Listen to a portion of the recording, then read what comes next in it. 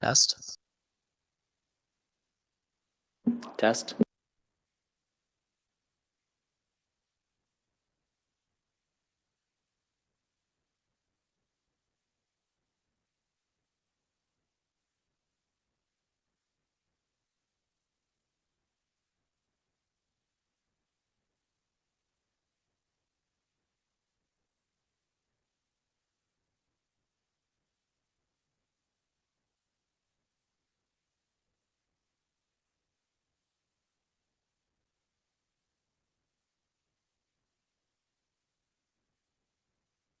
Could the interpretation team please do a 10 count on the English channel, 10 count only?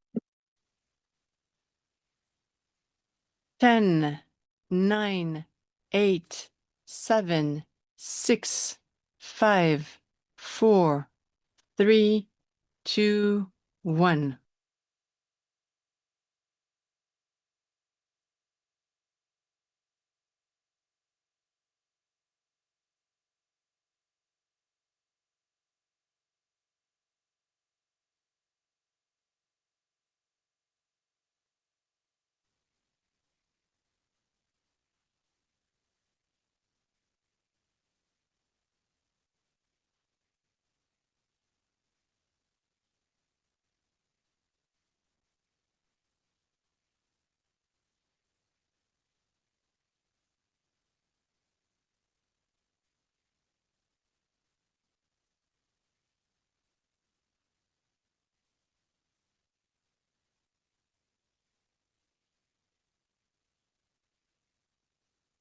And a 10 count on the French channel only, please.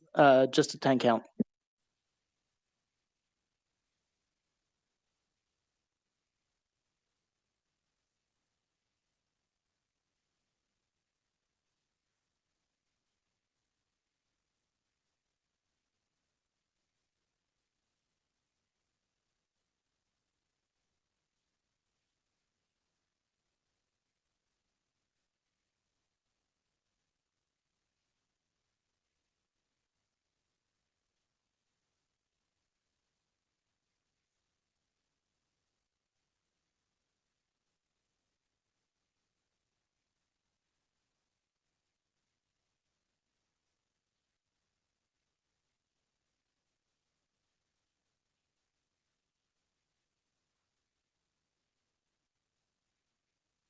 Thank you very much, interpretation team.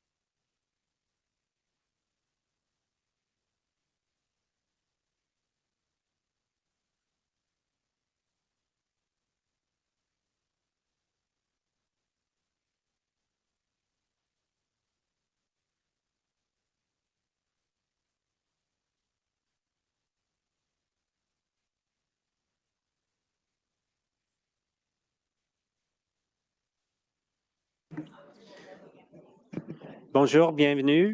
We're going to start in 1 minute. We'll be starting in 1 minute. Thank you. Merci.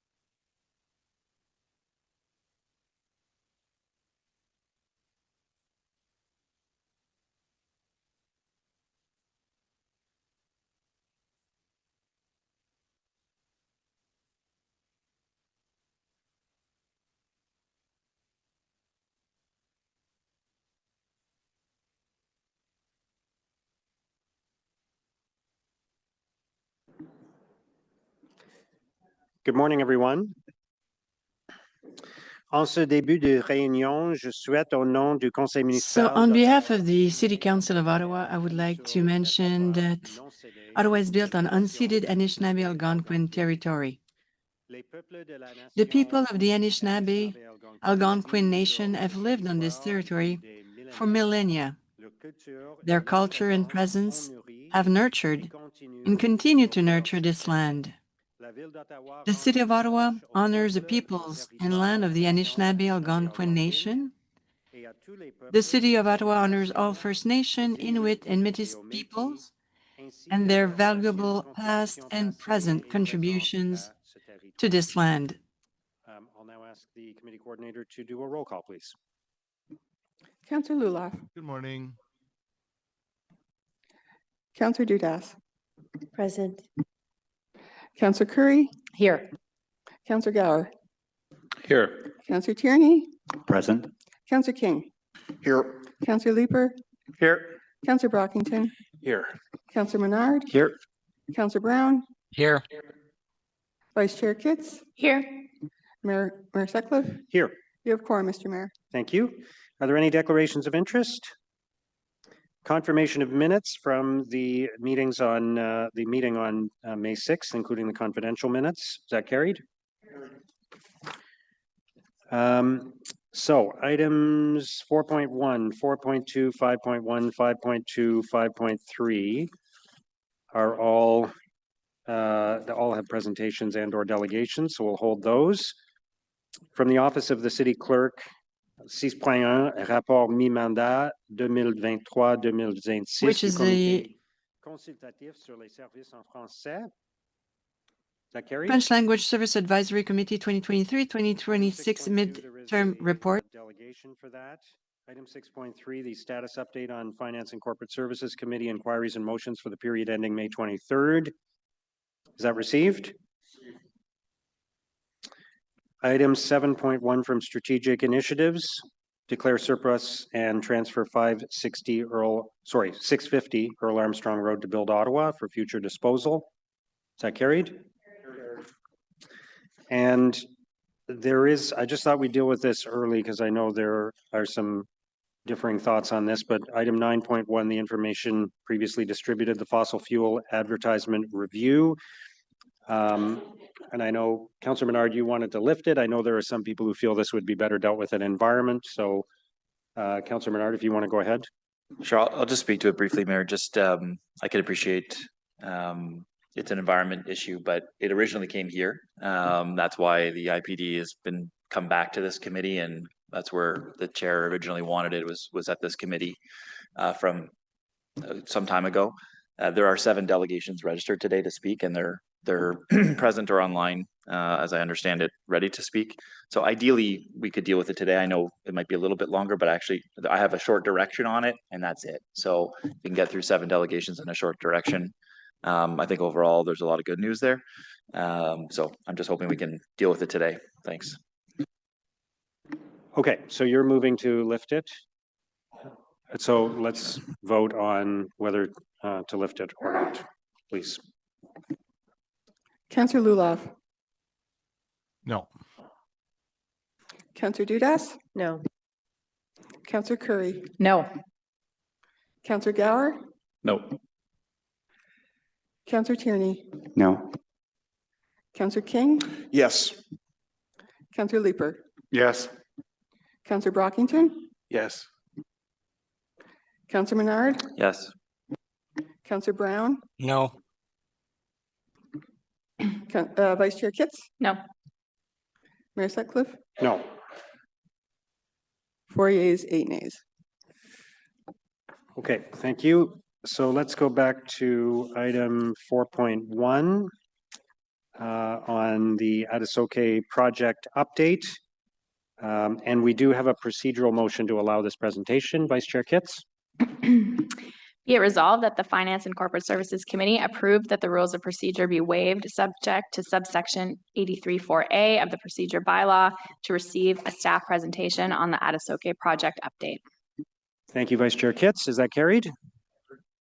Okay, turn it over to you for the presentation.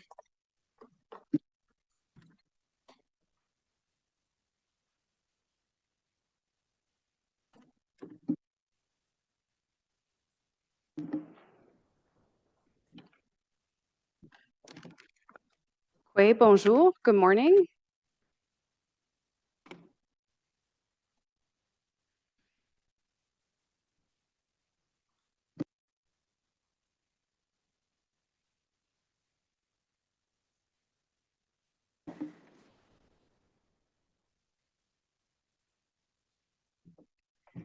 Good morning, Mr. Mayor and committee members. My name is Tara Blasioli. I'm the manager in infrastructure services overseeing the Adisoke project.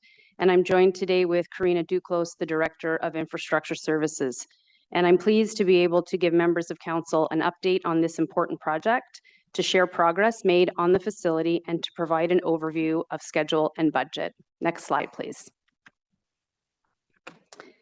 The Infrastructure and Water Services Department continues to oversee the construction of the city's new central branch of the Ottawa Public Library and home to the main location for Library and Archives Canada's services. This is a project that was built on strong partnerships that continue to thrive as we move through major project milestones and get ready for a public opening.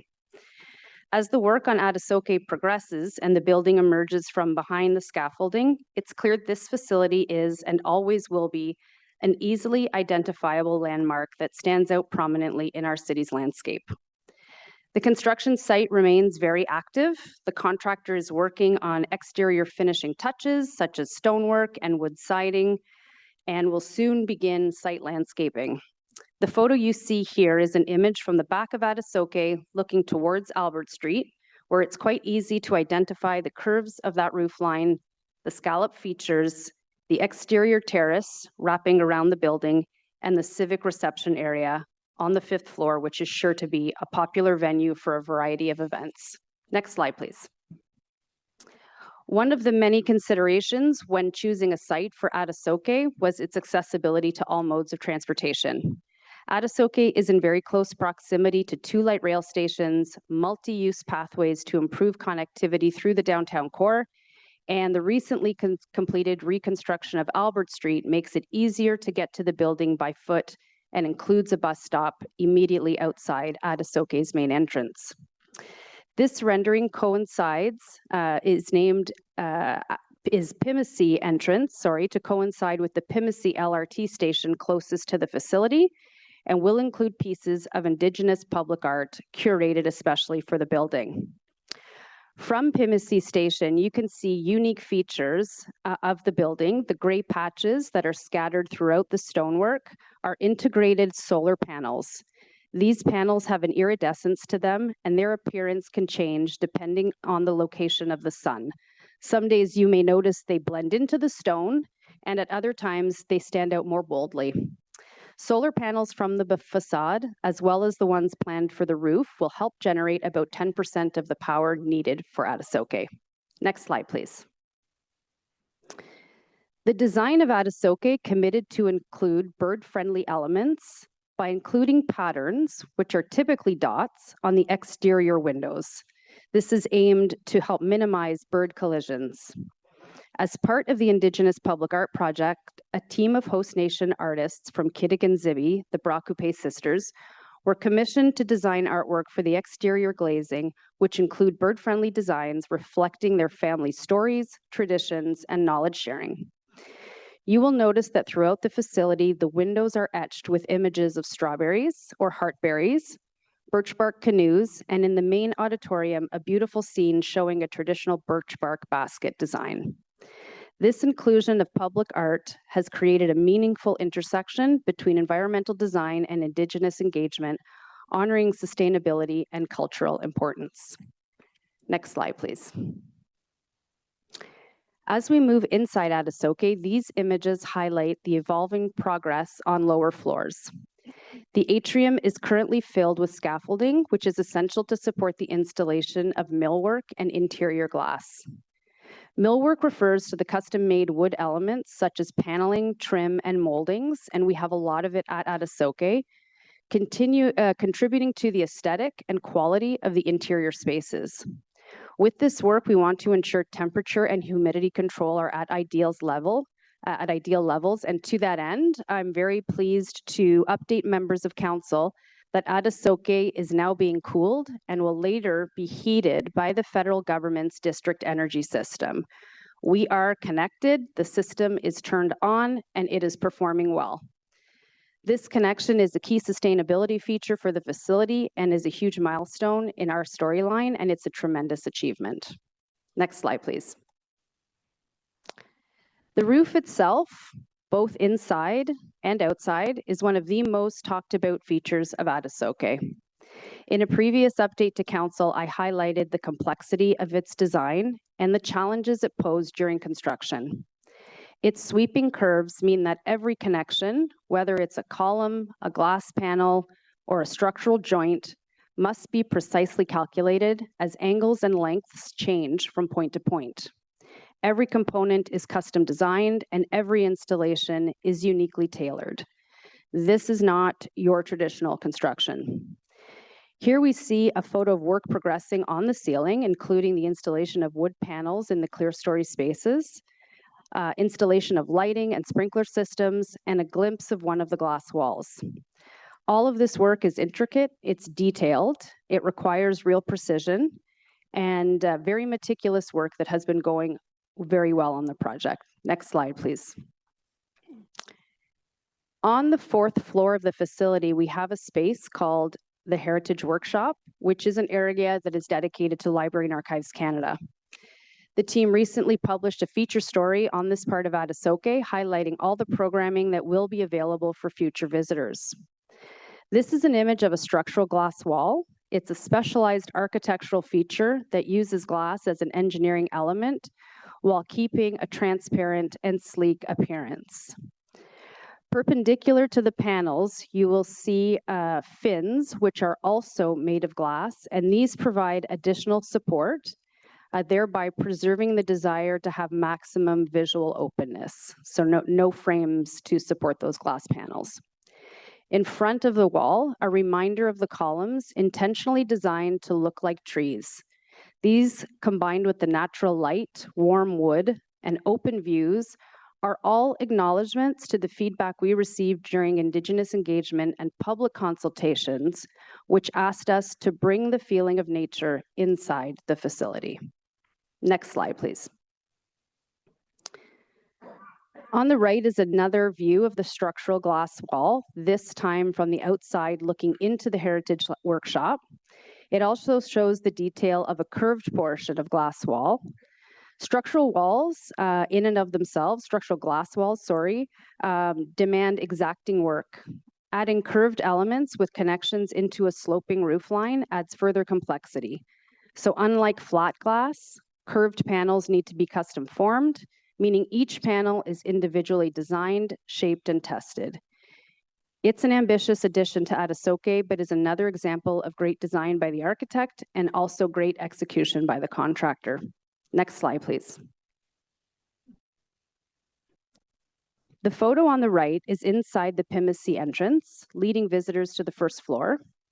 And the photo on the left is looking down from a feature staircase onto the ground floor of the Ottawa Public Library's entrance and express area, which is an area intended to be one of the most active spaces inside Adisoke. The feature staircases are focal points of Adisoke, and the team responsible for the fabrication, detailing, and erection of these staircases was recently given 1st place in the Ontario Awards of Excellence in Steel Construction. And with the steelwork now completed, the staircases will start to be enclosed with additional custom millwork. Adisoke has 11 staircases that were placed throughout the facility with intention to encourage their use by visitors and to promote active living. Alternatively, you may choose to use one of the many accessible elevators, one of which is just adjacent to these feature staircases.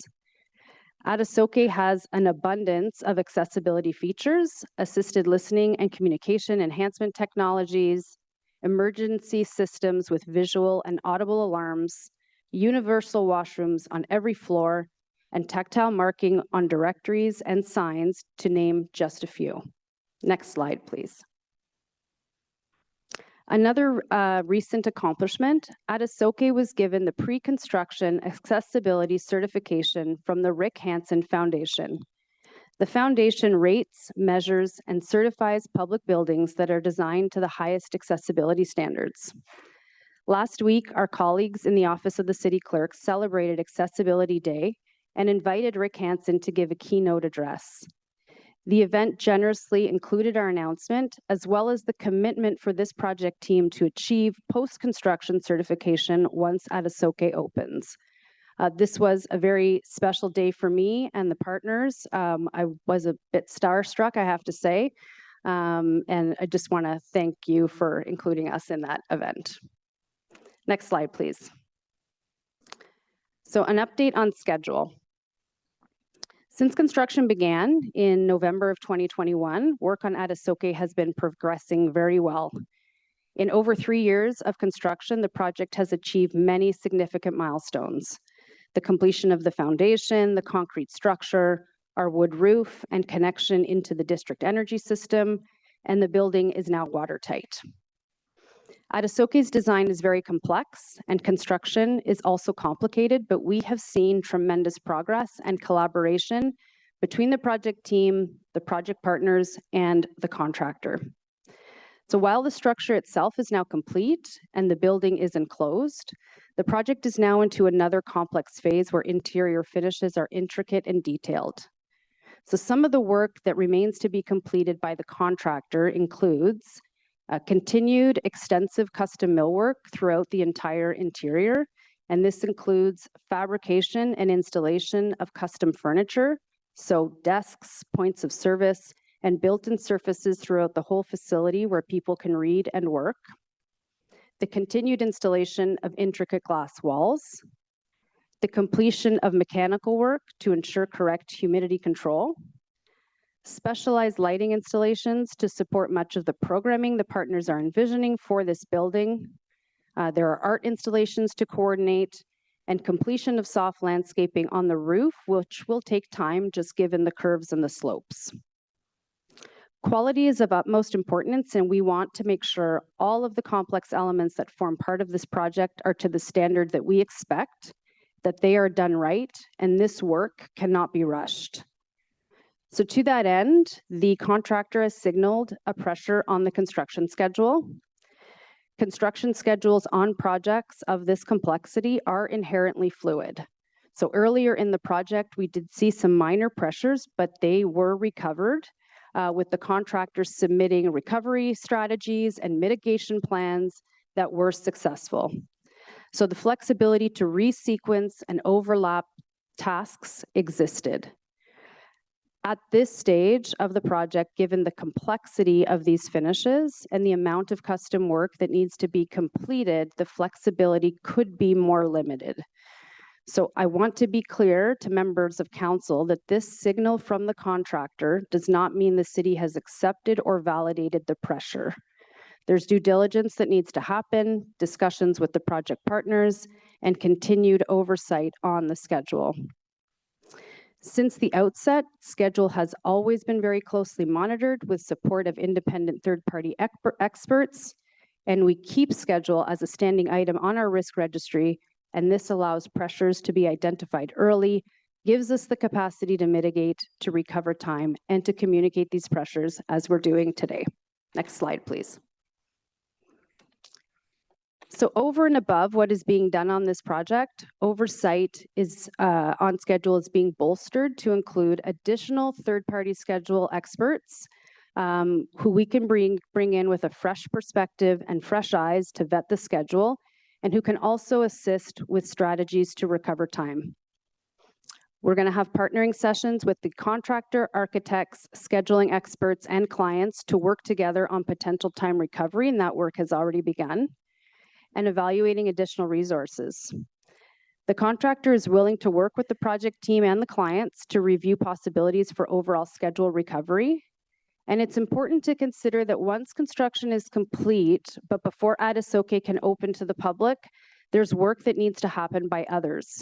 So that work is the fitting up of retail spaces, the main floor cafe, the kitchen space on the 5th floor, and retail gift shop, delivery and installation of furniture and equipment, IT equipment and merchandise for our gift shop, and thousands of books to move, including rare collections from LAC, and moving, of course, our clients from their current homes into Adisoke.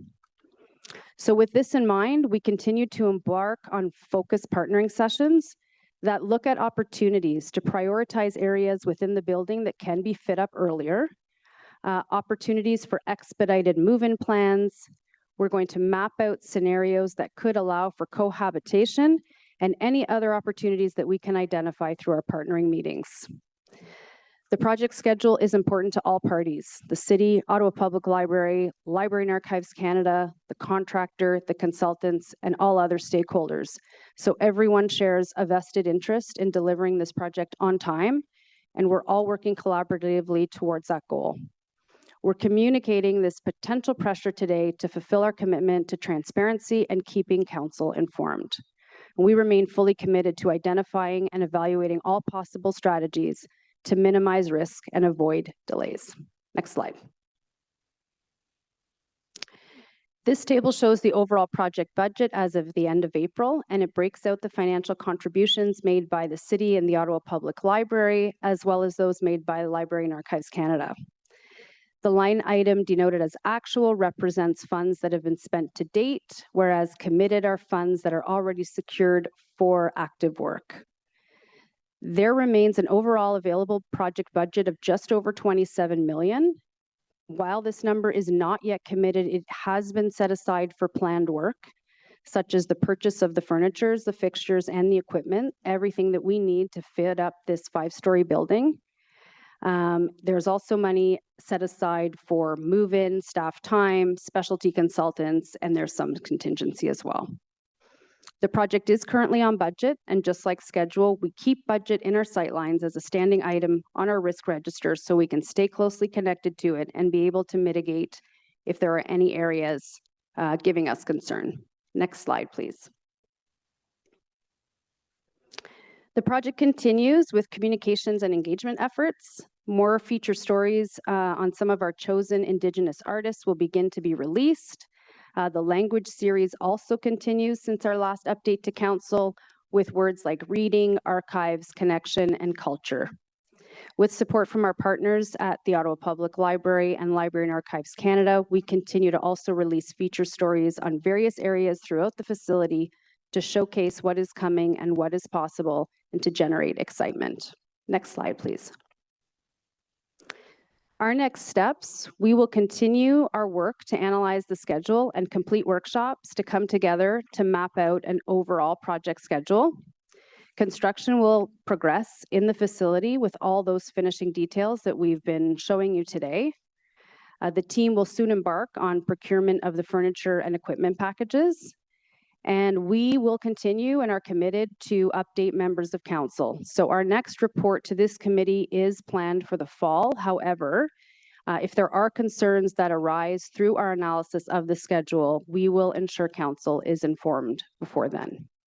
Thank you, Miigwech. Merci. Thank you very much for the presentation. Councillor Leeper. Thank you very much for this. It's wildly exciting.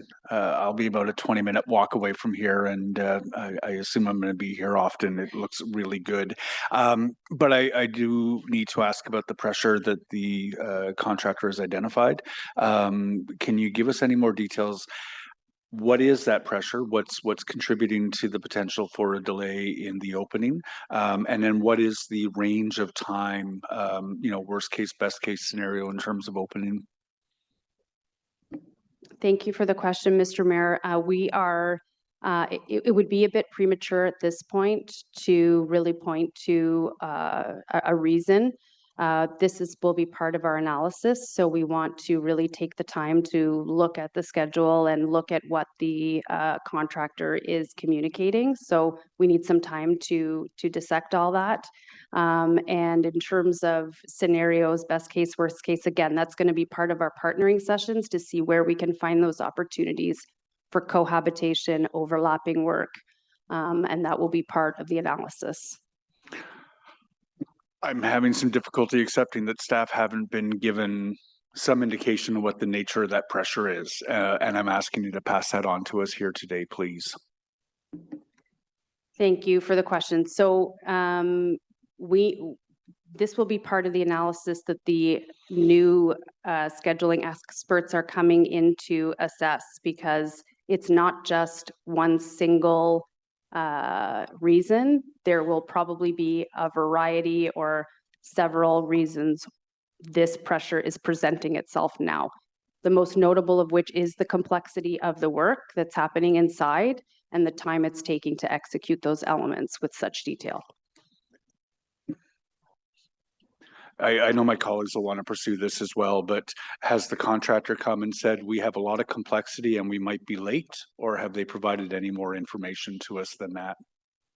And if they have provided more information, I'm asking you to pass that on to us today. Mr. Mayor, not to that level of detail, no. They have not communicated one single reason why they're seeing the It could be a pressure. variety. Yes. What have they Yes. what have they said as to why there is the potential that the opening may be delayed? Sorry, can you repeat that? So it may be a variety of reasons. What have they communicated to you with respect to why there is the potential that the opening may be delayed?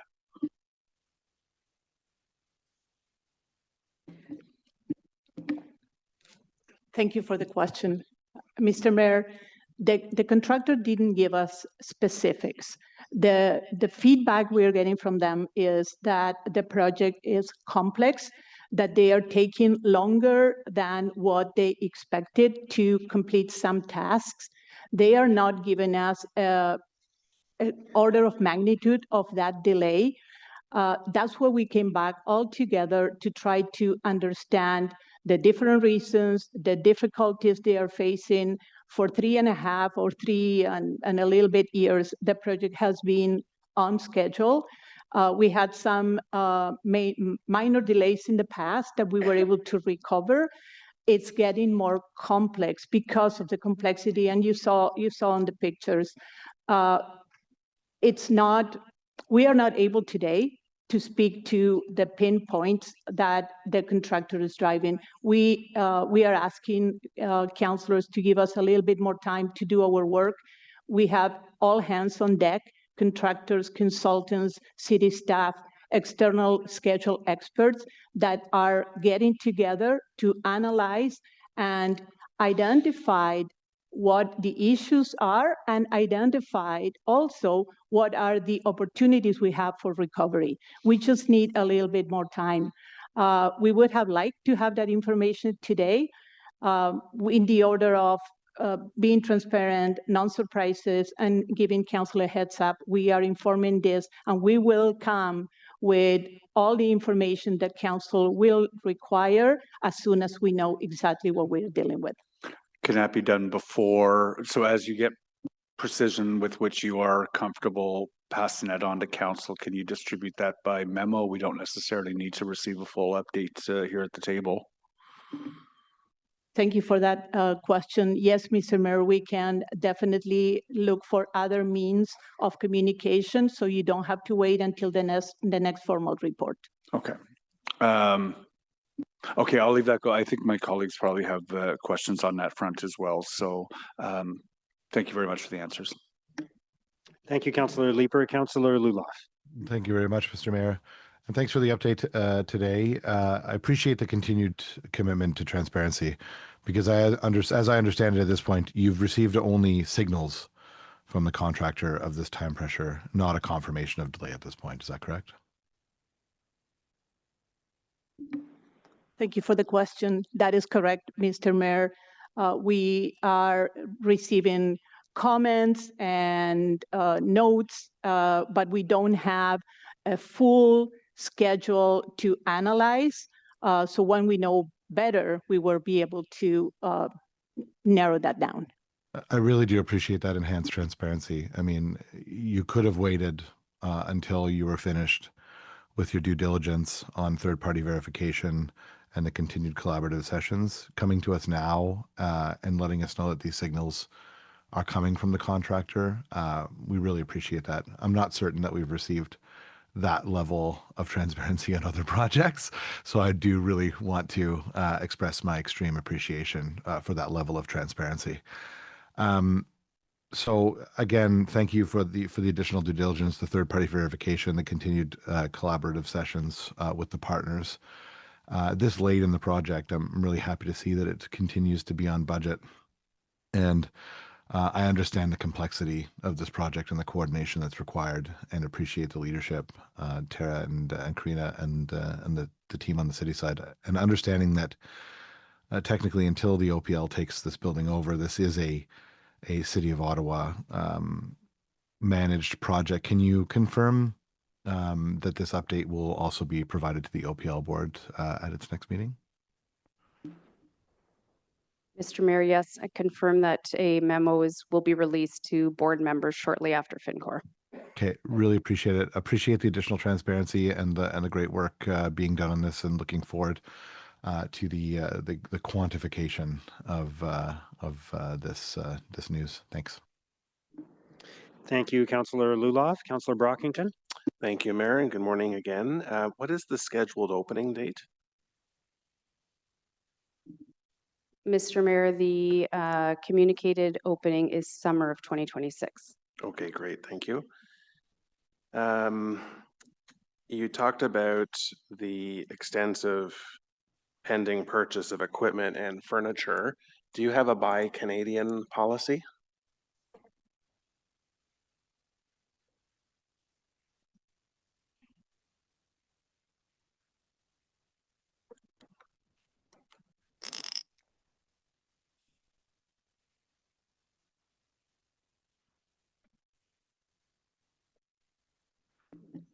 Mr. Mayor, that's a good question. I'll have to get back to you. We'll need to explore that further. Okay, thank you. The books and resources that are going to be in the new shared center, do they all come from the Metcalfe branch, or are there resources from other branches that will be asked to contribute to the inventory of the new downtown branch? Mr. Mayor, I don't know the answer Okay. to that. I'll have to defer to Ottawa Public Library and something we can discuss next week, perhaps at the board meeting. Fair enough, thank you. One question that I know a former trustee had asked in the past was whether any art or stained glass from the Metcalfe branch was being repatriated to the new shared site. Can you comment on that matter?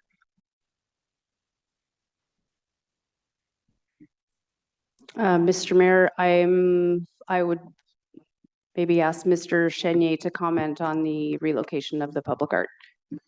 Mr. Mayor, as a while back when this was discussed, the decision was made, some of the mosaic tiles that are embedded into it, I think the determination was made that it was best left in place, that moving it would have essentially destroyed the artwork, and that was not feasible. Okay, thank you for that. My last question is just about wayfinding signage. We're so close to Pimisi Station. Will Pimisi Station have wayfinding signage to the OPL LAC Center?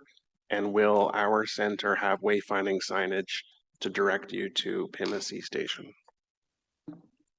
Mr. Mayor, yes, we will. Okay, excellent. Thank you for the update. Very much appreciated. Thank you, Councillor Brockington. Councillor Tierney. Great. Thank you very much for the update. First of all, congratulations. I think as chair at the time when we were going through this, and there's many of us around the room, we were quite excited. We've seen some central library projects not go so well, and they've been scaled back due to cost and just not achieving certain deliverables. So congratulations. I'm hearing from a lot of people across the country that were in the city this week that actually stumbled by it and said, wow, it actually looks, it's not a Temu library, it's looking like the diagram. So congratulations. I think that's a big factor, right? We talked about that several times. I remember Jeff mentioning that as well. I also mentioned no shag rugs. I think that was critical. But in all honesty, I think we also, everyone that was on the board and on council at the time, I begged their forgiveness and said, please, let's wait. We want to have a joint library. And that threw a bit of a jog in the schedule of a couple years, but we achieved something better by going together with archives and ourselves. We benefited from the grants, all the things, and that did put a little more time into play, but it ensured that we're getting a quality product at the end of the day. We're not just going in and saying, build it so we can cut a ribbon for politicians to go, yay, it's done before the election, we achieved something. So as much as I'd love to see this done before the election, I'd rather see the quality and time and precision being put into it. It sounds like, and I'm just asking, that we would have had indications of major issues, structural, engineering-wise, if anything had come up. We're literally talking about, we're getting down to finishing, woodworks, all the things that are in high demand from a trades perspective right now as well, I would assume. Nothing more than that. Mr. Mayor, nothing more than that. That's correct. Yeah, I'm quite satisfied with this, and congratulations on the work. Look forward to whenever it's open. I think the city is excited about it, and you're doing a great job. Thank you. Thank you, Councillor Tierney. Thank you again for the presentation and for answering the questions. See you again soon. Oh, sorry. Okay. So let's move on. Sorry, just on that, is that item received then? Received, thank you. Moving on to item 4.2. So we're going to have a joint presentation on 4.2, the asset management plans, and 5.1, the long-range financial plan for water, wastewater, and stormwater rate supported programs. And then we have 2 delegations on each item. So I'll turn it over to staff now to do a presentation on both those items. Thank you very much, Mr. Mayor. We'll just wait for both French and English to be presented. Excellent, thank you. Thank you, Mayor. And good morning, members of committee. Today, we're bringing forward the 2025 asset management plans for council and committee approval. Joining me today is Sue Johns, our Director of Asset Management, and under her strong leadership and collaboration across the department, we have prepared a comprehensive set of plans that continue the city's strong legacy of asset management. Ottawa's legacy of asset management planning ensures our $90 billion worth in municipal assets are maintained safely and effectively to support the community's evolving needs. This year, we are presenting 12 asset management plans, representing the first time that standardized data on all municipal assets have been consolidated into a unified framework. These plans outline critical information about current asset condition, growth, and renewal needs, establishing a strong baseline for informed decision-making. They also help unpack broader challenges such as aging infrastructure, climate adaptation and mitigation, modern accessibility requirements, and affordability. It is important to note the purpose of this report is for council to approve these plans as required by provincial legislation. We are all asset managers, whether through design, planning, operation, maintenance, renewal, or capital delivery. These plans reflect the collective work and dedication of many teams across the entire city. I would want to sincerely thank everyone involved in preparing this report and all those who contribute to asset management across all departments. And I hope today we can also count committee and council as asset managers. I will now turn it over to Sue Johns to walk us through the presentation. There we go. Is it on? Yes. Thank you, Tammy. And good morning, committee members, Mr. Mayor. Next slide, please. As Tammy mentioned, in 2018, the province introduced a new regulation to require municipalities to standardize their asset management practice. Staff welcomed this legislation, and we're at the table with other municipalities helping to shape it. The city has a long-standing commitment to asset management and strong foundational practices built over time. Council approved AMPs in 2022 and 2024, completing phase 1 of this new regulation requirement. Today, we're in phase 2, which requires municipalities to provide updated AMPs by July 1st, 2025. We're on track. Phase 2 builds on phase 1, providing updated information on all of our assets and now includes sections on service targets and risk. Next slide, please. So what does this regulation actually say? The regulation requires us to pull together data from all departments into one place, and it helps us understand what shape our infrastructure is in, how much it will cost over time, and outlines service risks over the next 10 years if nothing changes. The 2025 AMPs establish a very transparent baseline. For the first time ever, they provide a comprehensive asset check-in for every single asset in the city. These plans can lay a foundation for long-term planning and budgeting. We think of this like a house inspection, but for the city's $90 billion portfolio of assets, all of our roads, bridges, buildings, park infrastructure, all of it. Next slide, please. Today, Today, staff are recommending that committee approve the asset management plans. There are 12 of them attached to the report. That staff return to committee and council in 2028 with updated asset management plans and continue every 4 years after that, a requirement of the regulation. Approve an update to the asset management policy. Direct staff to update the asset management program and the governance structure to better align, and direct staff to include mandatory asset management implications section in committee and council reports as part of the consultations for the 2026-2030 term of council governance review. Next slide, please. There we go. Before getting into what the AMPs are showing us, we want to provide you a bit of a wayfinding methodology to help navigate the asset management plan documents. This is an abbreviated table of contents for how our house inspection is organized. You can also see we have 12 asset management service reports, and so it creates sort of an encyclopedia in a standardized form. Each AMP follows the same structure, showing us the state and inventory of infrastructure, the levels of service, risk and life cycle management, financial strategies, and more. This provides a very clear, consistent inspection report for each service area, and you will see these detailed in the attachments to the report. Next slide, please. So how did we compile all this information? We worked with hundreds of staff who provide the service measures and targets supported by these assets. We worked with finance staff to collect data and costs and budget information. We collected condition rating for our inventory of assets across the city and modeled future conditions. We aligned all of the asset management information with foundational documents that council has approved, things like the official plan, the master plans, the development charges background study, the long-range financial plan. The development of the AMPs were supported internally by a comprehensive asset management steering committee made up of 40 directors across this corporation. These are the service delivery experts, and each general manager has approved their AMPs. You may see staff across the city, from across the city in the committee room or on the Zoom call today, because they have been completed with a contribution from many people across the city. They are all asset managers. This was an integrated effort, and I want to thank everyone involved.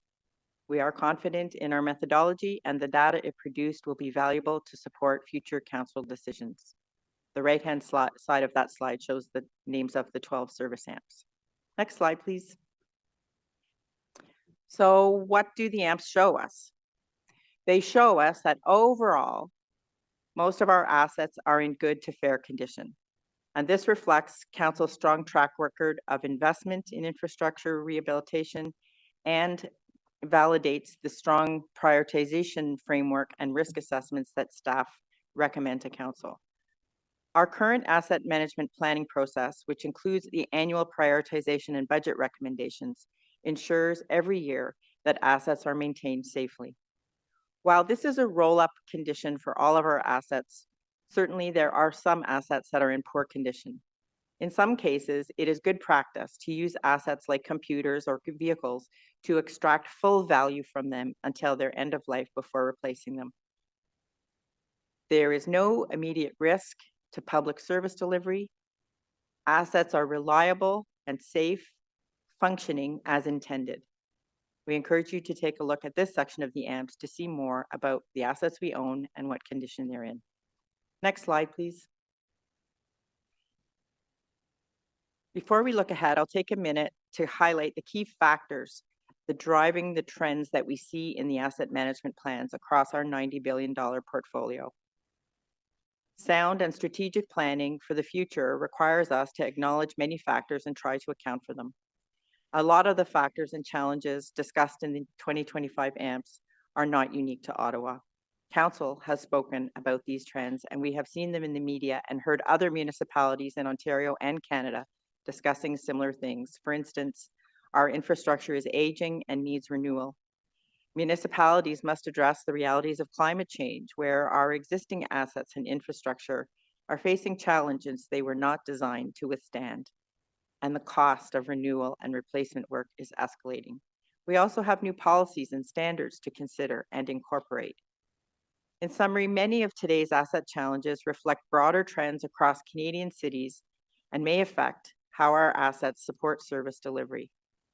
That said, staff are continuously deploying risk mitigation strategies, and we continue to adapt through our prioritization processes, our risk assessment framework, striving for efficiency in service delivery, integrating financial strategies, identifying non-financial strategies, and certainly council efforts to advocate for additional funding framework for municipalities.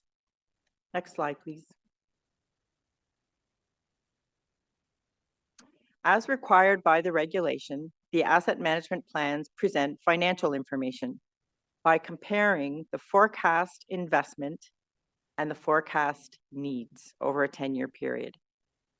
The AMPs quantify the total needs in that period based on council-approved policies, master plan studies, and prescribed regulatory requirements, and the asset requirements to meet these approved levels of service.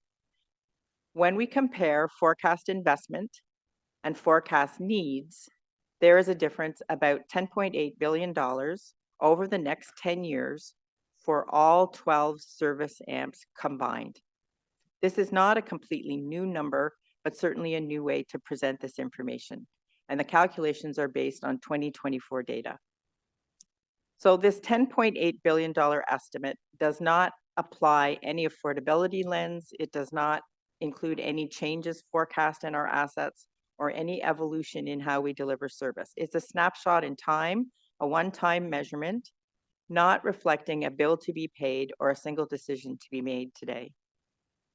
Forecasts of planned and needed expenditures are broken down here into 4 categories: renewal, growth, enhancement, and climate, all shown for the next 10 years. This is because, just like how our asset portfolio provides multifaceted services, these service area gaps can be represented in different ways because there are different strategies we can take in each category. For Canadian cities, service areas gaps such as this are normal. They reflect an expected outcome at this time. We are applying proactive asset management practices, enhanced data collection, and expanded asset evaluations, rather than signaling an immediate need for intervention. And just like in your own home, there will always be different things to address at different times. The goal is to be able to keep this manageable and set the right balance. This is a transparent baseline for us, and it is important to document so staff can monitor and measure change in the future. Next slide, please. New in this phase of the Ontario regulation, the 2025 AMPs establish and report on level of service trends to show not only asset condition, but how infrastructure supports service delivery. Target levels of service were based on existing council-endorsed directions, policies, strategies, master plans, and regulatory requirements, and they're documented in each of the 12 service AMP reports. The level of service trends presented in the AMPs provide a citywide snapshot of how infrastructure is supporting service delivery and how capital funding forecasts might be expected to support the delivery of service in the next 10 years. Some trends show we are improving and moving towards targets, and others will show a slow decline without any intervention. It's important to note that while some of these specific level of service measures may decline, they may not be noticeable to residents, and improvements may not be noticeable at a service level end. The upcoming long-range financial plan will be the first shift in funding strategy that will directly and positively impact the service trends in the AMPs. Like the service area gap, the level of service trends provide a transparent baseline. They help us to document trajectories so we can monitor and measure against strategic changes that we make in the future. And there are a range of financial, non-financial, and service delivery strategies that can address forecasted difference in asset needs and planned expenditure, and Council will ultimately decide the appropriate balance between cost, risk, and level of service. Next slide, please. Asset management planning doesn't end in 2025, it continues. Council has shown a strong track record in investment and longstanding history of asset management practice in the city. These regulatory asset management plans help us continue building on this progress. In 2026, we must bring a progress update by July 1st. I think of this as a report card that will be showing Council how decisions over the past year have had an impact. And in 2028, staff have recommended to come back to Council with all 12 AMPs to provide a full update on service area gaps, level of service trends, and recommend any incremental adjustments as required. This approach assures ongoing oversight, alignment with Council priorities, and enough time for public consultation. No changes will be proposed or implemented without first seeking Council approval. Many factors contribute to our current status, which suggests that we have a range of strategic levers for discussion to define and deliver service over the next 10 years. Today marks a milestone deliverable for us and helps us set the stage for the next phase of AMPs in 2026 and 2027 and 2028. Our practice continues. This information helps Council ensure that the assets we depend on continue to provide safe, reliable service to the community as they do today. Thank you, Mr. Mayor.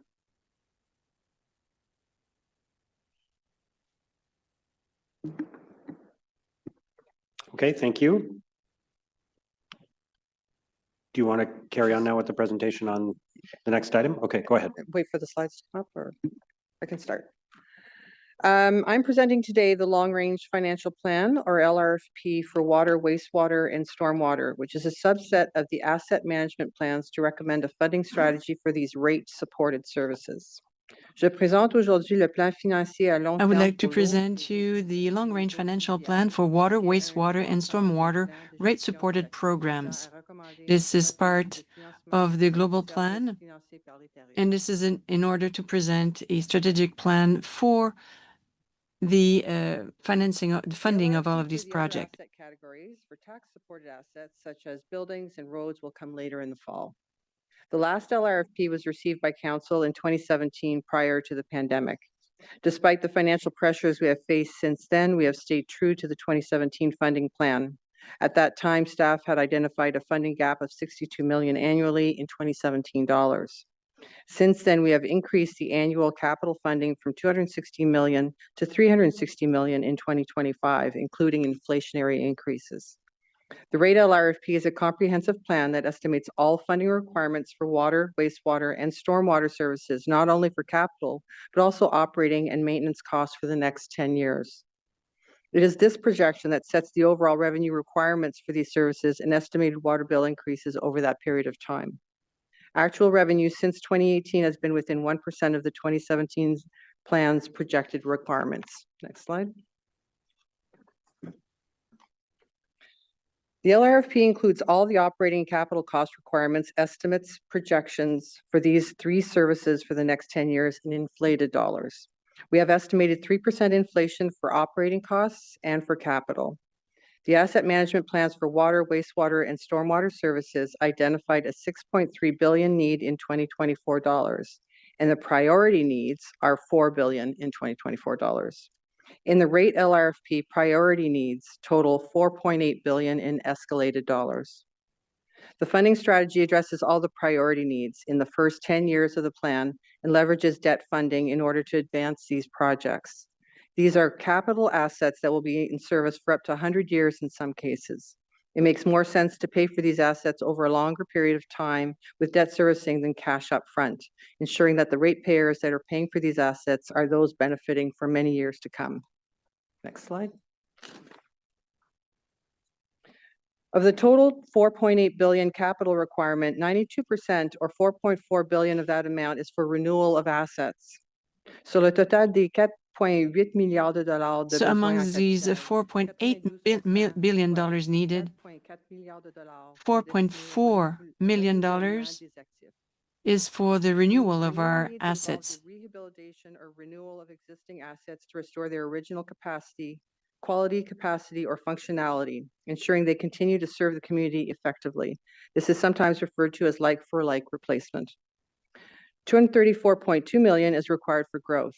This represents the benefit to existing portion of growth that must be funded by ratepayers. There is an additional 1 billion in growth spending over the next 10 years that would be funded by development charges. Any reduction, exemption, or deferral of development charges could impact these growth plans, which are based on the recently approved infrastructure master plan. The last category refers to regulatory and service enhancement requirements totaling 158.4 million.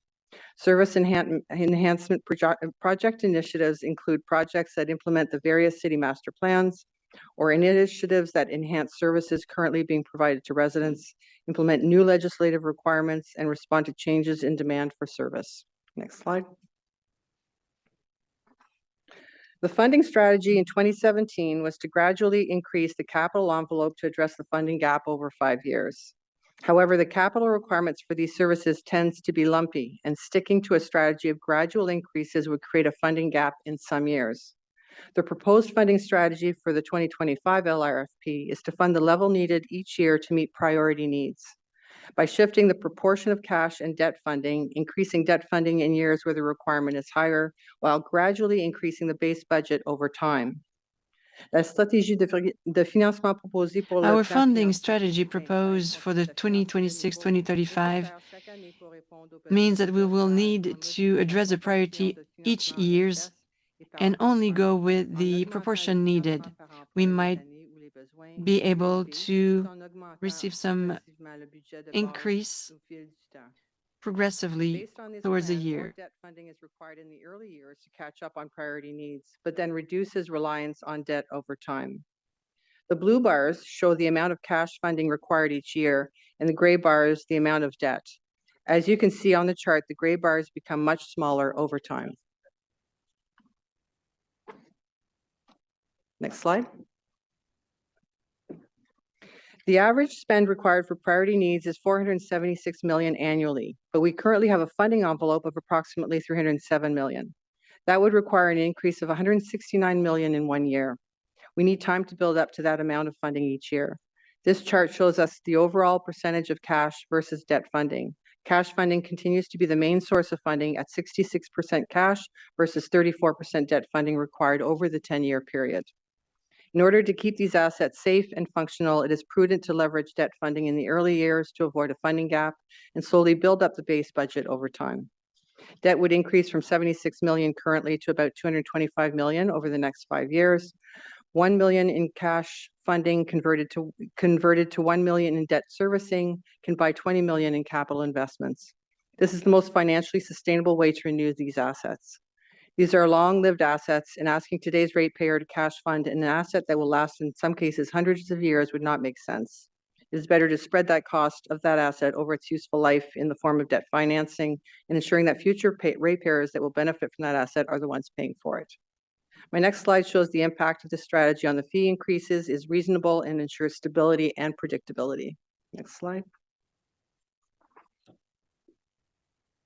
Based on the proposed funding strategies, it is estimated that rate increases will remain within affordable levels. Prior to the 2017 LRFP, rate increase averaged 7% annually. Since then, we have brought those increases down to an average of 4.4% in 2025. The projected increases stay within that range, staying between 4.5 and 5.6% for an average of 5% annually over the 10 years, which equates to an additional $5 per month for the average residential home. The increases on the water bill cannot be compared to the average consumer price index. These services experience different inflationary and cost pressures than the average consumer. It is also important to note that the increases in the water bills do get calculated into the average consumer price index. Next slide. The funding strategy ensures that the overall projected debt servicing for the city will remain within the 8.5% policy limit and well below the provincial 25% limit. Current debt service costs of 61.3 million per year could increase to approximately 167 million per year, or 19.9% of own source revenues by 2035. The city's debt servicing policy for rate-supported services has a target of 15% debt servicing as a percentage of revenue. It is higher than the 7.5% for tax-supported services because of the capital-intensive nature of the rate-supported services. The debt servicing is not expected to exceed the 15% target until 2030. The next fiscal framework, which establishes these debt servicing policy targets, is due to be updated in the next year once the funding strategy for all the long-range financial plans are completed. The debt servicing target levels of 7.5% for tax and 15% for rate will be reassessed at that time if needed. This strategy does not take into account any additional government funding that may become available and could be an additional source of funding to advance priority needs for renewal or more likely growth projects. Next slide. So the recommendation to committee and council is to receive this report and adopt the proposed funding strategy.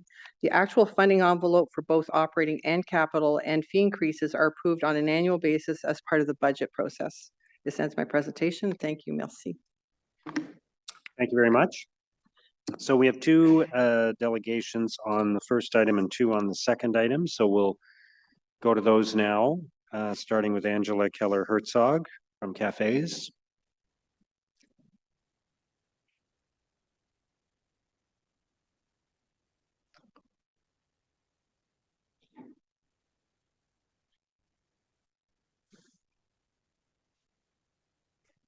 Good morning.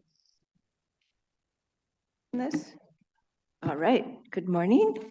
Thank you very much. So I'll be speaking to both the agenda items 4.2 and 5.1 because they're closely related. Next slide, please. I think most of you know Cafes. We are a network of local environmental and climate leaders. Next slide, please. I have to go quick to get to the end here. So that's the overview of the presentation. I'll have 2 context points and 4 main issues. Next slide, please. So Cafes is quite happy, unlike with other Ontario legislation that is coming up like Bill 5.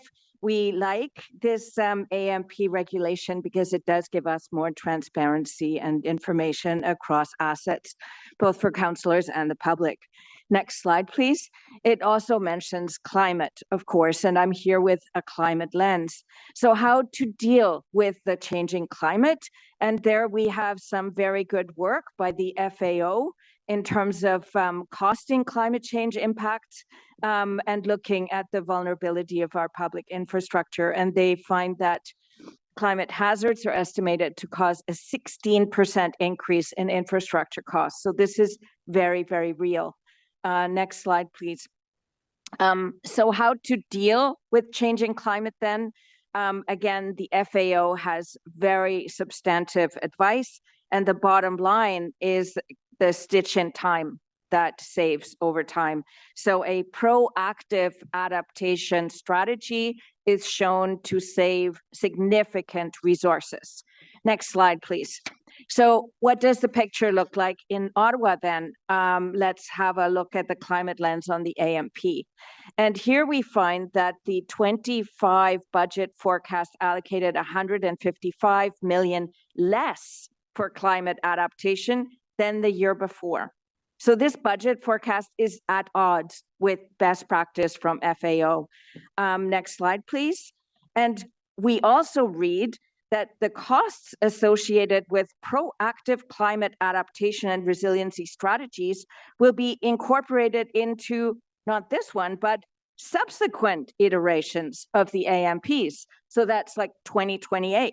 So we see this as a tactical policy delay.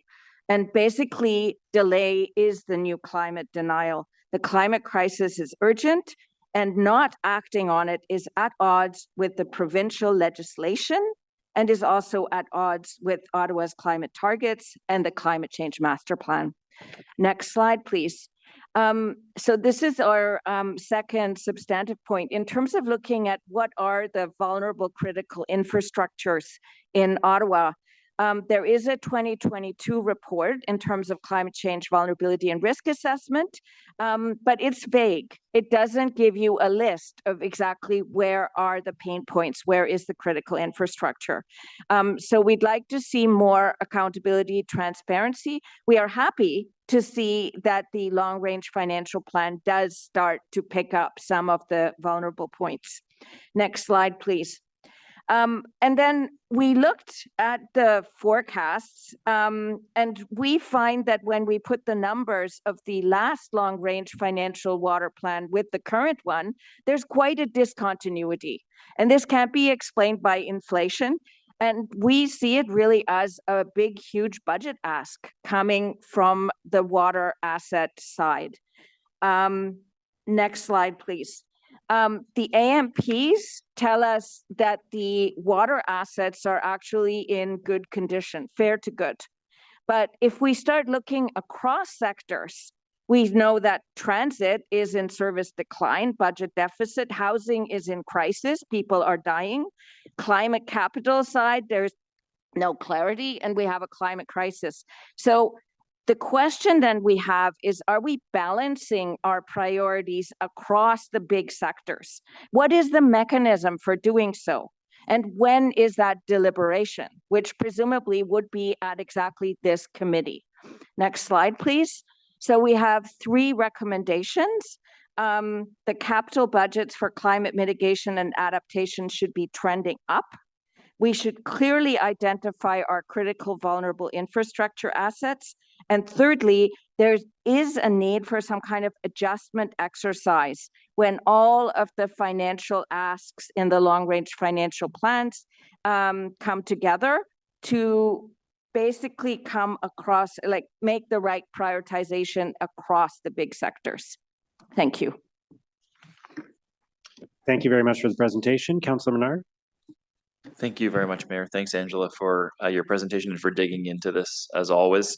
I have 2 questions. You mentioned a rebalancing in your last point on recommendations. I'm just wondering what you mean by that. You're saying shifting certain priorities around in the city based on their asset deterioration or not, or what do you mean? It seems to me that the staff in the water sector, if I may just call it broadly that, have done a really excellent job. Like their AMPs are like boom, boom, boom, really like well-founded, well-grounded with facts. And then they come up with basically a 5% increase ask every year for 10 years. So that's like impressive, right? But I think then we should ask, where are the asks from the competing sectors? And budget is a matter of competing for money. And I think that it's the job of council, and especially this committee, to decide, well, where do we need the 5% increase? Where do we need a 10% increase? Where are we okay? And these are really, really hard questions. I'm not saying it's easy, but you guys have hard jobs, right? And I'm not aware of when in our budget process or in our pre-budget process, there is a point where there is a deliberation where we are talking about, should we be shifting between this sector in massive deficit and death spiral to this sector where the AMPs are saying like, well, I mean, obviously, yes, we could be investing more, but things are good to fair. Okay, thanks for that extra detail and characterization. There's a green space and forest services AMP. Do you have a comment on that? Thank you very much for the question. Actually, we were very, very happy to see that there is a green space and forest services AMP. And this is part of the virtue of this asset management direction from the province, right? It allows us to look right across our assets. And for a long time, the green advocates in town, we've been talking about we have to value our green assets. And my background as an economist I'm like, yeah, like let's translate it into dollars and then we can have dollar to dollar comparisons. And so it's kind of great to have this asset management plan from the green space side. But if you crack the cover, and I realize there have been thousands of pages to read for this particular agenda item, and probably you haven't all read it. But if you open and crack the cover, you will see that our green space basically hasn't been valued. There are some values assigned to the vehicles of the forestry department. Okay, good, fine. And then there's some value assigned to, I think, the urban count of trees coming from the tree inventory. But the actual value of our forested areas and the green space and the parks in terms of the health and the vitality, the livability of the city, the ecological services, like none of that has been valued. So I think there's more work to be done. This is like a good start, but there's also a big signal here.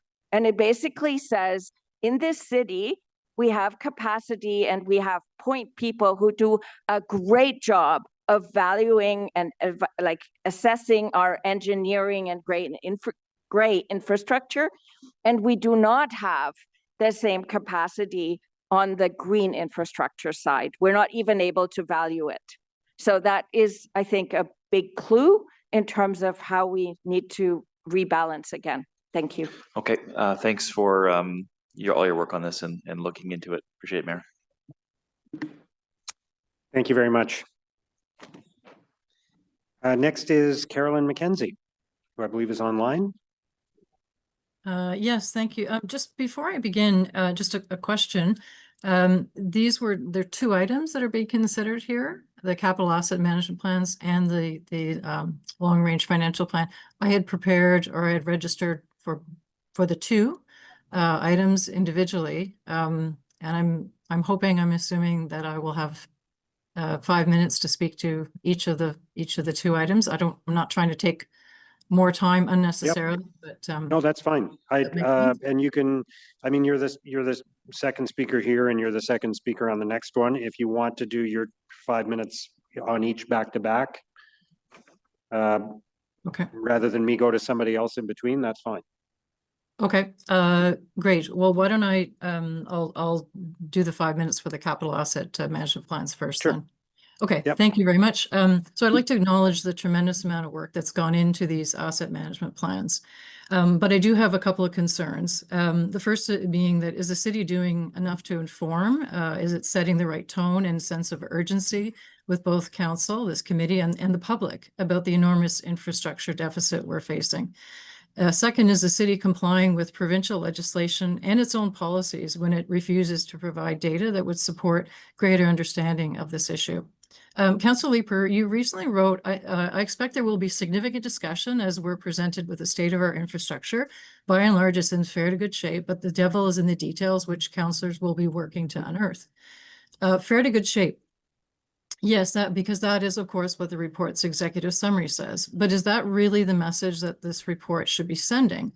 The average rating includes 10 of 25 city arenas that are in fair condition. 3 are actually in poor condition. 2 of them being in Vanier Ward. And apparently fully 23% of aquatic facilities are in very poor condition. I could go on. But I guess my point is that pointing to an average of literally thousands of assets has pretty limited usefulness when we're talking about making decisions about what we're going to fund and where not to. It's a bit like focusing on average incomes in a society characterized by a few billionaires, but many low-income people. The average doesn't tell the story. And for communities with assets in poor or very poor condition, the average condition across the city is irrelevant. And what does fair actually mean? Well, the city's definition is it requires attention. There's signs of deterioration. Some elements exhibit deficiencies. And dig a little deeper and you'll find the Belltone Dome Arena, which essentially was shut down this winter when equipment failed, and it was rated as fair. So I don't find this very reassuring. The report says that the infrastructure backlog we face is not unique to Ottawa, and this is certainly true, but I'm concerned that this characterization seriously downplays the risk to Ottawa's long-term financial sustainability, giving little sense of the very large base of aging infrastructure requiring renewal in the next decade. When it uses language like a measured backlog is expected in a large and established municipal portfolio, and the city has a strong track record of managing these challenges. Are we really describing a backlog of almost $11 billion as measured? By contrast, the City of Toronto published a plain language report outlining its $26 billion state of good repair backlog, which media picked up on and started referring to as the falling apart report. Toronto used plain language, reinforcing the point by talking about an unprecedented financial crisis in a press release header. I urge the city to use plain language that doesn't sugarcoat, to provide council and residents with a clear view of the challenges ahead, given the choices we will need to make. I urge the city to truly engage with residents and taxpayers to build understanding, foster trust, and to make what will be tough choices for council easier to explain. The second issue is that, and Councillor Leeper, you also wrote the devil's in the details, and councillors will be working to unearth. I hope this is true, and I'm not going to go into the full 5-month story of trying to unearth details in advance of today's committee meeting, but I will point out again that provincial legislation requires that every asset management plan must indicate how all background information and reports upon which the information required by paragraph 3 of subsection 2 is based will be made available to the public. In other words, neither I nor any councillor should have to work to unearth the details. And yet the city initially told me that they wouldn't provide the data to me or any councillor who might ask for it because of a fear that it might be misinterpreted. It's a clear breach of open access policies and legislation. I was able to get the city clerk involved.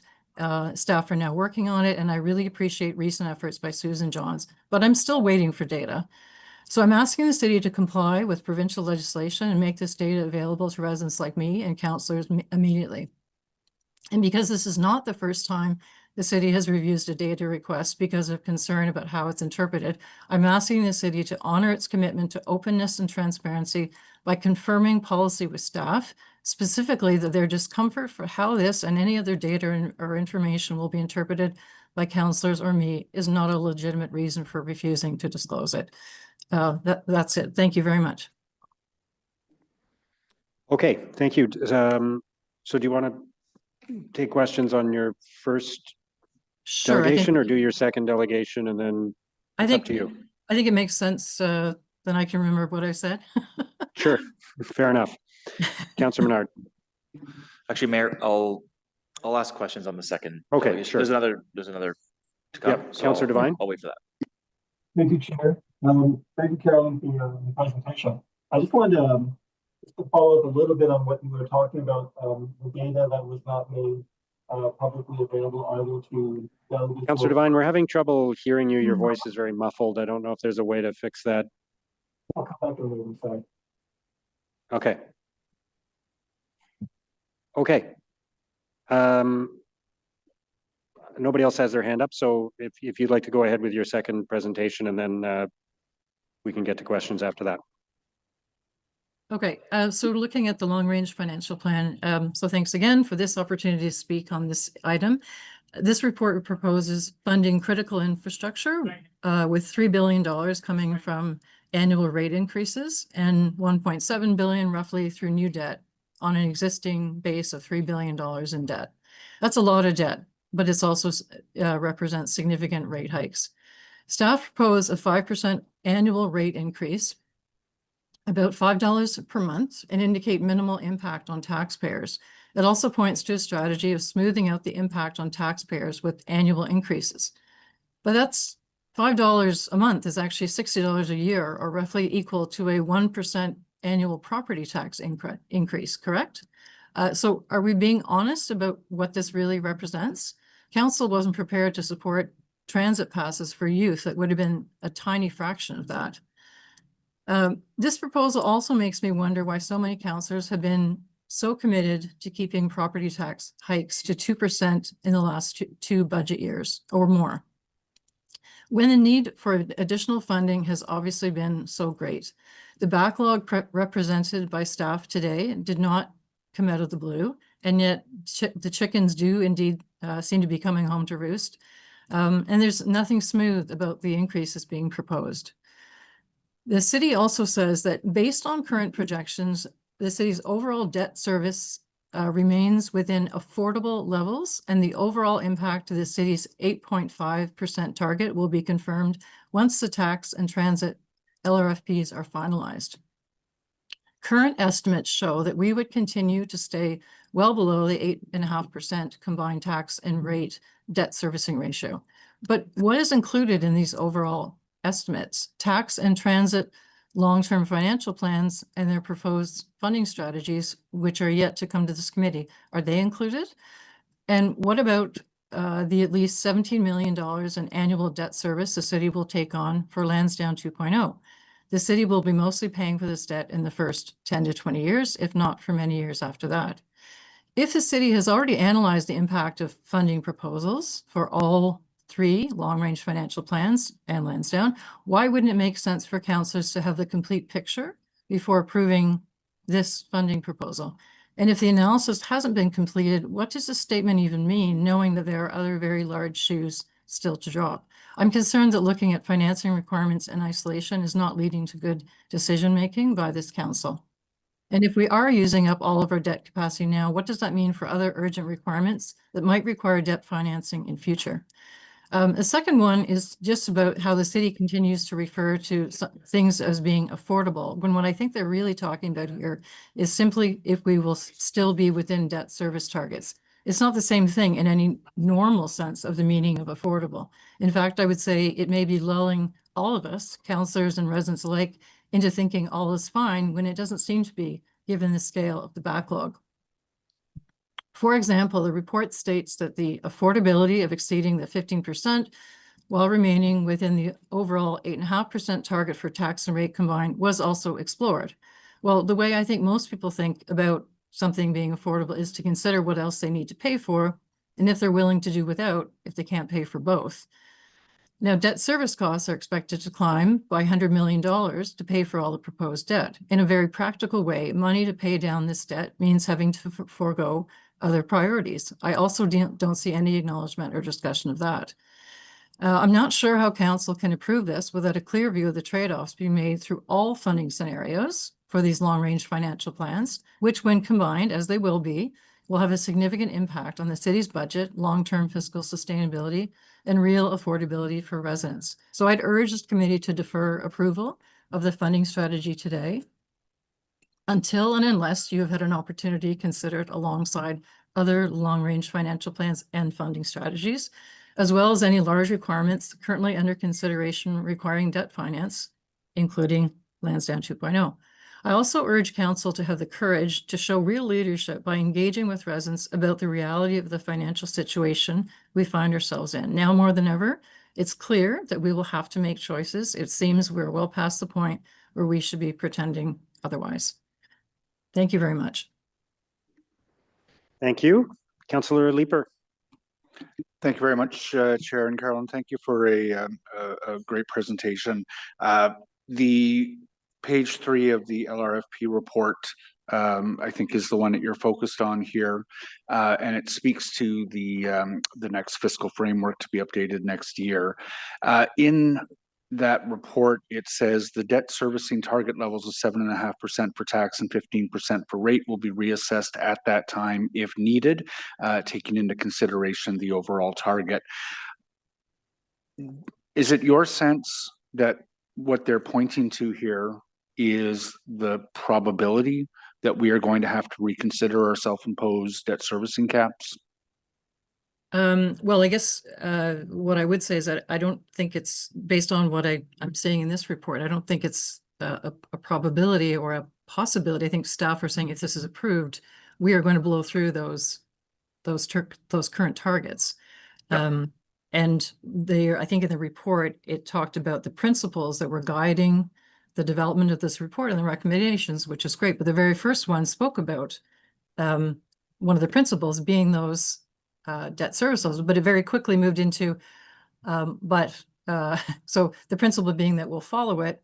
And then in the next breath, but we'll also look at not following it. So and again, under the circumstances, I completely understand why staff are having to do that. completely. And it goes back to my earlier point when we're talking about the, almost $11 billion backlog and talking about it in these very sober, sedate, okay, sober is good, but these very, I don't know, reassuring tones that all is well, nothing to see here sort of tones. I don't think it meets the moment. I don't think it meets the sense of urgency that I feel when I look at the future of the city and finances. So yes, I'm very concerned. I don't think it's a probability. I think it is where we are going to need to go. It's one or the other at the end of the day. You can dress it up, but we're either increasing debt, and therefore, the more we go, we reach the current targets and blow through those, the more room we take.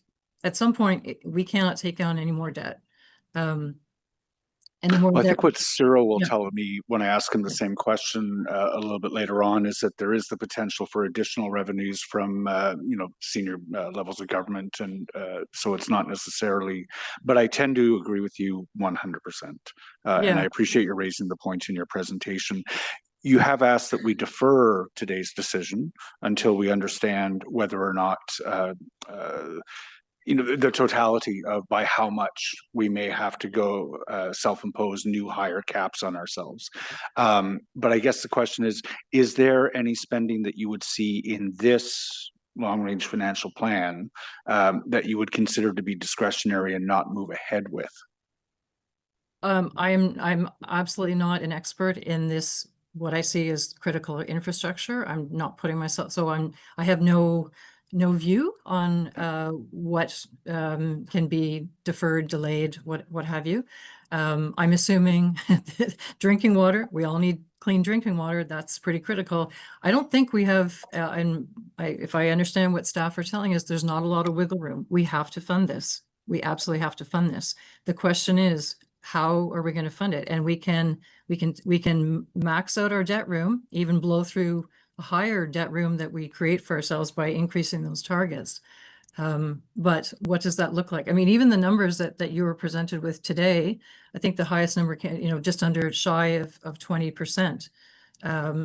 But actually that number is reduced, is only 19 or 0.9% or whatever it was, because the denominator has increased because the rate revenue being collected is being increased by 5% every year. Right. And that's not a one-time increase, as I understand it. That's 5% each and every year. So that if not for that, I think it's about 22%. So you can pay for it through debt, or you can dress it up as a whole bunch of other things, or you can pay through rate or other fees. And yes, senior levels of government, we'd all love to think that they're going to show up with pots of money for us. And we need to be working hard, as I know the mayor is doing, to try and pull in those dollars. But I don't think that we can't plan on, gifts from above. We just can't. And that's why I think it's so important to have, and when I talk about deferring today, my understanding is that today we're talking about this critical three core, I'll say critical aspects of infrastructure, but as I understand it, you're yet to see all of the other, there are two other similar long-range reports that are still to come, right? All of the other classes of infrastructure and transit as well.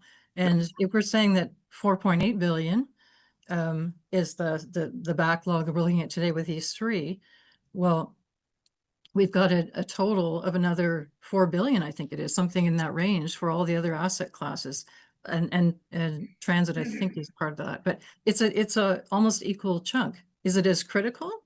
No. Okay, we can start closing pools and arenas, and and I'm talking about things that people can relate to for a reason. But that's Carolyn, I'll cut you off there. Yep. Thank you very much for the comments, and thank you very much for pointing out the disconnect between some of this council's messaging on tax increases versus what we're willing to do through rate. Appreciate it. Thank you. Thank you, Councillor Leeper. Councillor Menard. Thank you very much, Mayor. Thanks, Carolyn, for being here. I want to try to simplify the message that I think you're giving us here. And I'll preface it by saying that last 10 years, prior to 2022, that 10 years, the municipality's debt tripled. In just 10 years, we tripled our debt. And it's not stopping. The debt is continuing this term of council on that same pace. I'm wondering, just given the massive amounts of debt that we are loading on, is there not a message here to get back to basics?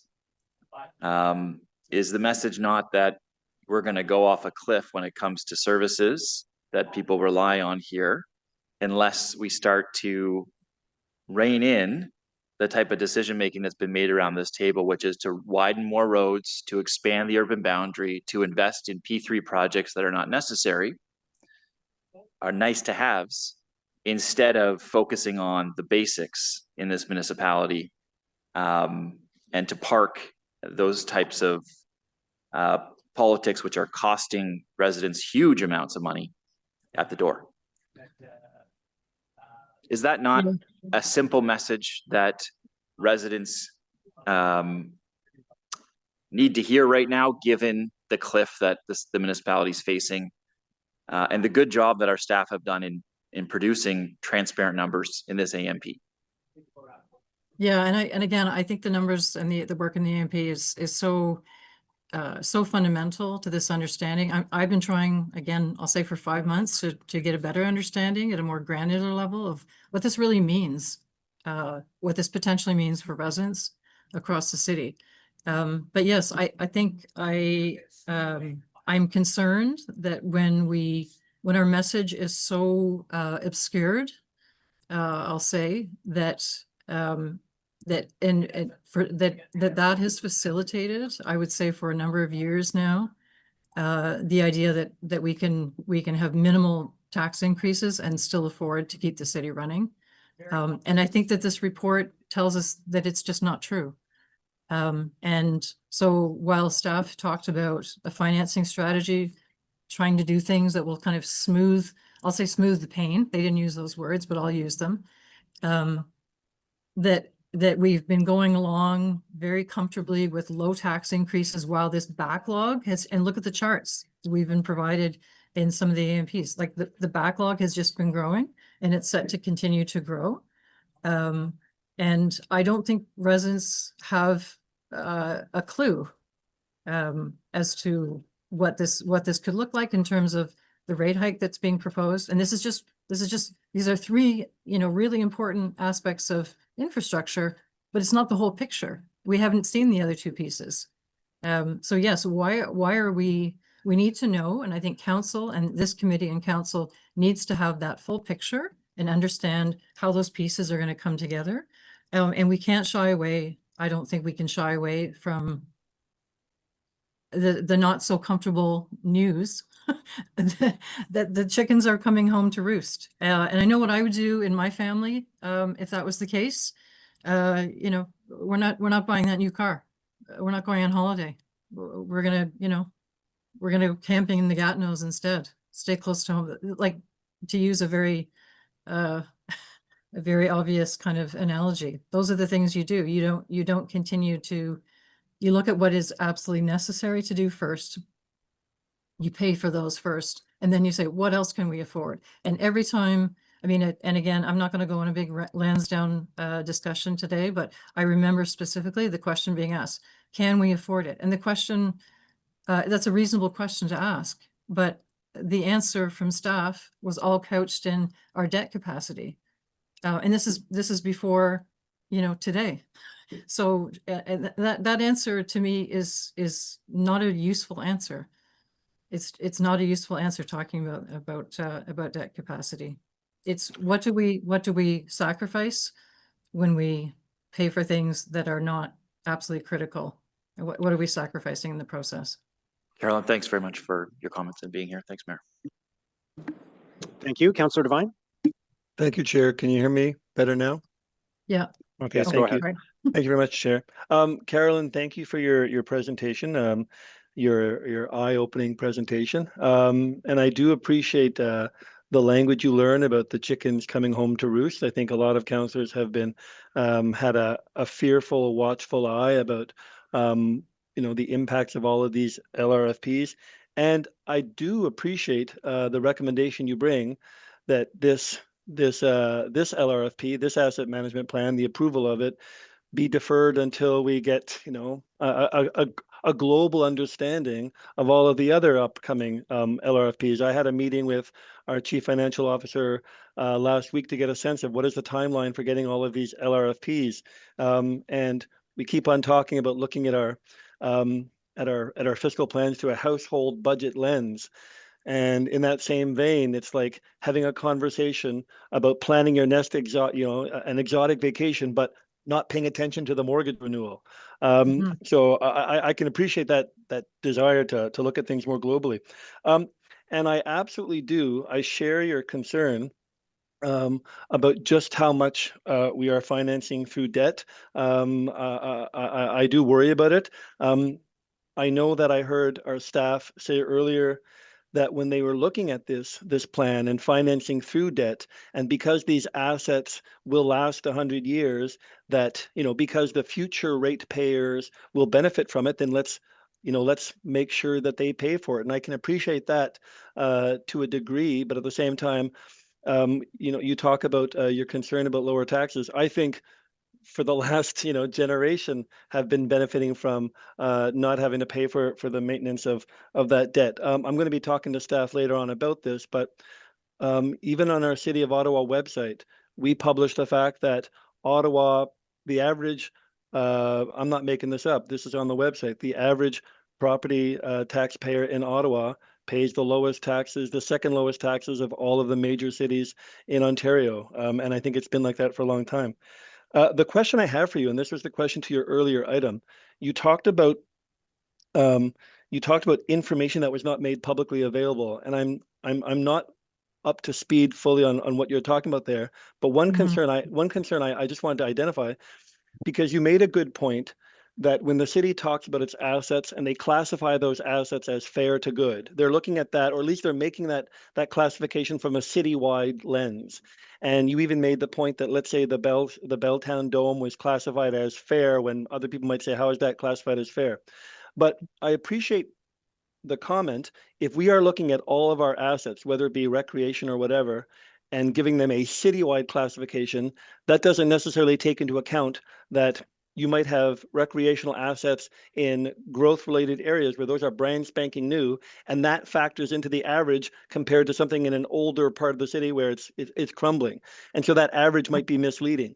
So my question then, in the kind of data that you were not able to get, that maybe councillors couldn't get, does that breakdown of assets get so much more specific? And so rather than me looking at a citywide classification of fair to good, I could theoretically zoom in on the assets in my own ward and get a much more granular definition of their state of repair? I believe so. And that's what I have been asking for. And I've been asking for it again for 5 months now.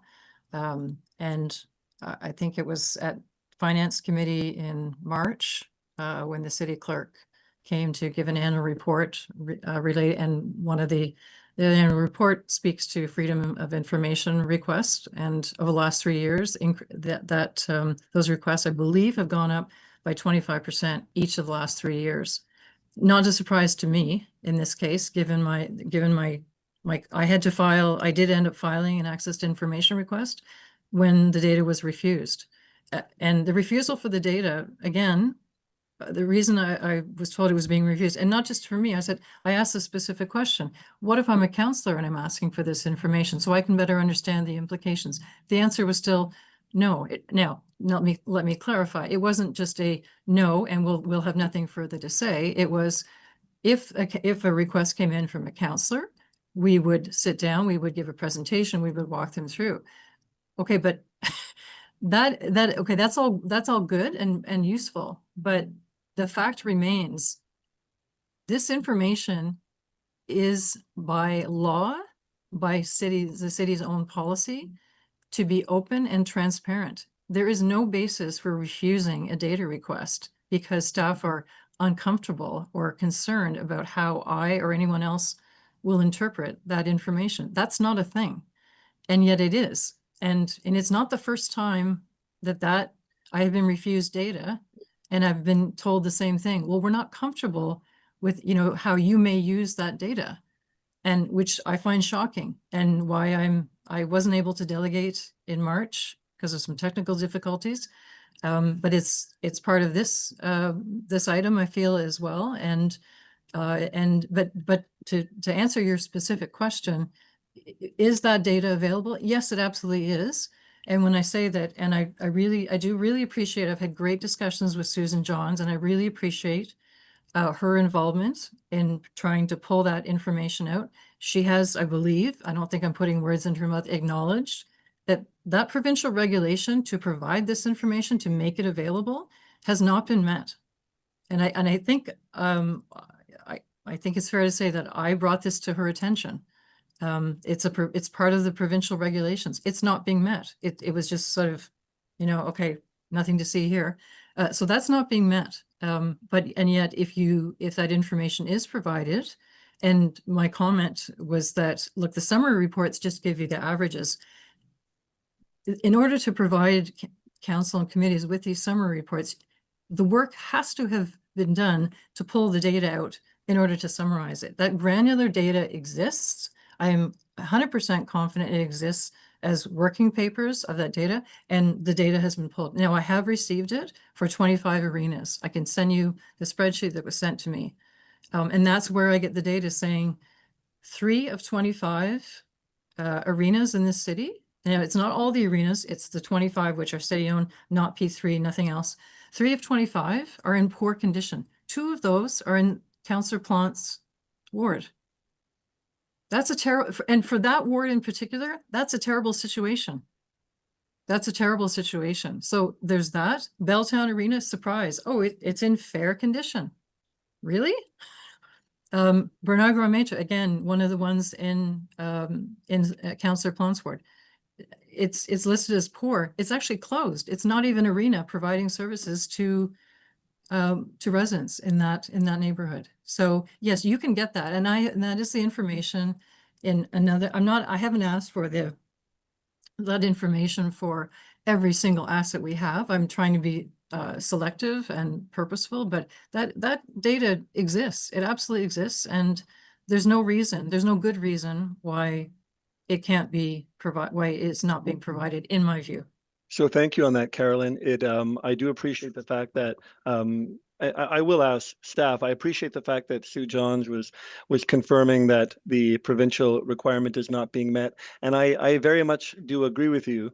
The transparency, the assumed expectation of transparency of public data does not come with a caveat that the public, all of the public must necessarily have a degree to understand the data. The data is either publicly available or it's not.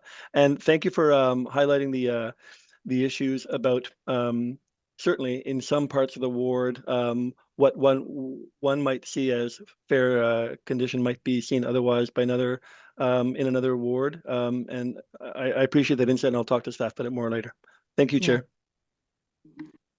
Thank you, Councillor Devine. Thank you, Ms. McKenzie. We'll move to the next delegation now from James Murchison.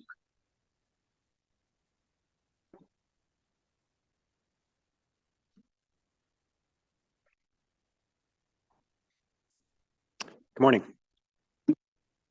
Hello. All right. Hi, my name is Jamie. I'm a member of Strong Towns, Ottawa. So I actually do have a little bit of that granular data that Carolyn was talking about. This is what I've got here is the infrastructure, all the water, wastewater and sewer infrastructure, and by the year that it was installed. And if we go to the next slide here,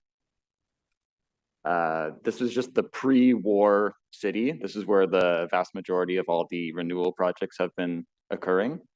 The urban councillors are going to be familiar with the process of digging up the whole road and putting in all the pipes over, a year or two. And this is where we've been seeing the renewal work over the last 50, 60 years going. and we're just starting to creep out of that area. If we go to the next slide, this is the age of the pipes within that pre-war zone.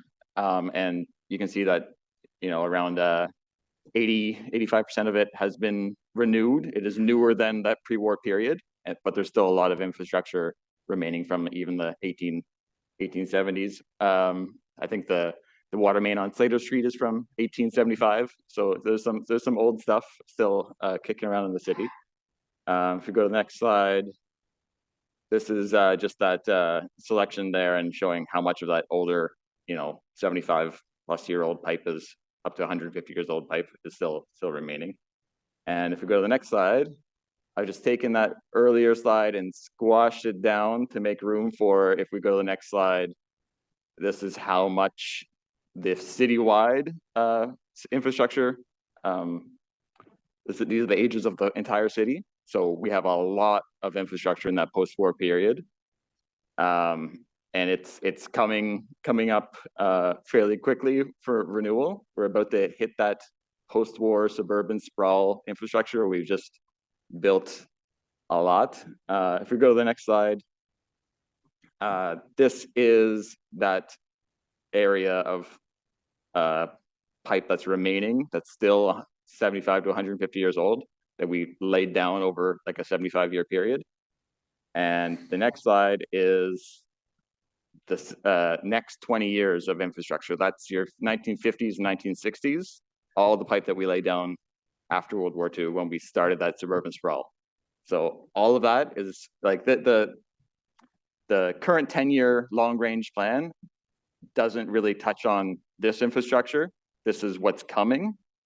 This is maybe 20, 30 year down the road. So we're not seeing that yet, but we're going to be dealing with like the decisions we're making on the small little area of infrastructure. This whole, $1.7 billion in debt, $4 billion in spending is a very small piece of a much bigger problem that's coming down the road.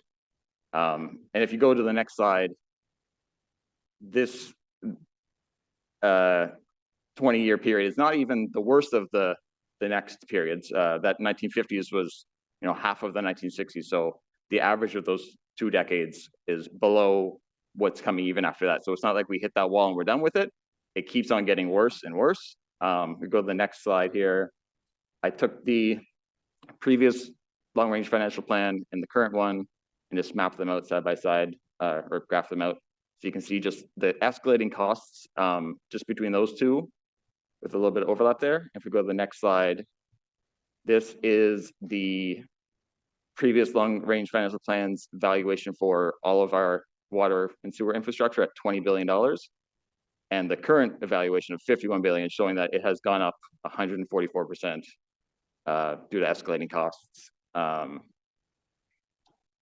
And just next slide, the little black lines on this one are the planned projects for the next 5 years for water and sewer renewal.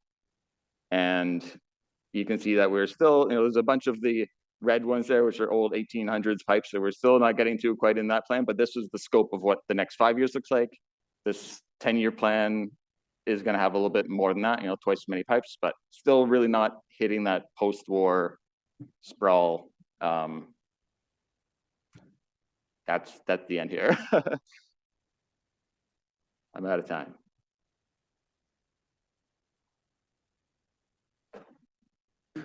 Okay, thank you, Councillor Menard. Go ahead. Thank you, Mayor.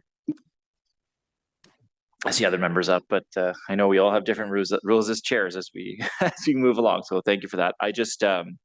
I wanted to thank you for that. That's really interesting to see the difference between the capital costs anticipated and the last long-range financial plans.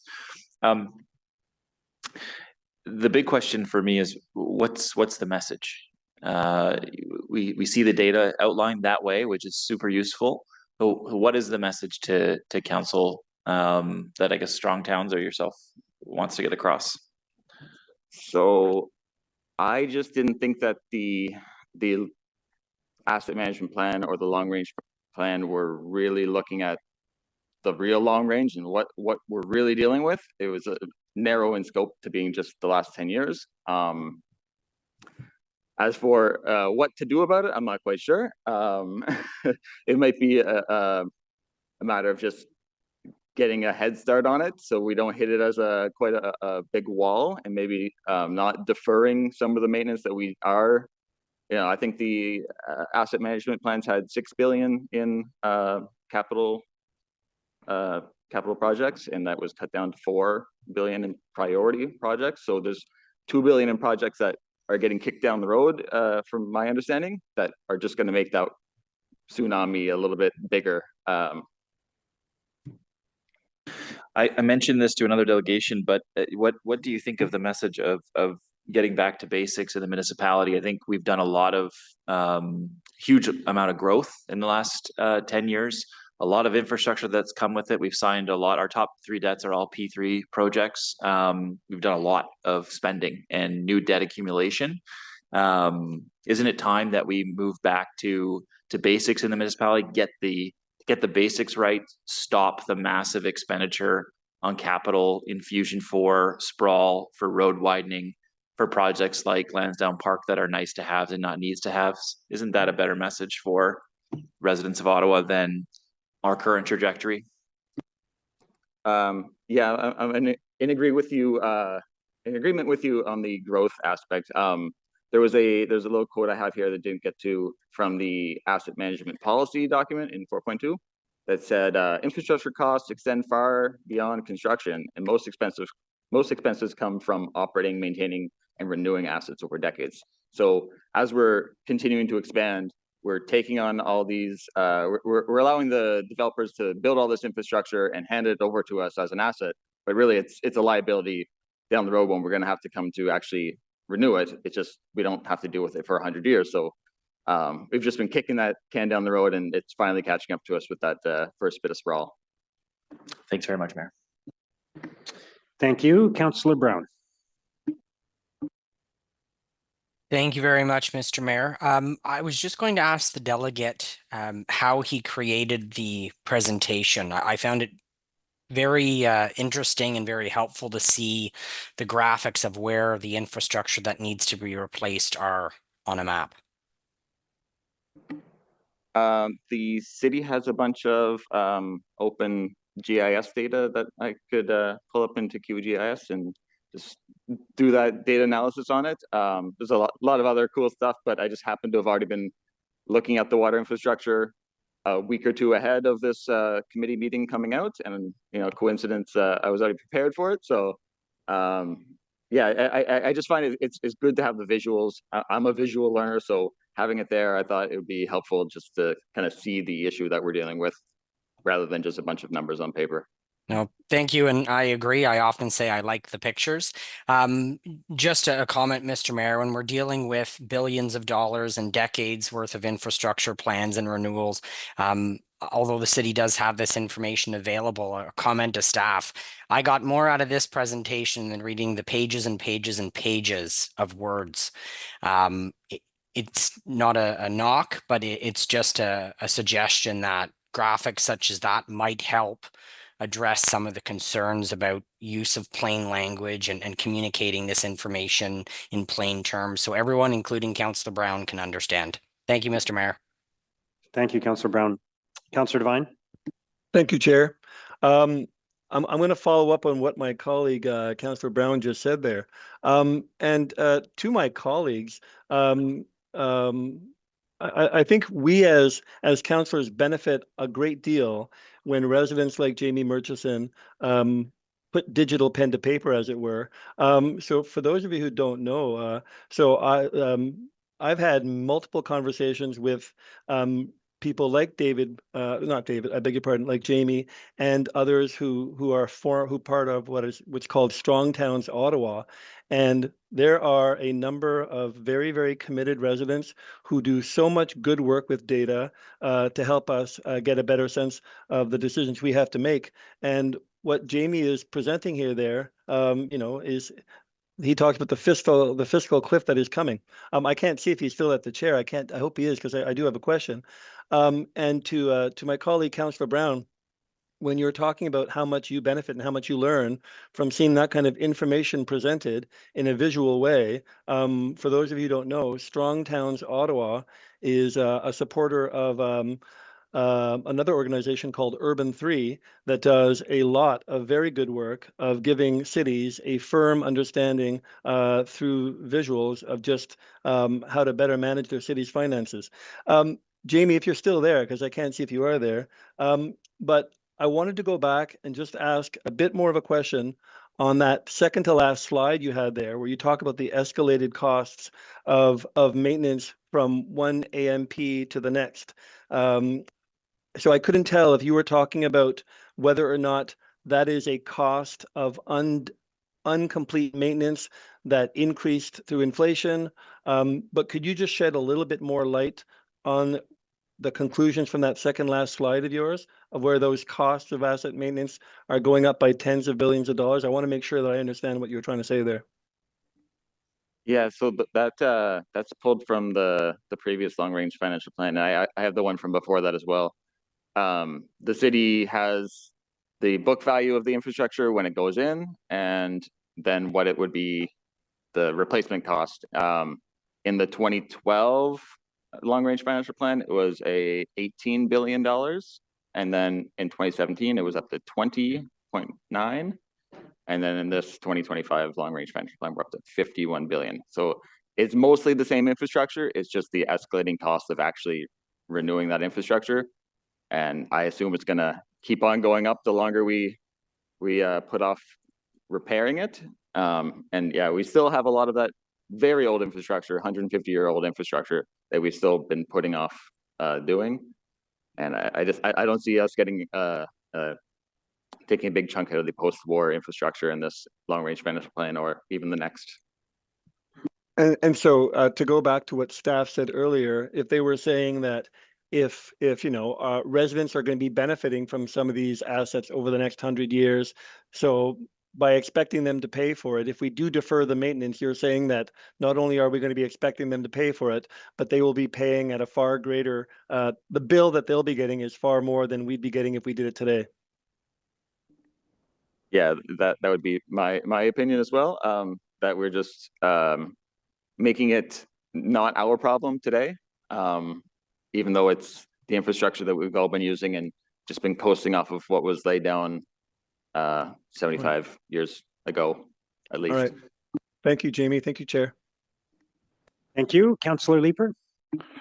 Just a quick question, Jamie, and thanks for the visualization. It really is excellent. When you compared the charts for LRFP 5 versus 6, did you inflation adjust that at all? Those are just the numbers directly out of those two plans, okay. Side by side, so not inflation adjusted unless they were ahead of time. Perfect. No worries. Thank you. Thank you, Councillor Johnson. Thank you, Chair. So I just wanted to ask Jamie, when you were projecting out the post-war period and the financial cost associated with those renewals, did it include any of the triggers that we get when we do road renewal, like sidewalks or building out to a 30-kilometer-an-hour road safety standard, any of those associated costs, or was it just the pipes? I didn't have the costs on that one where we're doing the next 5 years of projects. That was just all of the water and sewer renewal projects and the integrated renewal projects, but didn't have the cost associated with that. There is like in that 20-year post-war period of infrastructure, like 10 times more infrastructure there than what is currently in that pre-war area remaining. So we'd have to up our renewal by like 5 times to get through that in the same rate that we're getting through the current infrastructure. Thank you. Yes, no, I wouldn't necessarily anticipate that you would have those costs built into your presentation, given the focus on the LRFP in front of us today. But for the purposes of sort of imagining the future costs, I can't help but note that for our outer urban wards, which you could refer to as post-war period, we are, anxiously awaiting many of those renewal projects so that we can get the investments for walkability, for road safety that many of our urbanites currently enjoy. And then, of course, when we install those, there's operational pressures created for the maintenance of those additional assets. So we are up for quite a big shock, I think, as we start to move beyond the downtown core into some of our vastly expansive territory. And perhaps I might recommend, when we move on to questions from staff, given the interest in how the data was visualized and presented, perhaps we could encourage our digital twin staff to be present if there's questions for that, because I know that you are building out currently the underground infrastructure in the digital twin, and perhaps this is an opportunity to work together on some of the presentations to council so that we can leverage that tool that we've been investing in and that Ottawa is becoming so well known for. Thank you. Okay, thank you. Thanks for the presentation. So I'll open it up to councillors with questions or comments on the two items. Councillor Leeper. Thank you very much, Mayor. So a couple of different questions. The first of which is how much of the renewal will be paid for from reserves set aside for that renewal? Mr. Mayor, I think as Isabel highlighted in one of the slides, is roughly about 65% cash, 35% debt. I think it's actually 64 and 36 to be exact. Yeah. Okay. So, and would it, I guess ideally, shouldn't that be paid for from reserves, money set aside for the date when we eventually have to renew the infrastructure? Mr. Mayor, using debt is actually a fiscally prudent and responsible thing to do, as long as you manage your debt levels like we do. And the reality is, Isabel mentioned, these assets are 40 to 100 years old, so it would be prudent to amortize the payment of that over that. So you look at it in terms of you're taking out a 35% mortgage and you own the other 65%. So that's a pretty prudent approach to leveraging both cash and debt.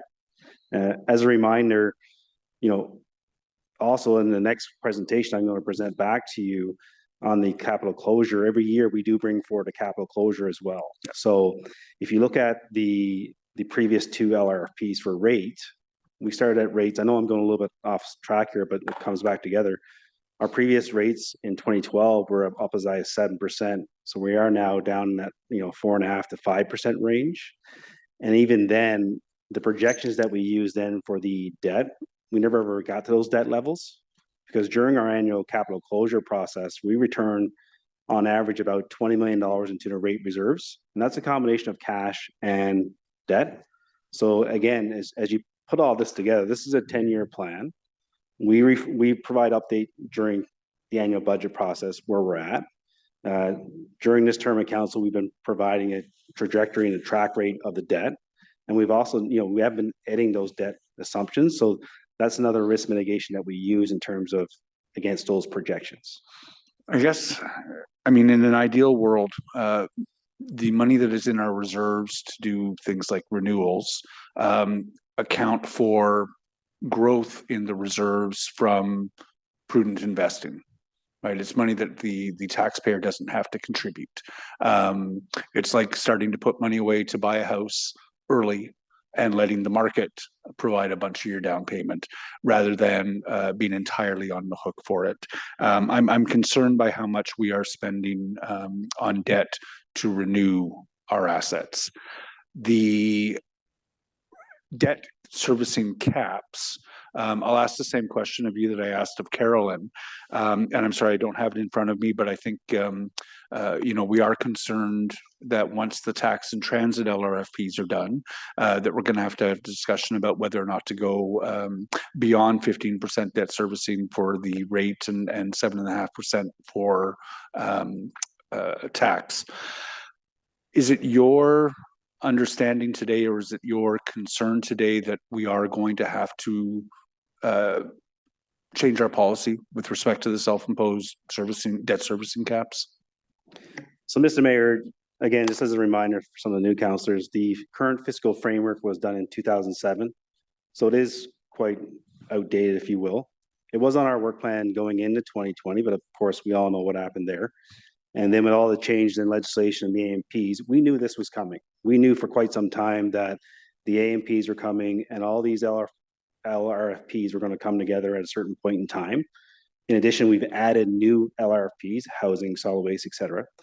So we've been kind of planning for this for the last 2 or 3 years. And if you look at our reserve balances, we've been actually investing, saving to help against those strategies. As another reminder, the municipal limit is 25%.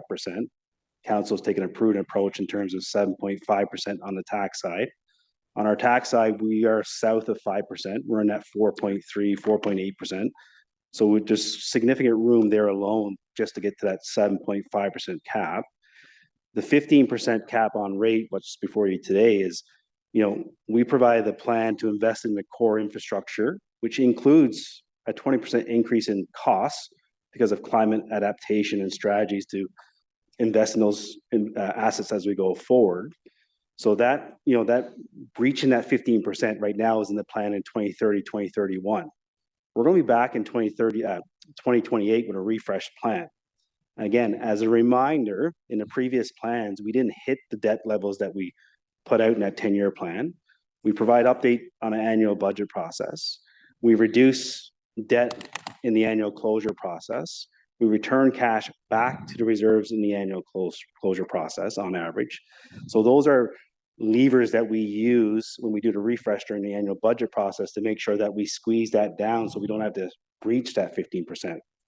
We're showing that today because I could have easily made assumptions in the outer years that, okay, we're going to return more money through closure, or we're going to return this. But this is a really, conservative approach in terms of we'll capture that on the annual update as we've been doing.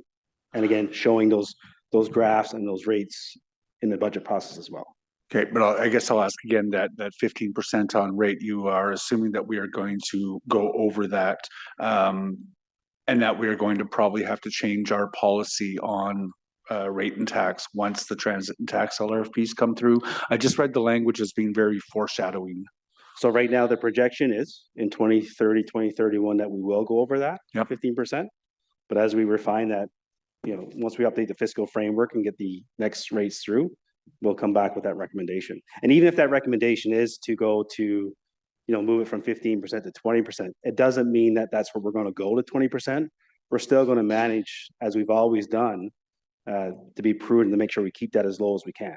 Of course, we don't have to take advantage of the full room that we give ourselves in the cap, but I take a lot from the possibility and potential that we're going to have to do that. Debt in order to renew aging assets is a concern for me. So I will leave that there. And then the only other question I had was with respect to some of the spending plan is development charges. How are we mitigating the risk of federal and provincial chaos on development charges? Mr. Mayor, so again, like all these projections, we're managing, right? We're trying to stay on top of it. And as we get more information, we'll be back, as we've always done and as we always commit to doing. So it's on the forefront. We're monitoring that closely. We're working with the planning team and all parties involved. It changes. So we're trying to stay on top of it. And once we get clarity, we'll be back with those implications. I've always respected staff's prudent approach. I think Ottawa has had a generally conservative approach to forecasting and to budgeting. Our planning department, Gary Baker, et cetera, we follow the statutory requirements on development charges. It's a very coherent process that the city of Ottawa follows with respect to development charges. And I think the federal and provincial misunderstanding of what development charges are and how they're used is creating chaos. And I do not envy you your job. Thank you. Thank you, Councillor Leeper. Councillor Gower. Thanks, Mayor. Okay, I noted in a lot of the asset management reports, there's notes about a lack of information or some assumptions, whether it's around asset condition or replacement costs or forecasts. So there are some assumptions being made. I guess how significant are those assumptions, or what risk could they have on the overall asset management plans and associated costs? Thank you for the question, Mr. Mayor. When the regulation came out, that was sort of our early notice that there was going to be a data call for things that we were not already tracking. And specifically, I would comment that in the 2022 asset management plans for the piped services and roads, there were sections of charts where we did not have the information. So that's part of the great progress that we've made in 2025, is to have collected and have that documented. Our efforts in collecting new data and assessing more condition are done on a risk basis. And so the areas that cause us greater risk, we want to do those first to be better informed. We still have work to do in expanding the full scope of our condition assessment to be fully informed, but it is prioritized again on a risk basis. So is there some risk? There is some risk, but we are chipping away at that to get us to a full data set. And is that just a matter of resources, time? Like, I guess what steps can you take to accelerate the knowledge about our assets and so on? Thank you, Mr. Mayor. Specifically on our water assets, for instance, it's part of the fully implementing asset management across all of our service areas to make sure that we have a consistent approach and that we have reviews and assessments being done in one area sort of at arm's length with those who are planning the work and those who are doing the work. So it is part of the benefit that came from creating the new Department of Infrastructure and Water Services as one example. But I'm confident that staff's efforts are working diligently as we can to ensure that we've made great progress from 2022 to the 2024 data cutoff. So I'm confident that that will continue. Okay. What do we expect? I know we have to have these done for the province. Are we expecting any feedback from the province on the reports that we submit to them? Mr. Mayor, we have not received any feedback on our 2022 and 2024 asset management plans. So I'm going to say no, we aren't expecting anything. Okay.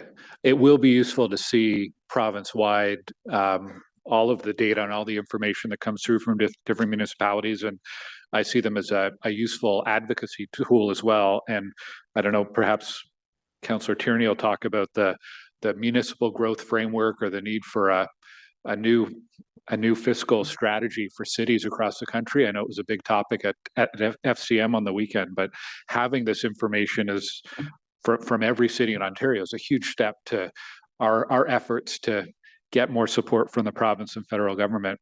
But I wanted to move on to the wastewater and stormwater LRFP. How do you determine what is a priority project and what's not?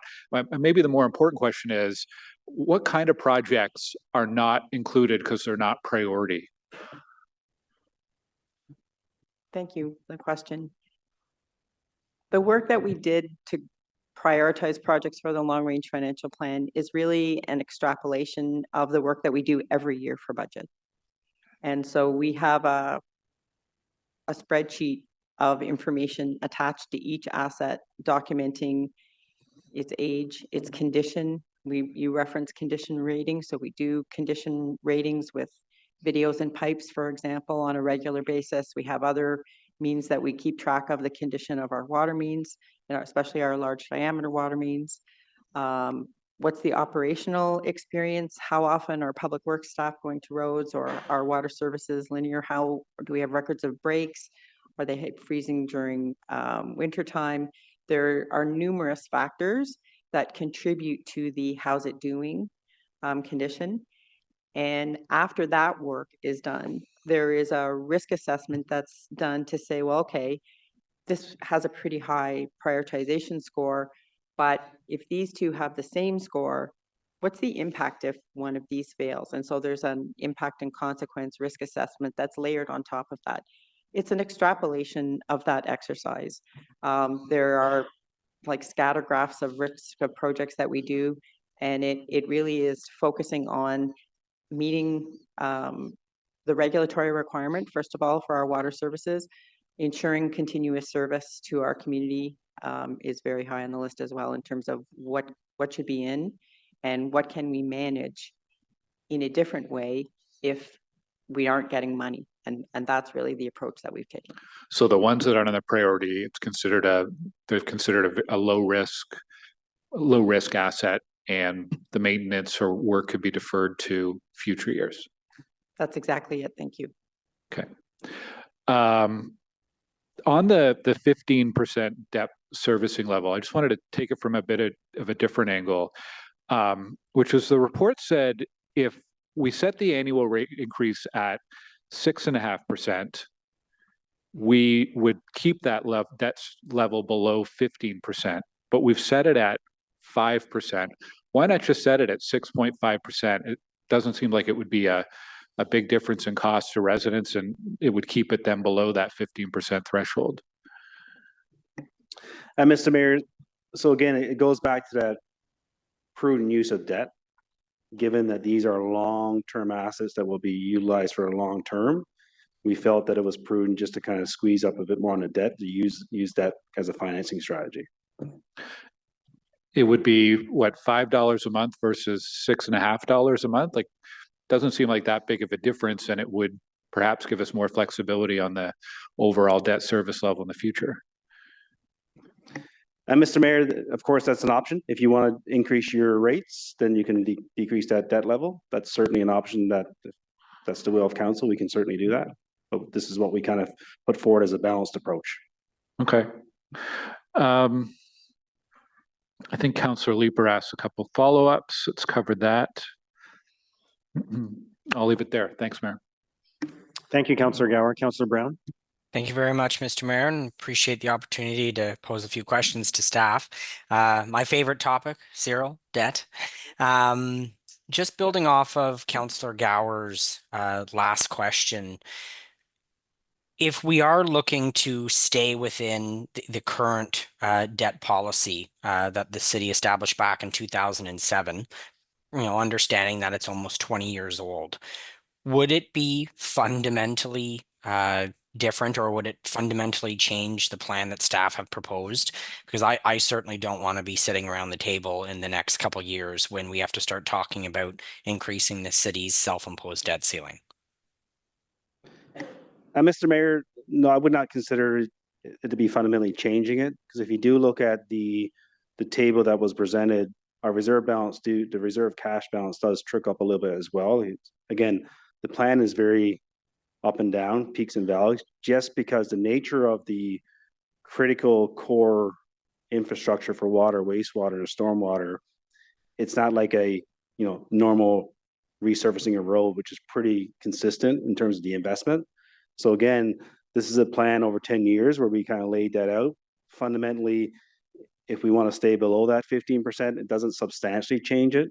But again, that's why we bring that forward on an annual basis through the budget process. There could be times where if we are getting close to that 15%, we may choose to use more cash at that point in time, but still preserve the plan overall. Thank you very much. And maybe, Cyril, we can have a quick conversation about how we borrow. I'll lean on you for the technical jargon, but my understanding is we issue bullet bonds. Perhaps I'm not using the correct terminology, but essentially that's where we borrow money over a term. We pay none of the principal back over that term. It is paid for at maturity. However, we pay into our sinking fund. Is that the majority of the debt that the city has today? Is that what we do?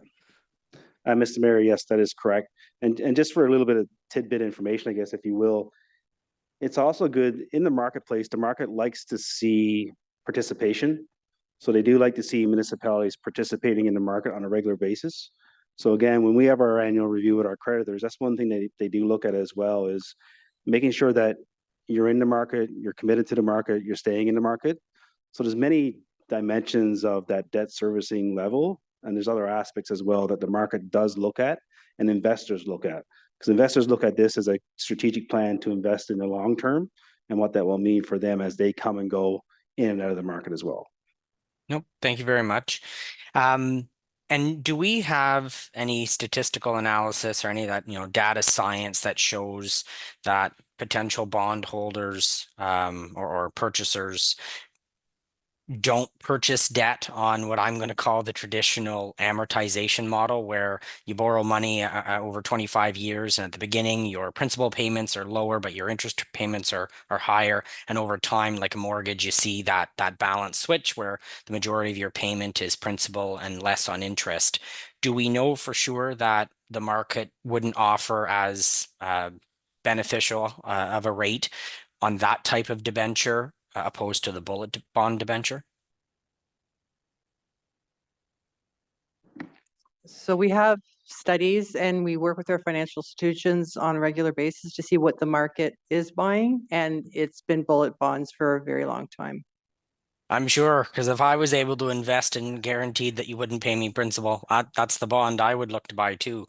And that's not a knock on staff. I don't mean to be cheeky, but I have my own, Excel sheet of the debt that the city of Ottawa holds here, and we used to issue debentures on that amortized schedule, and over the last 2 decades, we've transitioned to the bullet bond model. And I'd be interested in seeing if there is a substantial difference for the taxpayer, because I still think if you're able to pay off that debt quicker, not only do you free up that debt capacity for the next project, but you might be able to save a little bit of money over time, recognizing that we do make investment income on that sinking fund. So that's all I have today, Mr. Mayor, but I think a conversation worth having.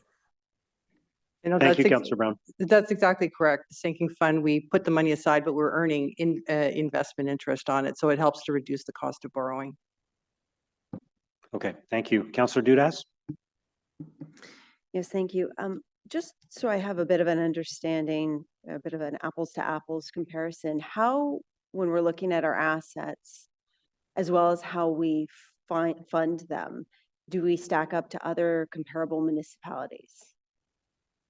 And I mean, I'm not asking for specifics, but just in general, how would you state that we fare compared to others?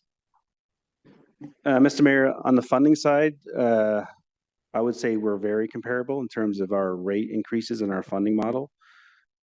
When I speak about the debt side, we're actually really conservative. We're probably below most municipalities. I don't want to say all municipalities, but we know we're a very conservative municipality when it comes to our debt and our debt servicing level. Again, 25% at the municipal level, 7.5% on the tax side, 15% on the rate side. We are below 5% on the tax side compared to 7.5 compared to 25.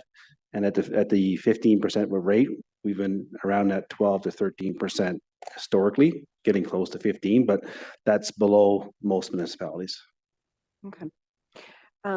The provincial government has made it very clear that building and maintaining infrastructure, particularly transportation infrastructure, is a huge priority. We're hearing from the federal government that I think, quote our Prime Minister, build, baby, build. I am very much aware that Ottawa and then through the mayor has struck the new deal for Ottawa plan. Do you see any wiggle room? And I think my colleagues had mentioned this as well, but do you see any wiggle room in that plan or our conversations with the federal government to tap into greater infrastructure dollars, not just for major pieces like the interchange at Barnsdale or the uploading of the 174 or some of those other pieces, but for more specific water mains, local roads, pathways, sidewalks, the nuts and bolts of what our city provides? Mr. Mayor, I would say we're going to be running to the first of the line if there's any programs that come out the recent federal government discussions or provincial level, we will be there like we always are in terms of maximizing any potential funding grant opportunities that may come forward. And I know our mayor's at the table doing that too, and all of us are echoing that. I just think that, strike while the iron's hot if it's available. I think it was about a year ago, I brought forward an inquiry regarding the funding of local roads and just how we prioritize investment of money and funding into our various road infrastructure and transportation infrastructure. And I got to be honest, there's not a day that goes by that I don't get an email or a Facebook post that asks from a resident, when does my residential road, my local road get redone? And the answer is generally we go by a risk basis and we prioritize the higher traffic, higher use roads, which makes absolute sense. I'm just wondering, and I know that in these asset management plans, we're kind of looking at the inventory and we're going to be looking at the can't say the acronym, LRFPs in greater detail. But can staff explain to me a little bit more how we prioritize investments into roads specifically? How it is that, once again, local roads are factored into that, and what that might mean in terms of our long-term financial plans. Thank you for the question. There are several factors similar to my response to Councillor Gower on a road. So there's the condition of the road, there's a visual assessment. There's pictures actually in the asset management plan that show the different categories in terms of deformation or cracks or things like that. There is how smooth is the ride? So there is a monitor in a vehicle that rides to tell, even if the surface might not be showing deformation, that the ride would be uncomfortable or increasingly not smooth, I guess is the word.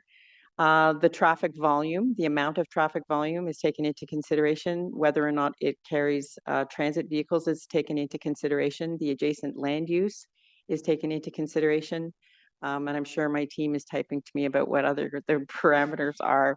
And each of those characteristics of a road is weighted in a formula that comes up with its score. And then the risk assessment, as you mentioned, is correct. The prioritization does favor roads with higher traffic volumes. And I think my simplest explanation is it's a return on investment. It costs us about $800,000 to pave a kilometer of a local road. It's a little bit narrower than our collectors and arterials. And it generally carries 100 cars or fewer an hour. It's 1,000, I think, the rule for a day. For $1 million of investment, I can do a kilometer of an arterial or a collector that carries thousands of vehicles a day. And it's on that basis that the prioritization is the way that it is in maintaining the collector and arterial network in as good a condition as we can for the investments that we make. And that makes absolute sense. I think the struggle is that, you had referenced that diagram that was included in the report that shows the road conditions and how they, fair versus poor and very poor. And I was looking at it, I'm sure a lot of my colleagues looked at it and went, I've got that road in the poor section. I know that road. I've got many of those roads that look like that. Maybe I'll give a bit of a heads up. I am working on a motion that will bring this a bit to the forefront. I'll bring it to council, Mr. Mayor. And I think that we need to, as council, determine if there's a way to prioritize local roads as well, local smaller roads. Because once again, to your point, yes, get more bang for the buck by investing in the arterials and the higher usage roads. That makes absolute sense. But if we continue to ignore local roads, then they deteriorate and it costs more in the long run to repair them. Might as well get it done as soon as possible. So I'm going to be doing that, but I do thank you for those answers, and I appreciated the report. Thank you. Thank you, Councillor Dudas. Councillor Menard. Thank you very much, Mayor. Thanks to staff for the report. you've done a great job of summarizing and providing detail on how much the concern coming forward, and then incorporating new items that we didn't have in there previously. There's excellent information in the report, and good extrapolation, as we've seen from the community, of what that means for us. Just picking up on one of the delegations, Ms. McKenzie's questions, will other long-range financial plans be proposing more debt? Mr. Mayor, that's the work that we're doing right now currently. Obviously, the next two that's coming forward will be the tax side and the transit side. As you can appreciate, as we've been given multiple updates on transit, that one is much more complex depending on what occurs. And the tax one, we're actually deep diving now into the tax now that this one's before you today.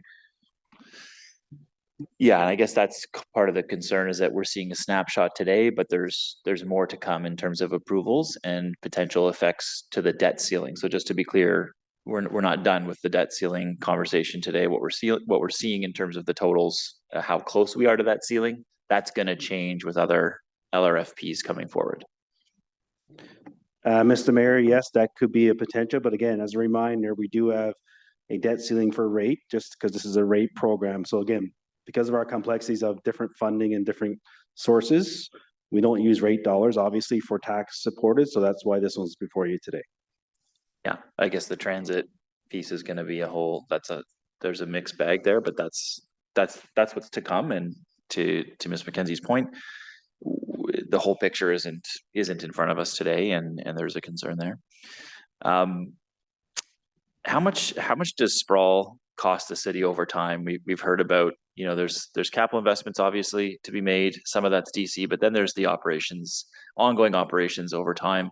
Do you have some figures? I know, Cape Porter did some reporting on the Hempson reports previously of how much this costs existing residents versus, say, Greenfield, but like, how much is sprawl continuing to cost our city? And just to the Strong Towns presentation, as we continue to move out, is this a fairly large effect and strain for our finances?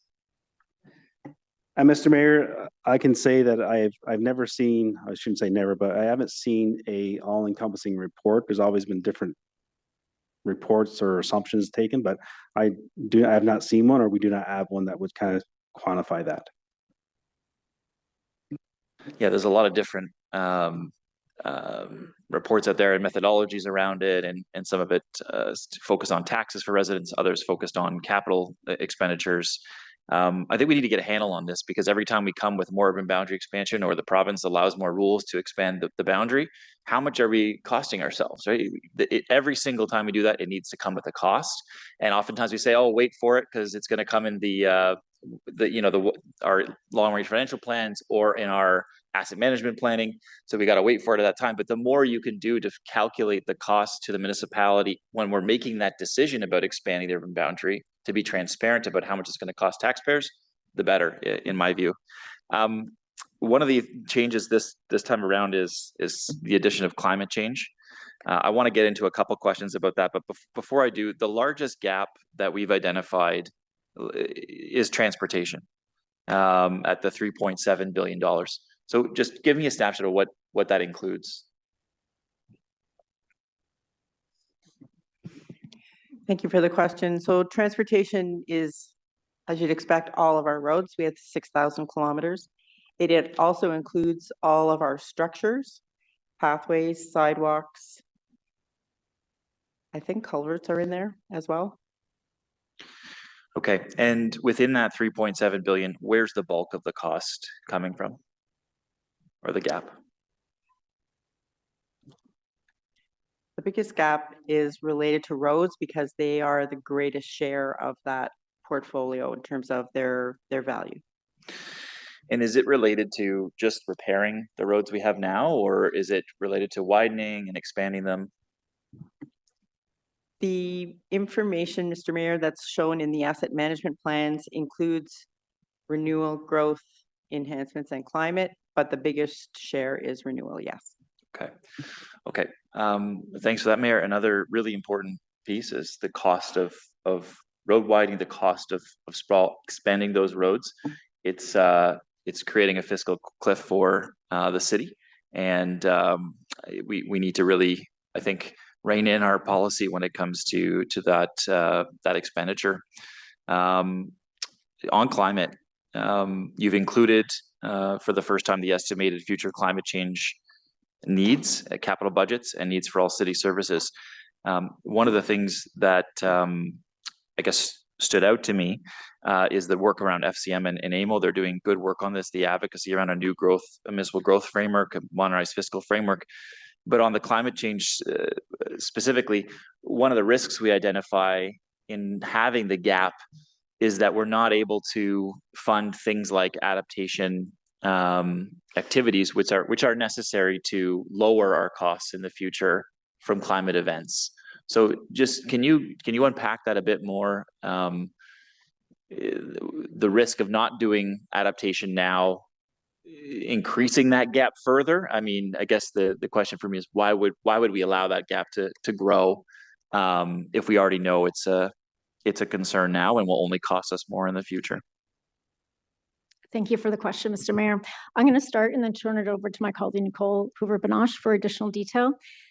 Just like all of this, there's a need to look at and prioritize. Prioritization is done based on the strategic priorities that Council has set for the term, and also addressing the top climate risks. So really very much in terms of the adaptation side, so looking at critical infrastructure in particular, and those services that are most likely to be impacted. Mr. Mayor, just to add on to what Debbie had mentioned, there are a number of the priority climate projects that are included in the rate LRFP that is in front of committee today. And additional priority climate pressures will be brought through or brought forward as part of the tax LRFP later this year. I think it's also important to note that there are unknown adaptation costs that will continue to be identified, as well as refined and prioritized through Climate Ready Ottawa, which will be presented for committee and council consideration later this fall. And that certainly will be making recommendations in terms of that next phase of detailed risk assessments on specific facilities and infrastructure that have not been done to date, in order to help develop those detailed mitigation strategies. That's really helpful, and yeah, I was pleased to see some of the climate initiatives planned for 2026 to 2035 in the long-range financial plan for water, wastewater, and stormwater around flood protection measures, the wet weather infrastructure management plan, the water course rehabilitation, installation of the cogen system for the Robert O. Pickard Environmental Center, and the advancements in floodplain mapping. I think those are obviously needed. We're seeing in our parks, Mayor, overland flooding. I'll finish up on this comment, just that we need to make sure our assets are protected, and in the future we're going to see a lot more flooding in the city, and this is the prudent type of work that's needed. So thank you for that. Thank you, Councillor Menard. Councillor Brockington. Thank you, Mayor, and my thanks as well to staff for bringing very detailed asset management plan or report to us today. All the sort of sub documents which go into detail by department are very informative, and I too appreciate that detail. Councillor Dudas had mentioned about road and how we prioritize road. At my annual infrastructure review for Riverward, we talked about this about a month or so ago. We talk about it every year, because I have similar concerns about how dollars are prioritized, but that comes down to policy that council has approved. So even though roads, arterial roads may have a greater volume, we've said arterial roads get the vast majority of funds, probably for that reason, for those criteria that were originally set out. I just don't know the breakdown, and maybe staff can remind me, is it about a 95% to 5% breakdown road renewal money for arterials and collectors versus for the quieter residential streets? Mr. Mayor, looking at historic budget investments, 5 to 10%, I would say, for local roads, depending on the year. So in the $5 to $10 million a year. So either we reduce the total amount for road renewal, which some will trickle down, to local roads, or we change that ratio? Is that our two options? Certainly, that would be two of the possible options. I'm sure there could be more too. Fair enough. Okay. In the transportation services assets document, staff indicate that the condition of bridges and bridge culverts are in reasonable condition. I'll say good condition. But there's another unnamed asset line called other structures. 13% are deemed in very poor condition, 18% are deemed in poor condition. So this would be something other than bridges, bridge culverts. Can staff just identify what those quote other structures are? Mr. Mayor, I am looking at that list of assets, and some I think that are captured in other structures are things like retaining walls, stairs, other structural elements. Okay, not the same category then as a bridge, for example. Then I wanted to switch over to emergency services. Something that really caught my attention under the fire services heading was our fire equipment, the condition of our fire equipment and the condition of our fleet. Fire equipment, 54% of our fire equipment is deemed in very poor condition, 8% poor condition, so 62% total. The fleet, 14% very poor, 24% poor condition. So I understand fire equipment obviously is used in very challenging circumstances. You're breaking open structures, axes on roofs, jaws of life, et cetera. However, our firefighters require this equipment to do their job, but also to keep them safe. Can staff just elaborate, what types of fire equipment are classified under this heading? And are the statistics shocking? Is there movement to improve the condition of our equipment? I appreciate a staff comment on this matter. Mr. Mayor, thank you for the question. I believe Chief Hutt is also on the line, and I'll hand it over to him in a minute. What I can say is that our assets across emergency and protective services, they remain safe and functional. So despite the rating of poor, very poor, we're still able to use this equipment. And there's strategic reasons as to why we might hold off in terms of changing that equipment. And I would also say that we prioritize those assets as well in terms of the ones that are most necessary for us in terms of our operations. And right now there is no imminent risk to our day-to-day operations. But I'll hand it over to Chief Hutt to provide a specific example. Thank you very much, Mr. Mayor.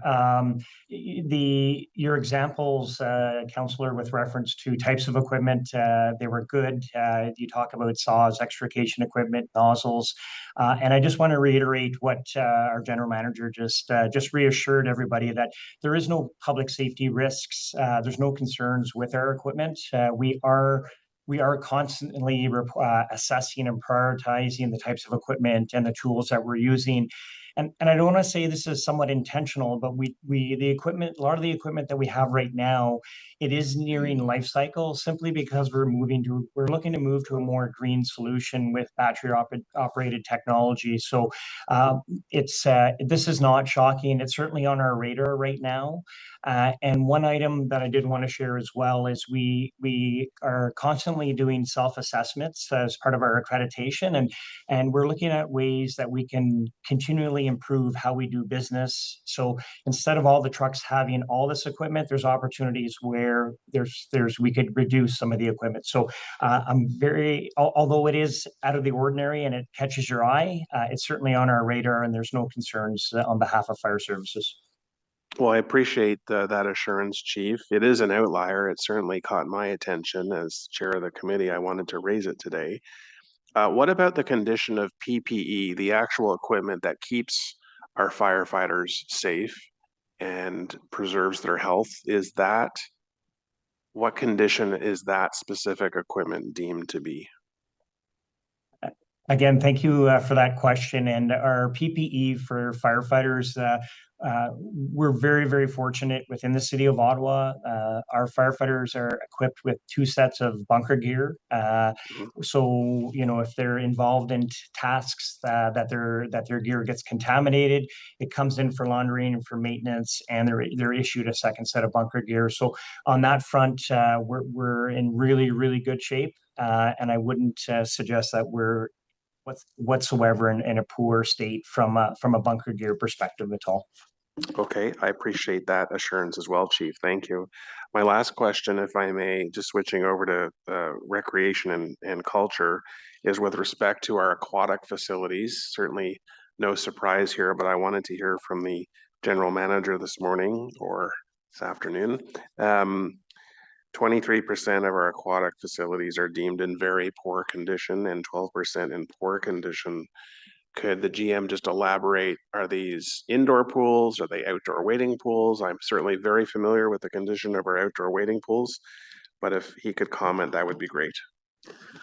Mr. Mayor, it's both. Our outdoor pools, most of them are predate amalgamation and were constructed by legacy municipalities. We are in the process. We replaced Crestview Pool more than 5 years ago as one of the first that needed it. We're currently in the process of replacing Jeanette Pool. We did identify as part of the recreation master plan that the approach to this should be replacement, and we've been quite successful in applying for grants. The current Jeanette Pool is being replaced with the help of an ISIP grant. With respect to indoor pools, investments are being made into some of the critical systems. A lot of them require HVAC replacement, for example, or filtration systems, and that's being done. And we are also looking at new approaches. We are in discussions with Carleton University, one of our pools that is in not very good shape as Brewer Pool, and we are in discussions with them for the potential of a 50-meter and 25-meter pool, which would provide us with a good alternative to replace that kind of infrastructure. Okay, thank you for that. Just my last question is about the estimated gap over the next 10 years. The staff report says 10.8 billion is forecasted between projected infrastructure needs and planned funding. If Ottawa is about 10% of the province's population, is it fair to say the provincial needs are about $100 billion over the next 10 years, or does staff have a more precise figure? Mr. Mayor, that's a good guess. I don't know. I think as municipalities across Ontario are publishing their AMPs before July 1st, we'll have a library of resources and we'd be in a better position to answer that. Yeah, it's just such a large number to wrap your head around how we're going to finance this. At some point, there's probably going to have to be the conversation about an infrastructure levy or some other way to address this backlog of work, not just province-wide, but here locally. But I think the report itself is great, and it's very detailed and very, very open as far as the state of our assets. So thank you to staff. Thanks, Mayor. Thank you, Councillor Brockington. Councillor Curry. Thank you, Mr. Mayor. I think people have honed in on a lot of different things. I'm going to hone in on one particular, but I want to say thanks a lot to staff for this great report and the briefings. I certainly found it very helpful, and I'm glad you repeated it again, that this is very much like we've had a home inspection on every asset, and that every asset now has its own Wikipedia page. And I think that's very helpful to think of it that way. There is a lot to know and a lot to understand, but these plans are essential, right? And I'm appreciative that we got such good briefings, good reports, and that we're on the right track. The part of the motion that I want to hone in on is the section 4, that directs staff to update the asset management program and governance structure. And in the report, the governance structure specifically was councillor education, and then ensuring that there's a section of every report that highlights asset management implications. And I think both of those things are really, really important. The fact that on our reports, just to reassure councillors and members of the gallery, that every report now will have a comment on asset management implications, which we haven't had before, right? So that's good governance for one, and it's also it'll be important information for us all to get. The councillor education piece, I guess I would comment that at the beginning of term of council, when councillors go through their learnings and little sessions, there's a lot to learn. I would suggest that there be some kind of a video that actually people could watch again and again that would actually start with our credit rating.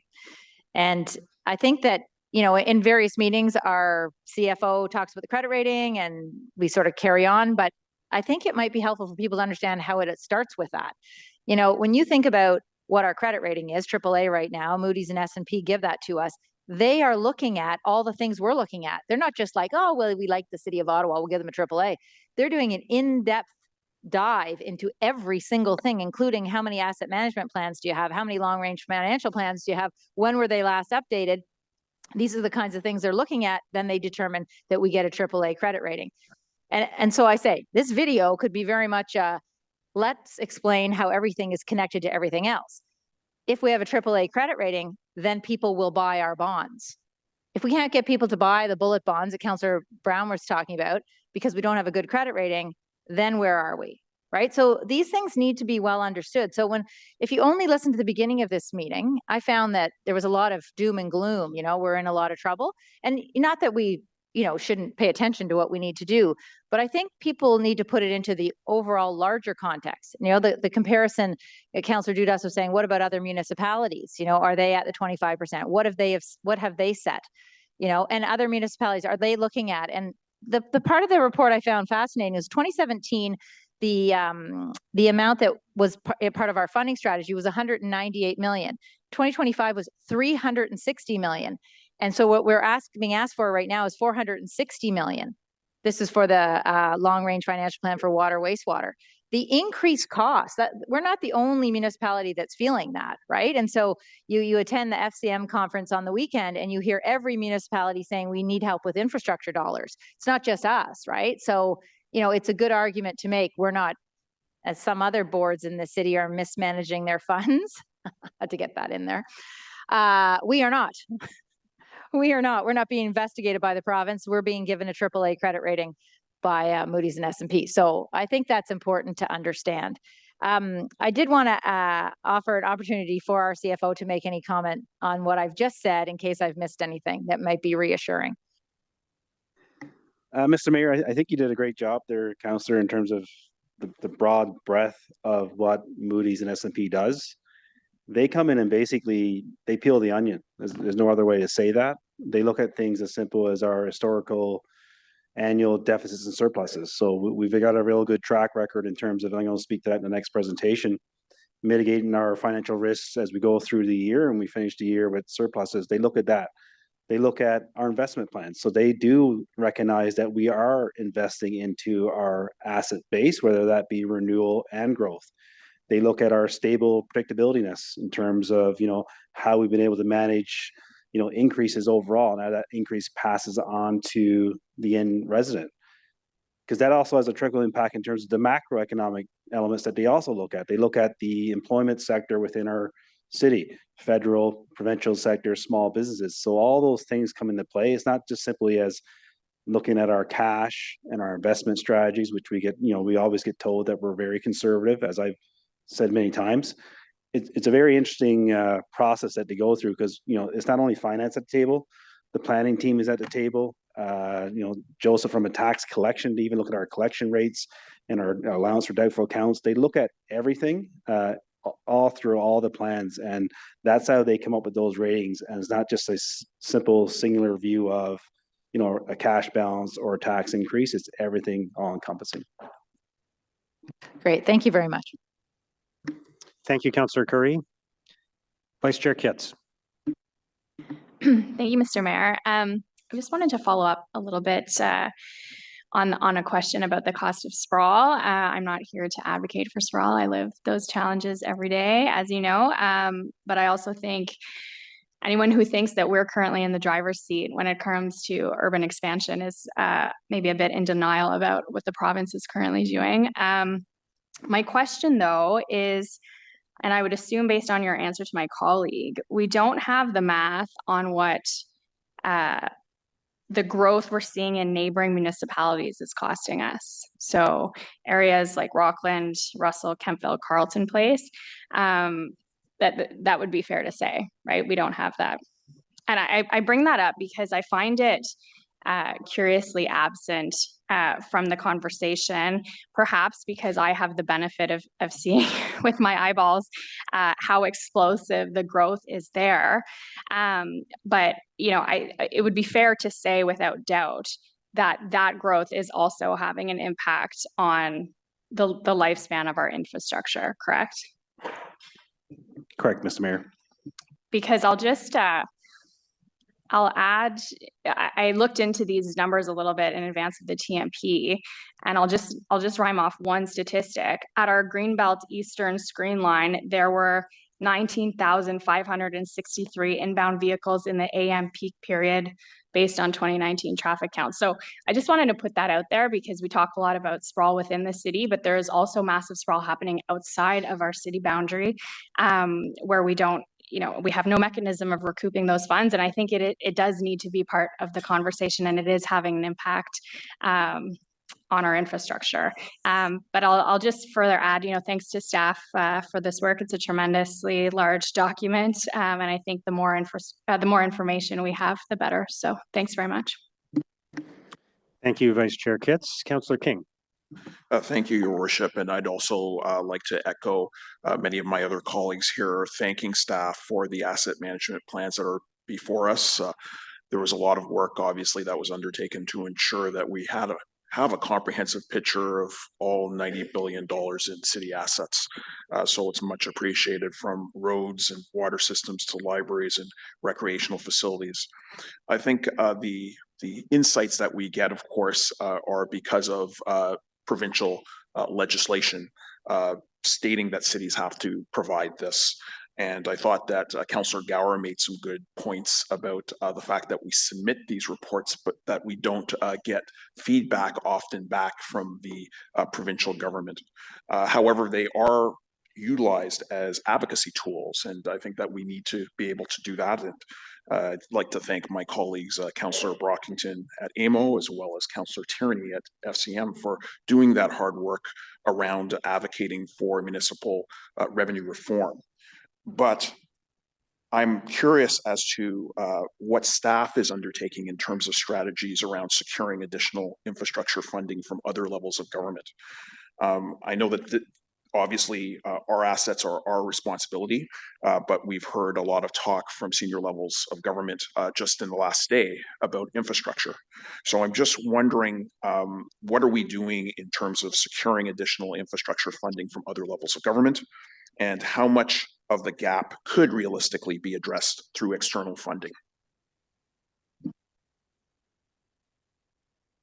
Mr. Mayor, I think I'll take a stab at it. I mean, first off, I think take the opportunity to say thank you to council and Councillor Tierney and everyone around the table in terms of supporting the financial plans and policies that we have and advocating for us, because the more funding we can get, the better it is for us. Certainly better for me. I can sleep better at night if there's more money following through, as opposed to trying to figure out this mathematical Rubik's equation, if you will. I think the Ontario Ottawa deal was significant.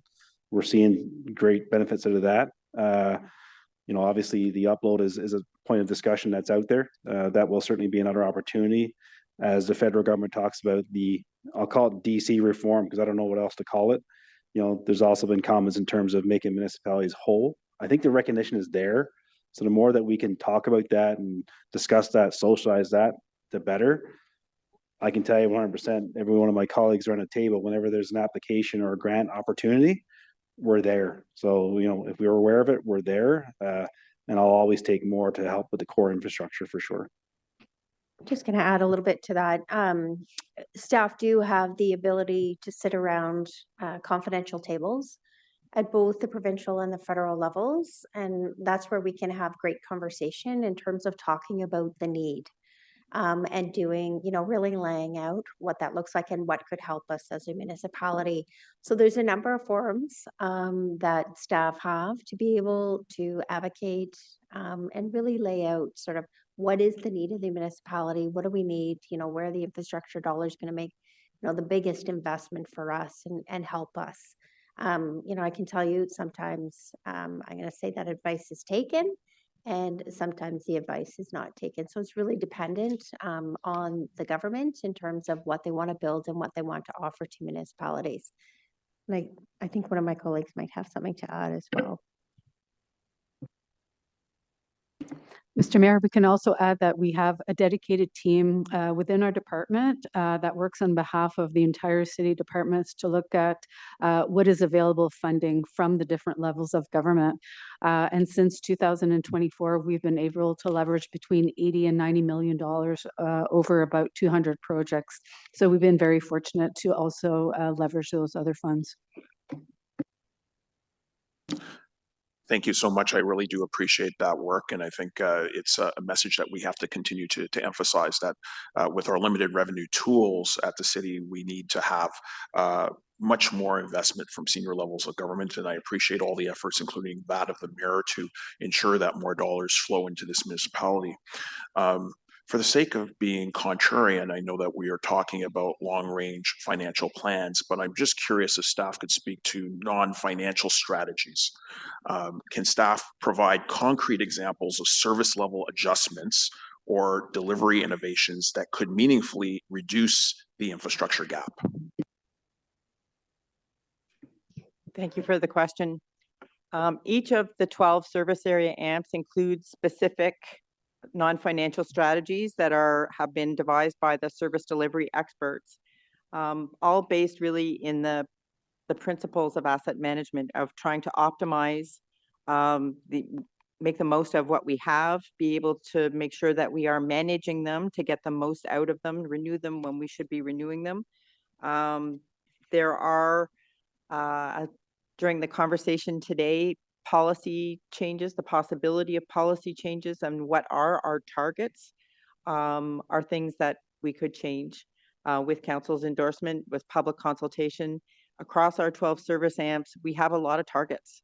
And what we're seeing today is the cumulative impact of all of those things together. And when we unpack them in those service areas, there are opportunities that I think could be palatable. And certainly when taking a comprehensive view and doing that balance of what could we tolerate, or this was, when we thought of this by itself, it was aspirational, it was valuable, it is something that we want to endorse. And when we see them as a set with a dollar sign attached to it, it sparks a different conversation. And so I think at a policy level, there are certainly much work that staff is interested in doing and in pursuing with council at working committees and with community consultation.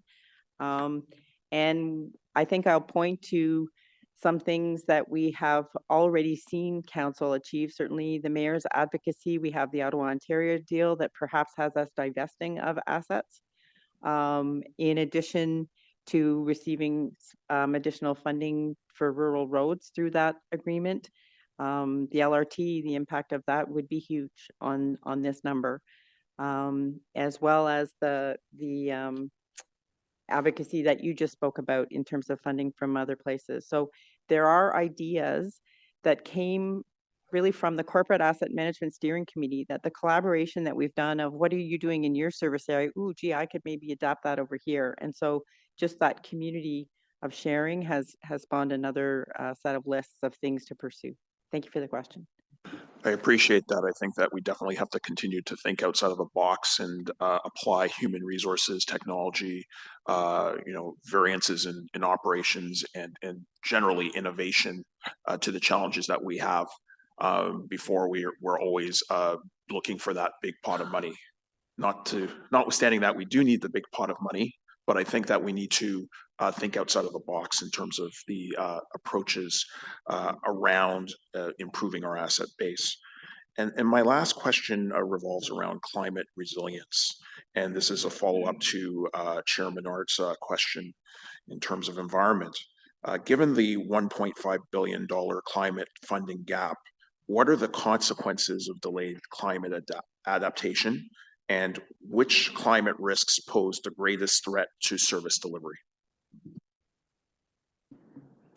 Thank you for the question, Mr. Mayor. So there were a number of, I guess I'll start with the second part of your question. There were a number of risks that we would look at. So there's a risk of gradual climate change and rainfall, and then there's a risk of extreme weather. We've seen recent action where the city has taken measures to ensure that it's able to respond to those type of weather events. When it comes to extreme weather, such as tornadoes, et cetera, there are a lot of unknowns in terms of the frequency of those types of events and less experience in terms of understanding the impact. There's continuing work to do through the climate resiliency strategy in terms of further understanding and evaluating those risks. And that work is currently underway and will be discussed further when we do come forward with the Climate Ready Ottawa strategy. Thank you so much for that. I do share community's concerns around the proper capitalization of our budgets for climate mitigation initiatives. And so my specific question that I think ties back to one of our delegations this morning is in the climate resiliency strategy, will we be identifying specifically vulnerable critical infrastructure assets within that strategy when it comes back to committee and council? So in terms of the asset management plans, one thing I do want to highlight is that this is the first time that the climate lens has been applied.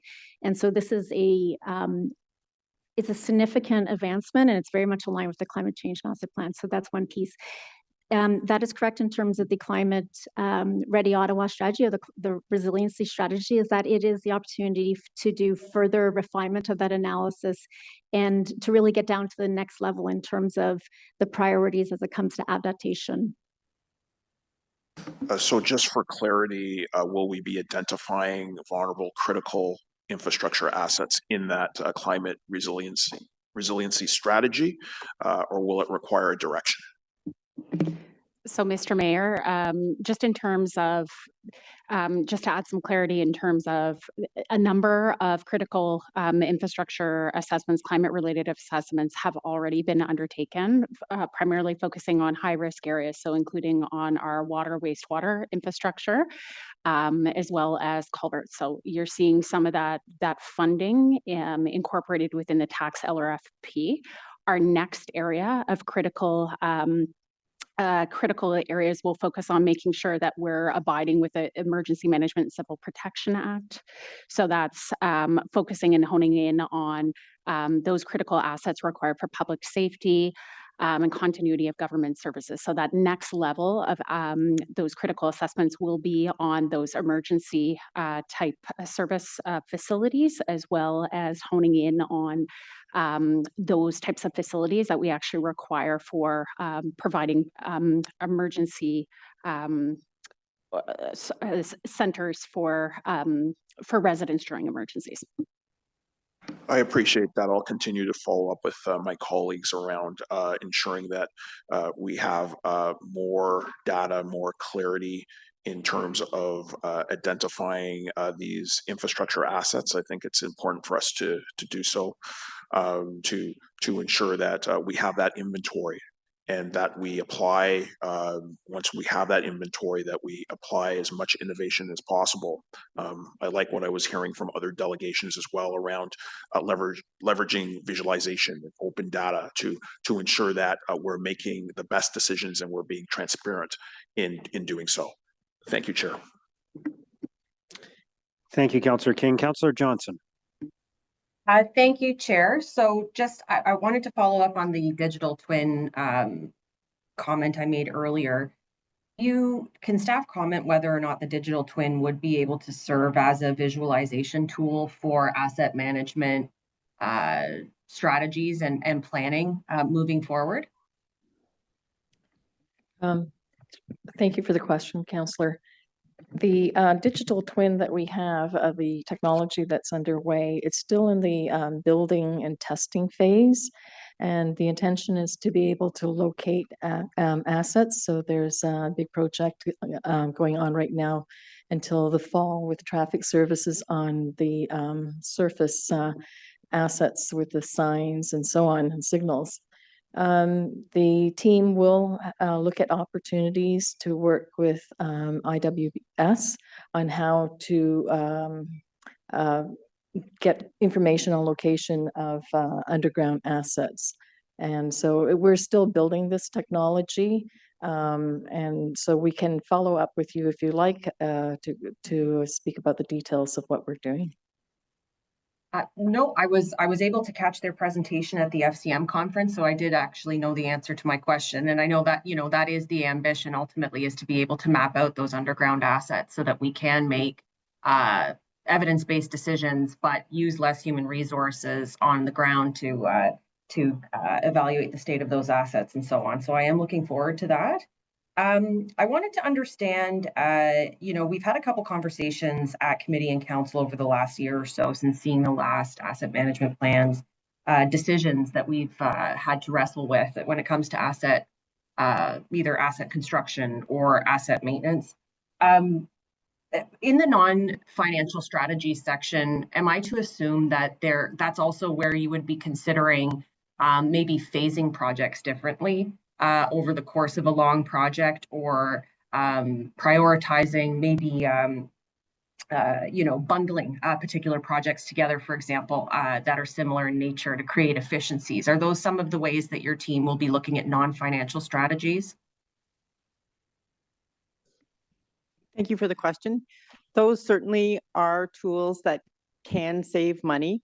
And I'm going to point to the fact that in your question, you refer to projects. And so when we have a project, that's a prioritized project. It's had its budget allocated, and there is a certain amount of scoping and planning preparation that happens in advance of considering it budget, for example, to make sure that a project proceeds smoothly once it is approved for funding. So yes, those are examples of things that we can do in the way we do work that can have a financial benefit. Wonder if there's going to be an opportunity for council and the public to understand what some of those changing best practices might be, because, you know, we have had conversations about throwaway costs, for example. But I know that sometimes with staging or phasing, so that you don't accrue interest, or you're not you know, having project cost escalations over several years, we might consider doing smaller phases and incorporating throwaway costs year over year. Is there a way for us to be able to understand what some of those decision-making points might be, so that when we're presented with those questions at committee and council, we can understand the trade-offs that staff are making? Thank you for a good question. I think we have information that we are always willing to share if it will assist council in decision making. And certainly it's always our goal to be able to unpack as much as we can about the decisions that we've made and the way that we're proceeding. And I think sharing those can only benefit council in terms of supporting projects, but also in the end, we are all wanting to demonstrate to the public that we are making good use of the money that we are entrusted, to not have throwaway cost and not have waste. So I'm happy to take that and try and figure out the best way to do that. I have a couple of ideas, but perhaps we could discuss more in a way that would meet your expectations. Yeah, I just think that would be interesting. You know, we have comments often of people saying, well, you've opened the road 3 times in the same place when you're doing linear asset replacement, for example, and to not understand that there's actually several linear assets under a road, and you might have to do that for various reasons. I think that, you know, more education on that, especially given the numbers that we're seeing and the pressures we're under, to be able to communicate, you know, that we're making sound decisions when it comes to the project management. I know you guys are, so it's how to make that visible. My final comments or questions are around process moving forward. So, you know, we've recently undergone a series of councillor sessions with the CFO about, you know, renewing our budget consultation process and how to improve it. And certainly over the last, since I've been elected, one of the comments that has come up in my sessions is it makes more sense to do bigger, better, more fulsome consultations around the long-range financial plans and larger plans that feed into an annual budget report. versus, you know, really emphasizing the budget, because the budget is sort of the summation of all the decisions that have been made in these long-range financial plans. So can we anticipate, given, you know, the breadth and depth of what we're considering here and various comments on debt and tax and rate, that we're going to see maybe a renewed commitment to public consultation and information sharing on these long-range financial plans that looks maybe a little different than in years gone by?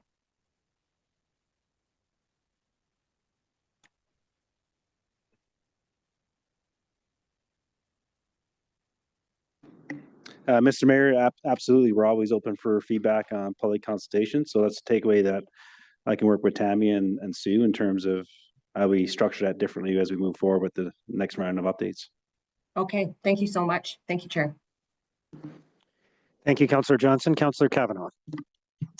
Thank you very much. And thank you for all the presentations, including the briefings ahead of time. Appreciate it very much coming to us. It was a lot to grasp, as you know, and so you gave us that opportunity to absorb it little bit by little bit. I just want to point out it's World Bike Day. It was my privilege to be in place of the mayor while he was chairing this meeting to read the proclamation for World Bike Day, and the audience is all diplomats from the European Union who are big, of course, on bike infrastructure, and I hope that we, you know, will continue to follow suit. I want to ask about the priority for active transportation, since it's very much linked to climate change, and particularly on connectivity, and how we're moving forward on that, particularly in bundling of projects. And I don't mean bumbling, I mean bundling, so that we are taking advantage of when projects come up for renewal. Thank you, Mr. Mayor. It is an efficiency to be able to satisfy more than one project needs at one time. We do realize financial benefit of that. There is extensive coordination and planning that is done as projects are being considered. I spoke earlier about prioritization and risk assessment, and once a project has cleared those gates, there is another consideration of coordination. If we were to proceed to do this, who else has something that makes sense to bundle alongside? And this is a cyclical exercise that can take a couple of years to align project needs and project budgets, because the renewal budget focuses on like for like replacement, and oftentimes that is a great opportunity to increase or to expand the scope to add other elements such as active transportation, traffic safety. Those are a couple that come to mind. But the budgets have to align at the same time. So sometimes we want to take full advantage of the efficiencies that bundling provides in the construction phase. And that sometimes requires some patience to make sure that budget priorities are aligned. Thank you. I've got a suggestion for you that's hot off the press.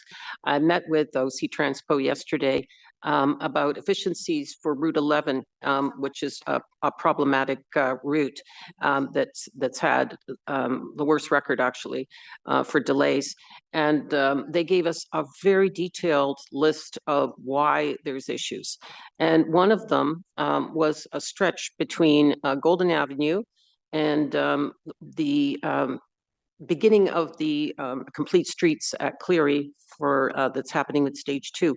So this is an opportunity to improve the transit infrastructure for that section, as well as active transportation. It's very much a connectivity, because Golden Avenue is going to be redone so that it's a safe route for cyclists. And then Cleary is the start of the complete street for Richmond Road. So I'm throwing that out because that is a bundle with OC Transpo. And I think that that's an opportunity to improve our transit and improve active transportation. So there you go. But I want to talk about intensified areas, because when we're dealing with housing, increasing housing, we also have to improve the infrastructure, and we are trying to have more housing in urban areas.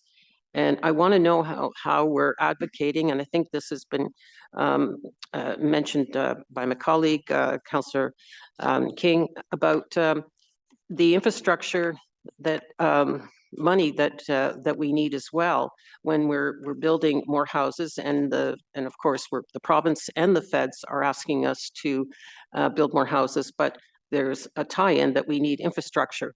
And it's very clear when you're going in green fields and building new suburbs that you pay for infrastructure, but when you're going into older areas, you're dealing with older infrastructure and you're having to update it. So it's not quite as clear. And I want to know how that's being dealt with.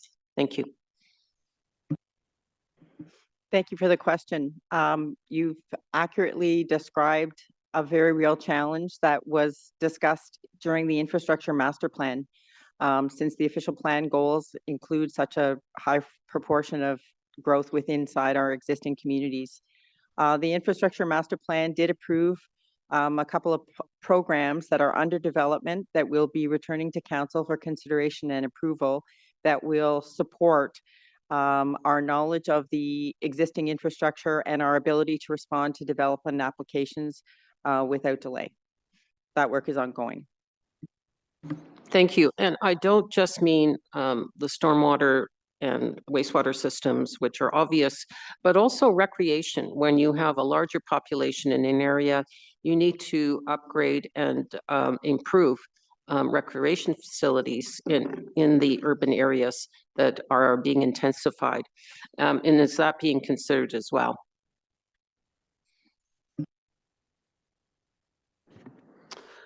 Mr. Mayor, yes, we are looking at the urban areas, the intensification areas. Thankfully, we do have the cash in lieu fund that is helpful in some communities, that has helped us either add elements or in some cases redo complete parks or facilities.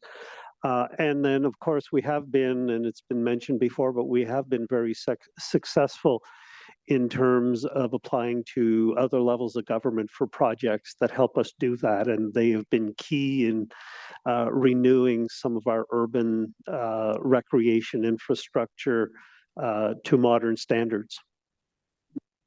Thank you. Unfortunately, cash in lieu does not pay for entire buildings, not in my ward anyway. And they're very much needed. So we do need a helping hand on that. And that includes citywide assets such as arenas like Belltown Dome was mentioned earlier as one of the problem childs of the arenas.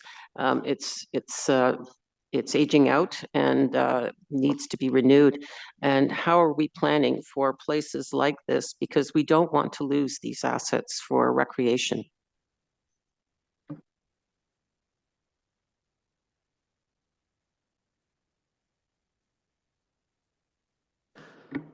Mr. Mayor, and Belltown Dome is an example of a building that has reached end of life and that needs either a replacement or a new facility, and we've undertaken to work with the community for that. And as well, we are looking in other instances where this is happening, we're looking at what is next and what kind of infrastructure do we need. The Recreation Master Plan did provide some guidance to us in terms of what we need to renew and what are the new things that we need to look at over the next 10 years to focus on. And then, of course, the funding is always an issue. External funding helps, but we as well are working with members of council in different wards to find different strategies, partnerships with other groups in order to be able to do that. We do have programs that help us cost share the renewal of some of our assets. That's been useful for things like sports fields and certain types of amenities that are affordable for communities to be involved in. And we are making slow but steady progress in harnessing those kinds of partnerships to renew infrastructure as well. Thank you. But if something is coming to end of life, how are we not planning for it? How is this not part of asset renewal?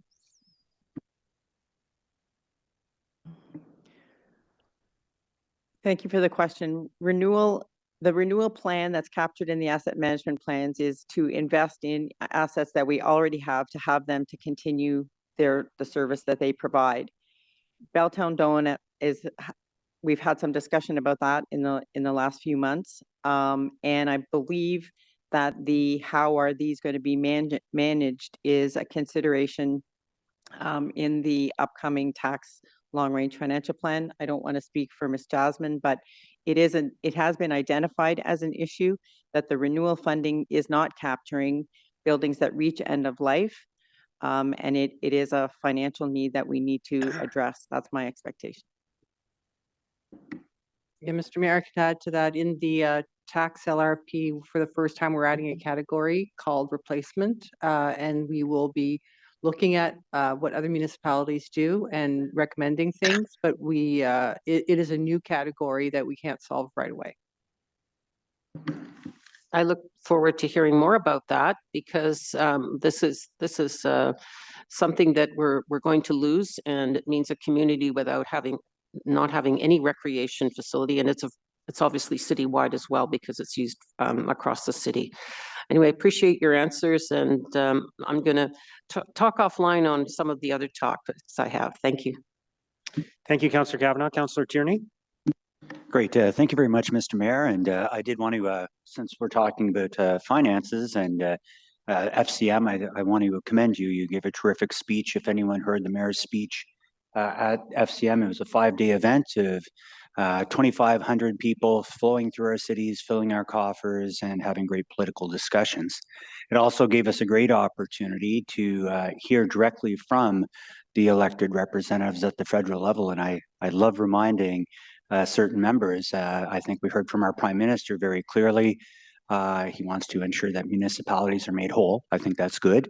I had the opportunity to press Melissa Landsman pretty hard on stage about making sure we're whole as well. I think that's critical because nobody remembers how much federal or provincial taxes they pay, but certainly they can tell us to the penny how much they pay in municipal taxes. And I think our fiscal restraint is very obvious about how great we've done it as a city. But I've also witnessed a lot of change. From an FCM perspective in the past, you would see a lot of priorities that would be listed that would look at things like electric bus fleets, all great things that we have done in the past. But it all boiled down to infrastructure, community safety, policing, housing with the funds that come with it. So in the conversations that I am taking place in right now, and they're pretty public, Minister Robertson, when it came to housing, understands, unlike the previous government or the Trudeau government that was in place, that just providing housing is not enough. It's got to come with all those things that connect to it. Sewers, water, transit, all critical pieces. In our discussions with the federal government, have you been hearing a very similar kind of narrative?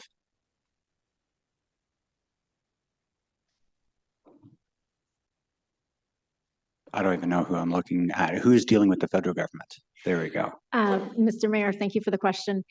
Yeah, we're hearing similar narrative in terms of wanting to invest in housing enabling infrastructure, ensuring that funds are flowing to allow more housing to come online. We know that we need the electrification, the water, wastewater, et cetera. So that is definitely part of what we're hearing from the federal government at this point.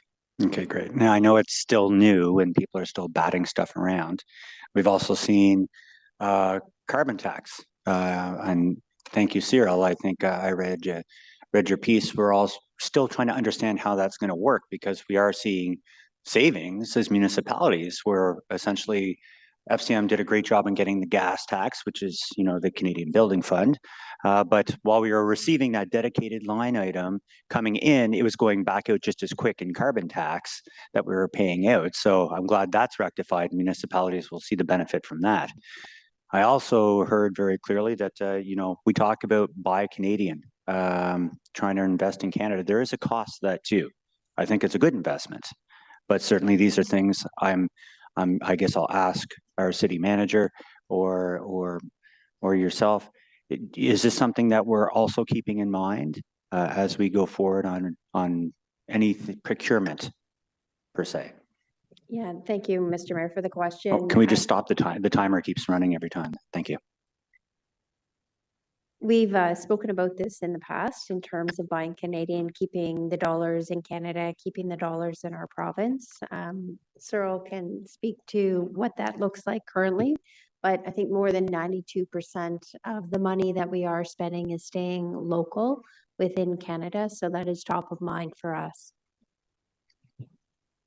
Yeah, I mean, not much more to add. Like, we continue to work closely with Supply Ontario, the province, federal sector, the building, construction, industry players at large in terms of how we can make sure we are breaking down any barriers that we may have in place from our procurement process to ensure that we don't isolate any additional, even though 92%, there's still 8% that we can go after. So we're working closely with all players to make sure that we're in part of those discussions and making sure that we remove any potential barriers that may be there. Wonderful. And from obviously a credit perspective, we're in a great zone. I think many other municipalities would be envious, and that's due to our fiscal restraint that we do have. I also just see that the Bank of Canada is predicting again frozen rate and possibly 2 more cuts coming up. Does that situate us well from our ability to leverage what unfortunately is going to be a very difficult time for a few years with an American president that is a bit of a narcissist? Mr. Mayor, yes, anytime there's, lower rates, it's always, there's a ripple effect there and benefit to the municipality for sure. Yeah. So time and again, I think I'll just wrap up by saying there is definitely, in my conversations as first vice president with FCM, moving into the presidential role next year, I've been privy to the conversations, investing in making sure there's people working in cities. That's done through infrastructure and roads. We're going to see a lot of investment to keep people employed and working, is what the 2 parties that are really in power are presenting. They want to make sure there's more money for infrastructure. I'm feeling very confident, but we'll continue to work on that. But thank you for all the work you guys do and trying to keep that purse strings tight in our city. Thank you. Thank you, Councillor Tierney. Councillor Leeper. Thank you very much. One last question. I hope it's fairly brief, but through the discussion at the province around Bill 17, it looks like they want cities to move to a utility-based model for water, in which there would be more borrowing, I guess, in order to pay for water infrastructure, with the repayment to be accomplished through the rate. Is there anything in today's LRFP that we need to do to prepare for that? Or do we just pass this LRFP as proposed under the current framework and then pivot if we need to pivot? Mr. Mayor, so there's nothing in today's LRFP, but I can tell you that if there's something that will impact it when a decision is made, we'll be back. If there's an impact, we always come back. So you'll have that commitment from us as we've always done. I know, I think Build Toronto and the province have been talking about this utility model for a long time. It looks like it's coming, but today, I guess, we support the LRFP as you proposed it. Thank you. Thank you, Councillor Leeper. I just had a couple of questions, and I'll just start by saying, I abhor debt personally. I always say to my kids, when you grow up, you can either earn interest or you can pay interest, and you want to be somebody who's earning interest, not paying interest. Having said that, there are circumstances when debt is appropriate, and in the world of personal finance, they talk about good debt and bad debt. And maybe if you could just comment on the way we use debt, I think would fall into the category of good debt, in the sense that we're not using debt to pay for our yearly operating expenses. We are using debt to pay for long-term investments in assets that will generate benefit to the community for many, many years to come. Is that right? Mr. Mayor, that's 100% correct. And it's been mentioned that our debt has grown. Is it not also true that the city's assets have grown as a result of that? And could you maybe characterize how, the scope of that? Mr. Mayor, yes. So, our debt has grown, to your point, as is our asset base. The biggest contributor is obviously stage 1 and stage 2. The next biggest contributor in the asset base is the rate infrastructure. So those are the two biggest components that's increased our debt, but it's also significantly increased the value of our asset base. And that debt increase is across all perimeters. So it's also, 2/3 of that debt is largely development charge debt. So that's, funded by DCs as is today. So again, to put it in terms of personal finance, somebody owns a home that's worth $400,000. They've got a $200,000 mortgage on it. They go buy a $600,000 home, and now their mortgage goes up to $250,000. Their debt has increased, but the value of the asset that they own has increased by even more than their debt has increased, right? Mr. Mayor, that is 100% correct, and I'll give you a little bit more crispness on that crispness. The amount of debt that we have is equivalent to a $75,000 mortgage on a $500,000 home. So it's a lot of equity in our asset base that we have. Okay, that's a great analogy. And just to be clear, I wasn't here at the time, but many of the decisions that were made about using debt to invest in assets, particularly the light rail project, for example, those were all approved by City Council. The decision to take on debt to build the light rail project and all the other decisions that were made in previous terms of council that have led to us increasing our debt and increasing our assets, those were all decisions that were made by council. Mr. Mayor, that is correct. Okay. Thank you for that. So we have two items here that we've been dealing with. Item 4.2 is the 2025 asset management plans. Is that carried? And item 5.1 is the long-range financial plan for water, wastewater, and stormwater rate supported programs. Is that carried? Okay, let's move on to 5.2 and 5.3. So the 2025 tax transit and rate supported programs operating and capital budget Q1 status and the capital adjustments and closing of projects, city tax and rate supported. There's a joint presentation on these two items together. So I will turn it over to staff for that. Thank you. Thank you, Mr. Mayor. And I guess now it's time to say good afternoon, Chair, members of committee. So before you today, I have a short presentation on the Q1 status update and the capital closure process. I alluded to this presentation a little bit in the previous presentation, and I'll probably reference both as I go through this because there are some parallels to draw between the two. You can go to the next slide, please. Oh, and I forgot to mention, I am joined by my colleague, Savannah, here that's going to help me in the presentation today. So what you have before you today is the Q1 report. As a reminder, we come back on a regular cadence in terms of providing updates on the financial status of the city.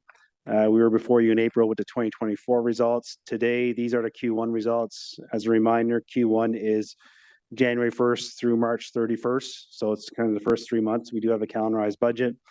I also want to remind you that this excludes Ottawa Public Health, Ottawa Public Library, and Ottawa Police. Those reports rise to their respective boards. And then, as another reminder, the Q2 status report that will come later this year will provide a full year impact of our trending for the total forecast for 2025. Obviously, as we go through 3 months, it's kind of a bit early to kind of make any material predictions of what the end of the year will look like. We do that during the Q2 process, which gives us better information and insight in terms of what those potential additional risks may be. Also, I want to bring to your attention what we've included today's presentation. You're going to see in the bottom part, that bold box, basically a high level risks and some mitigation strategies that we're using against what we see as potential risks. I mean, these are just macro level risks, tariffs. We talked about tariffs quite a bit. I provided a few updates, continue to provide updates. And then, of course, Councillor Tierney just made reference to the carbon tax. Now that's going to benefit us. There's no real impact to the carbon tax in Q1 because that was made effective April 1st. So it is on our line of sight for the rest of the year. And we'll speak more of that in our Q2 report. And of course, we continue to implement a discretionary spending freeze and a hiring pause to help mitigate any financial risks that we see. So you can go on to the next slide. So what you have before you there is a summary table of the overall results of Q1.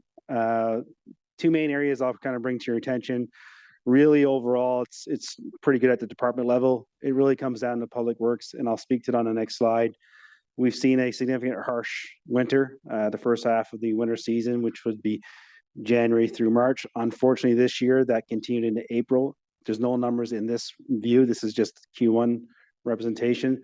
So the biggest impact is in winter operations. They finished the quarter on a calendarized budget. We do calendarize our budget with a $24.9 million deficit in winter operations.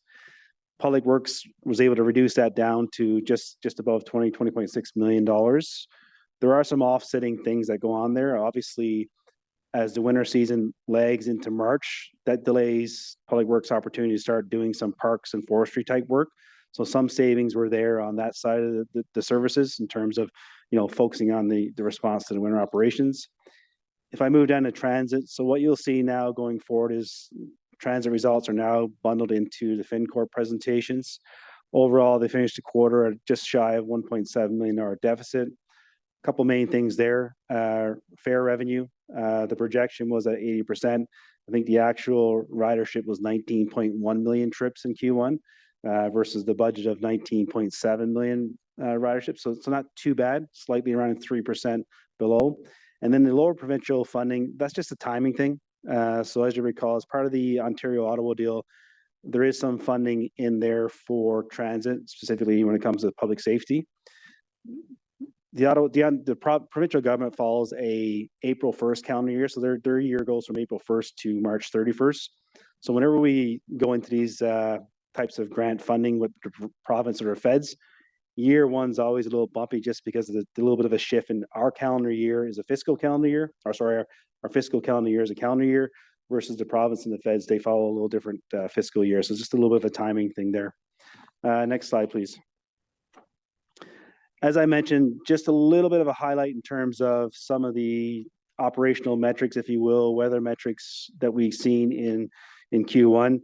It was above the five-year average. Whenever we established the budget during the budget process, I do talk about, doing a recalibration of the 3 and the 5-year average. As you can see, so far this year, we're trending to be above the 5-year average. This is a Q1 of each respective year to Q1 of this year comparator. One of the biggest challenges that we've seen, and Alana can speak to this if needed, but one of the biggest challenges this year was really the snow removal.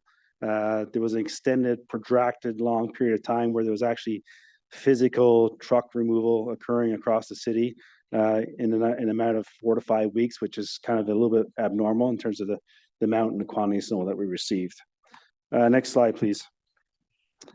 On the rate side, so again, kind of linking back to the previous discussion a little bit, we did finish the quarter with a $2.4 million surplus.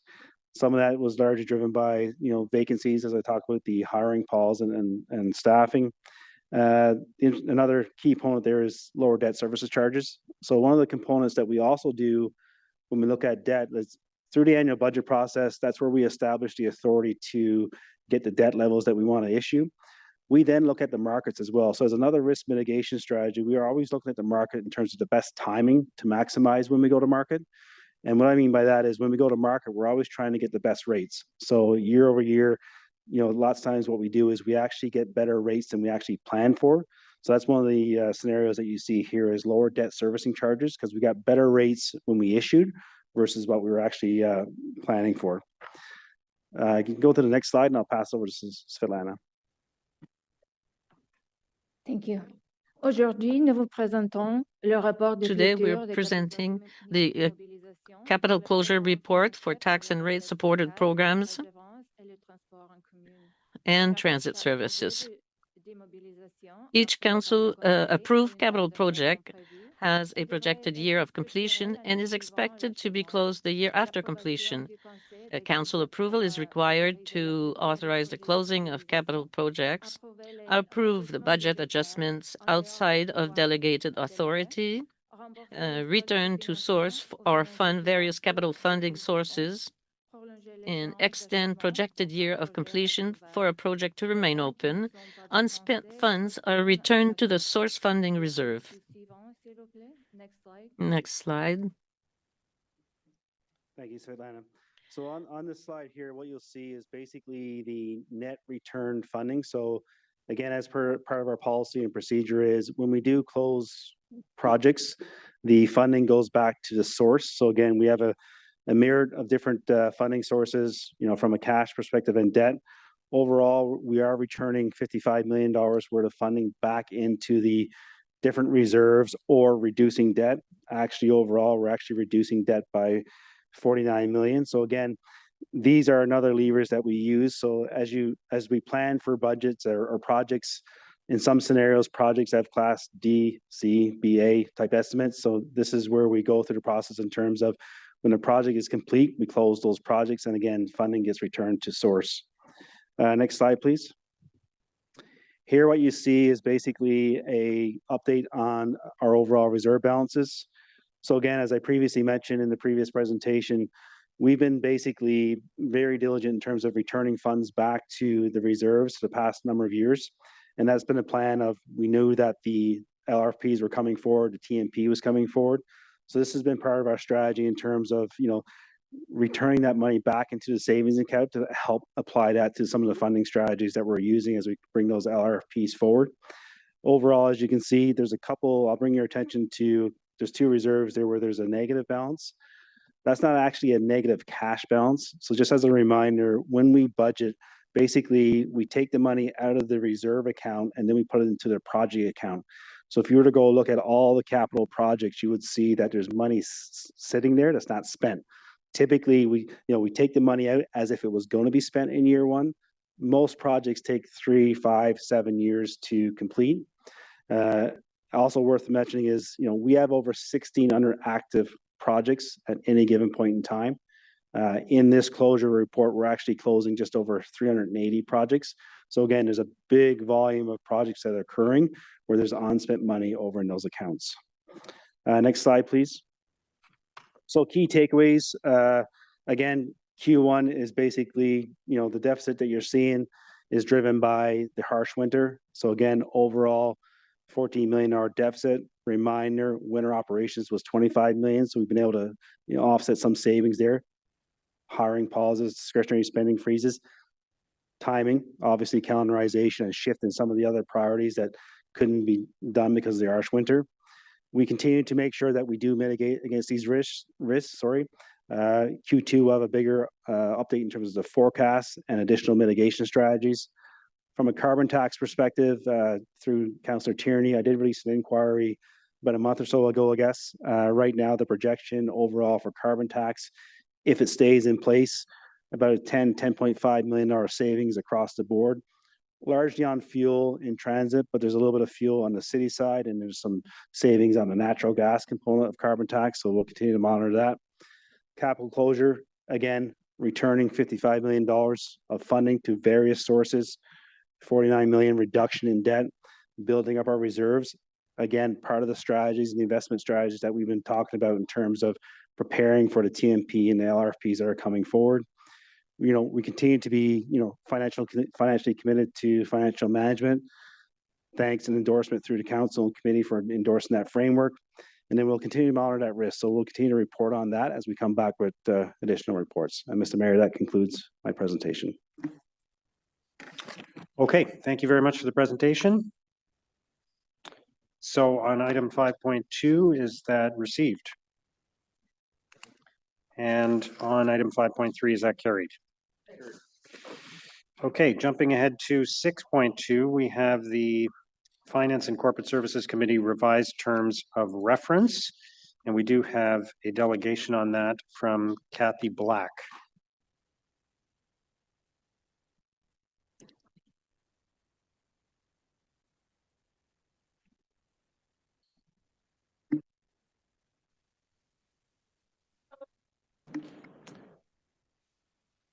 All right, go ahead whenever you're ready. Thank you. Good morning. I just wanted to bring to the attention of this committee the fact that the terms of reference document are all being revised and refreshed concurrently. However, the problem I have with this, as I've documented in my written submission sent to the coordinator, is the terms of reference, the set is not being read as a complete set. So in other words, you're approving one terms of reference before you see all of the committee terms of reference. And I think for clarity and complete lists and to make sure there's no gaps or duplication, you actually need to read them all together. of most important to me is the ARAC terms of reference. So when you're looking at the FinCorp terms of reference, it has the wording in there that they consult with ARAC, but consulting is not the same thing as ARAC having those decision-making powers. They're only going to be consulted. When I had spoken to Caitlin earlier this year in around January, I had asked the question, which committee takes precedent? And she said that all committees' terms of references were equal. However, when I read this set of terms of reference, that's not the impression I'm left with. So without seeing the ARAC terms of reference and the other committee terms of reference, I really can't make an adequate assessment of that.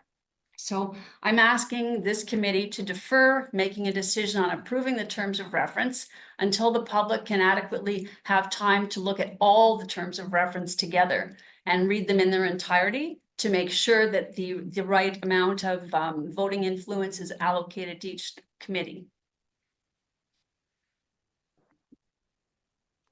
Okay, thank you for your delegation.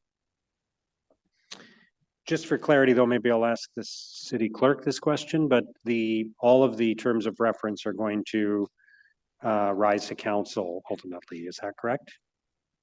Mr. Mayor, there are only 2 outstanding terms of reference that were not either confirmed or amended through the midterm governance report earlier this year. The Finance and Corporate Services Committee terms of reference, which have come back to this committee in order for there to have been consultation on the language around the cybersecurity mandate. So council had approved that be included in this committee's mandate, and we did additional consultations to confirm the language. So that is what's before committee today. And then the ARAC terms of reference, which we anticipate to be before ARAC and council by July. So currently, this report will be rising to council next week. The ARAC terms of reference will be rising to council in July. Okay. Thank you. All right, is that carried? Okay, there are no in-camera items, so we are moving to notices of motion. Vice Chair Kitts. Thank you, Mr. Mayor. Whereas Minto Communities owns a large development parcel known as 2605 10th Line Road and 2450 Portobello Boulevard in Orleans, currently under review by the city under subdivision application, which is bisected by hydro corridor lands. Whereas for this development phase, Minto requires rights to construct municipal infrastructure such as roadways and underground infrastructure over a portion of the existing hydro corridor lands legally described as Part 1 on Plan 4R 36277, whereas Infrastructure Ontario's disposal policy does not permit them to sell property directly to a developer.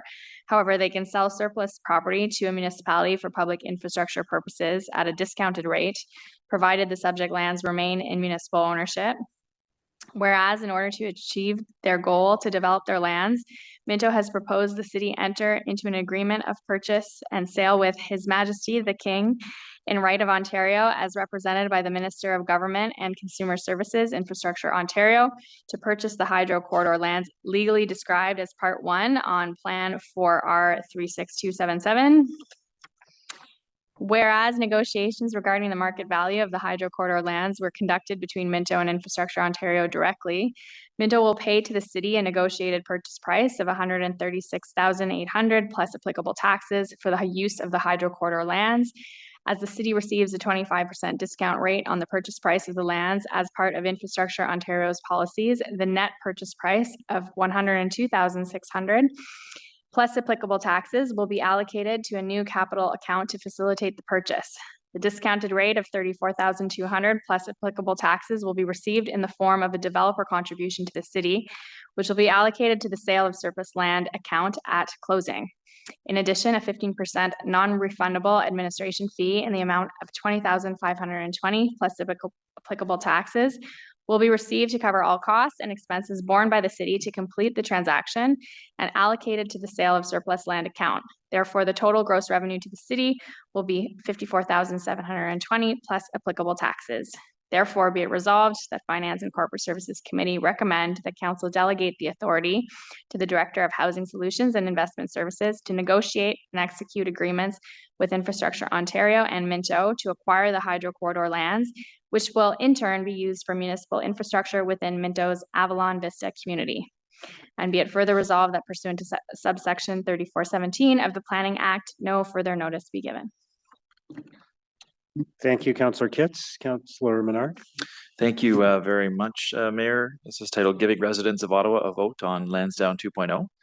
Whereas the city has budgeted $437.7 million for the Lansdowne Park redevelopment project, with $331.3 million being new city debt. And whereas the Office of the Auditor General for Ottawa has cautioned that these projected costs are likely to be significantly underestimated. And whereas the existing north side stands and Civic Center Stadium underneath are safe, secure, with a replacement value of $143 million, and are expected to last for decades to come with regular maintenance. And whereas the Ernst & Young financial due diligence report has shown that the city's operations at Lansdowne Park are financially sustainable, with a return to positive cash flow in the short term without demolition and Lansdowne 2.0.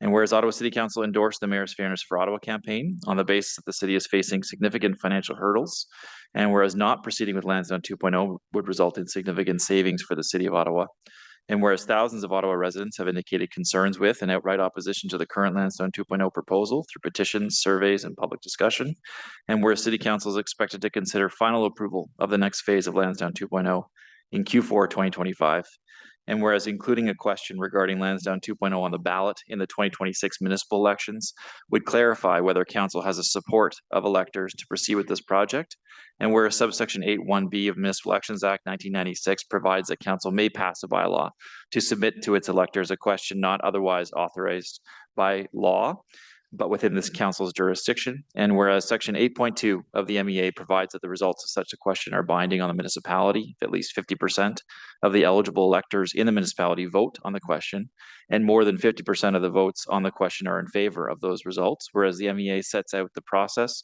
for council to pass a bylaw to submit a question to electors, which includes the following legislative provisions. The bylaw must be passed on or before March 1st in the year of the regular election, at which it is intended to submit the question to the electors. The question must concern a matter within the jurisdiction of the municipality and must also be clear, concise, and neutral, and capable of being answered in the affirmative or the negative, and only permitted answers to the question are yes and no. The clerk must give at least 10 days notice of the intention to pass the bylaw to the public and the Minister of Municipal Affairs and Housing, and hold at least one public meeting to consider the matter. The notice of the intention to pass the bylaw must include the wording of the question, a clear, concise, and neutral description of the consequence of the question if it's approved, and the consequences if it's rejected, with the special majority under section 8.2, including an estimate of costs, if any, that the municipality may incur in implementing the results of the question, and a description of the right to appeal under the legislation, including the last day for filing a notice of appeal. Therefore, be it resolved that the city clerk be directed to bring forward an information report to the Finance and Corporate Services Committee and City Council regarding a proposed approach and timeline that would provide for council to pass a bylaw to submit a question regarding the next phase of the Lansdowne Park redevelopment, Lansdowne 2.0, to the electors in the 2026 municipal elections as described in this motion. And be it further resolved that the report be brought forward to committee and council at the same meeting as the staff report on Lansdowne 2.0, so council may consider the information report and whether to submit a question to electors prior to final consideration of Lansdowne 2.0. Thank you, Mayor. Thank you, Councillor Menard. Councillor Curry. Yeah, Mr. Mayor, so this is just notice of motion. That means that it wouldn't come till the next Finance and Corporate Services Committee. On June 30th. Yeah. Like on when? June 30th. On is our June next 30th. scheduled finance meeting. But we just all had briefings that we have a process going on in early June, right? To find a general contractor. That there's a tender process on. This is not, this can't be noticed. We'd have to deal with this right away. Can we walk through what the timetable is for some of the critical components of the Lansdowne project as directed by council? Mr. Mayor, one of the first items that was put out for public was a request for offer on the air rights. So that process has closed and negotiations have begun. And regarding the construction of the north side stands and the event center, we're planning to go to tender on June 16th. So, Mr. Mayor, if this is potentially something that we're gonna vote on during the next election, I mean, that totally changes this whole process for, Point of order, Mayor. I think we should deal with Point of this order, now. Mayor. There's the motion has been put forward as a notice of motion. And that's to be considered at next meeting, which is my right as a member. It asks for reports to come back in October, which would be coinciding with the report that the councillor is questioning. So the notice is there. We're not supposed to speak to notices of motion. It comes to the next meeting. But on a point of order, I think Councillor Curry is asking whether this is time sensitive and cannot wait until the June 30th meeting to be decided. And if that's the case, then there could be a motion to deal with it today because of the time sensitive nature of it, as we do with other motions when there's a time sensitive component to them. Yeah, that's what I was getting at. I feel like procedurally, we need to deal with this today. This can't be a notice. Mayor, I'll just challenge that. That's not correct. That's not correct procedure. The notice of motion has been given.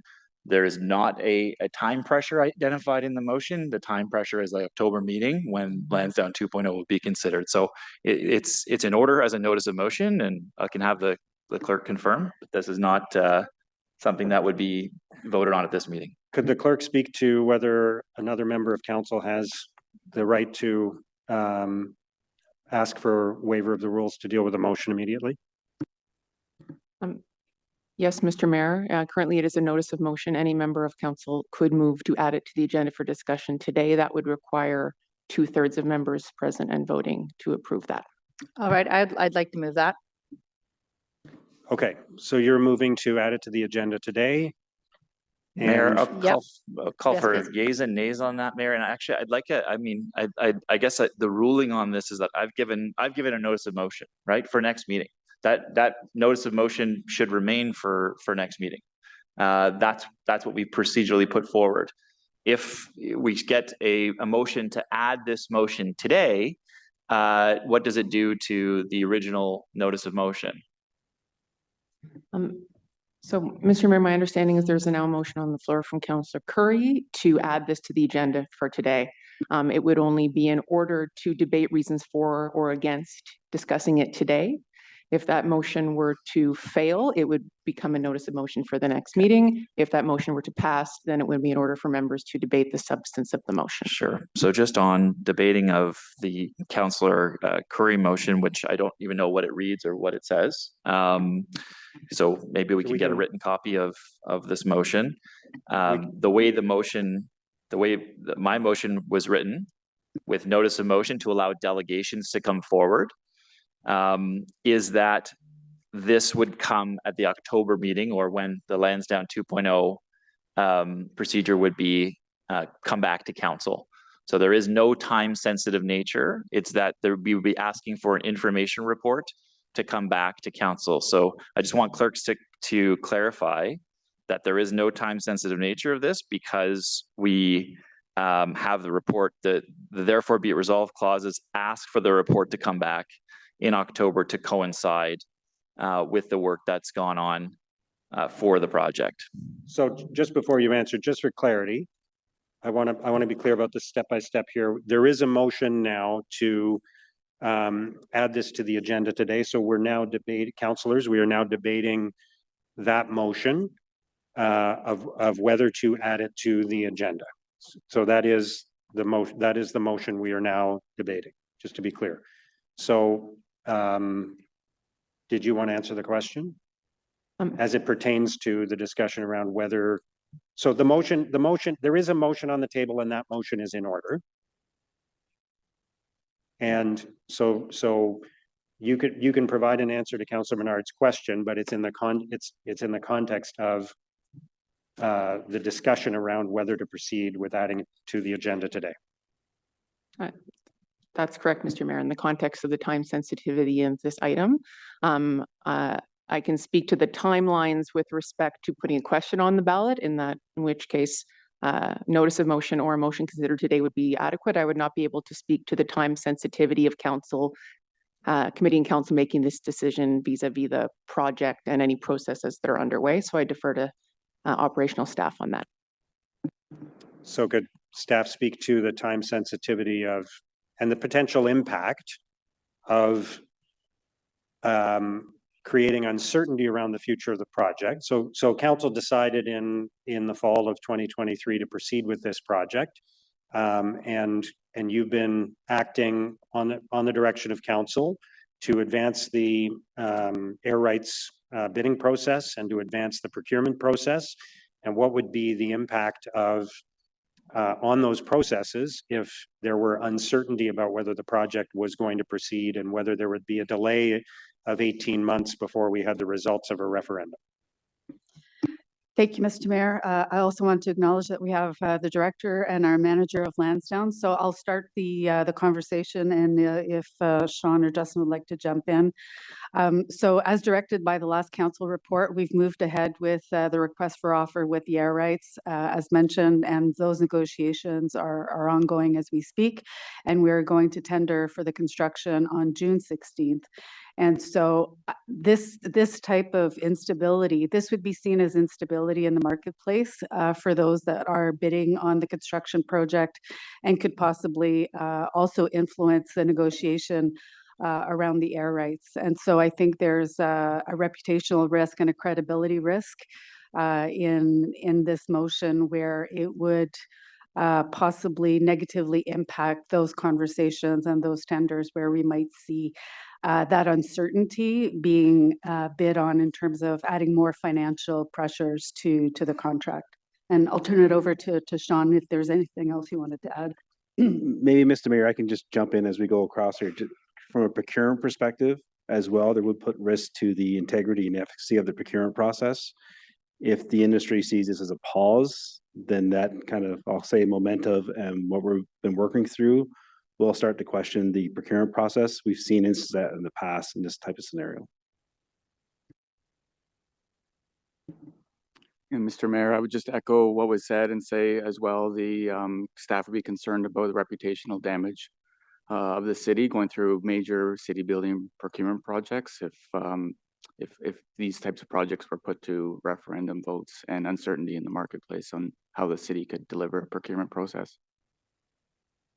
And just to be clear, that the period of time between now and June 30th, when our next finance committee meeting is going to happen, is a critical period to advance the work that was directed by council in the last time we voted on Lansdowne. Is that right? That's correct, Mr. Mayor. Okay, thank you. Councillor Leeper.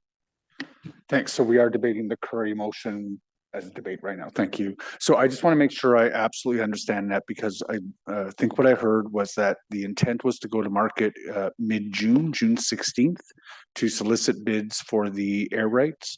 When was that process determined, proposed to be closed?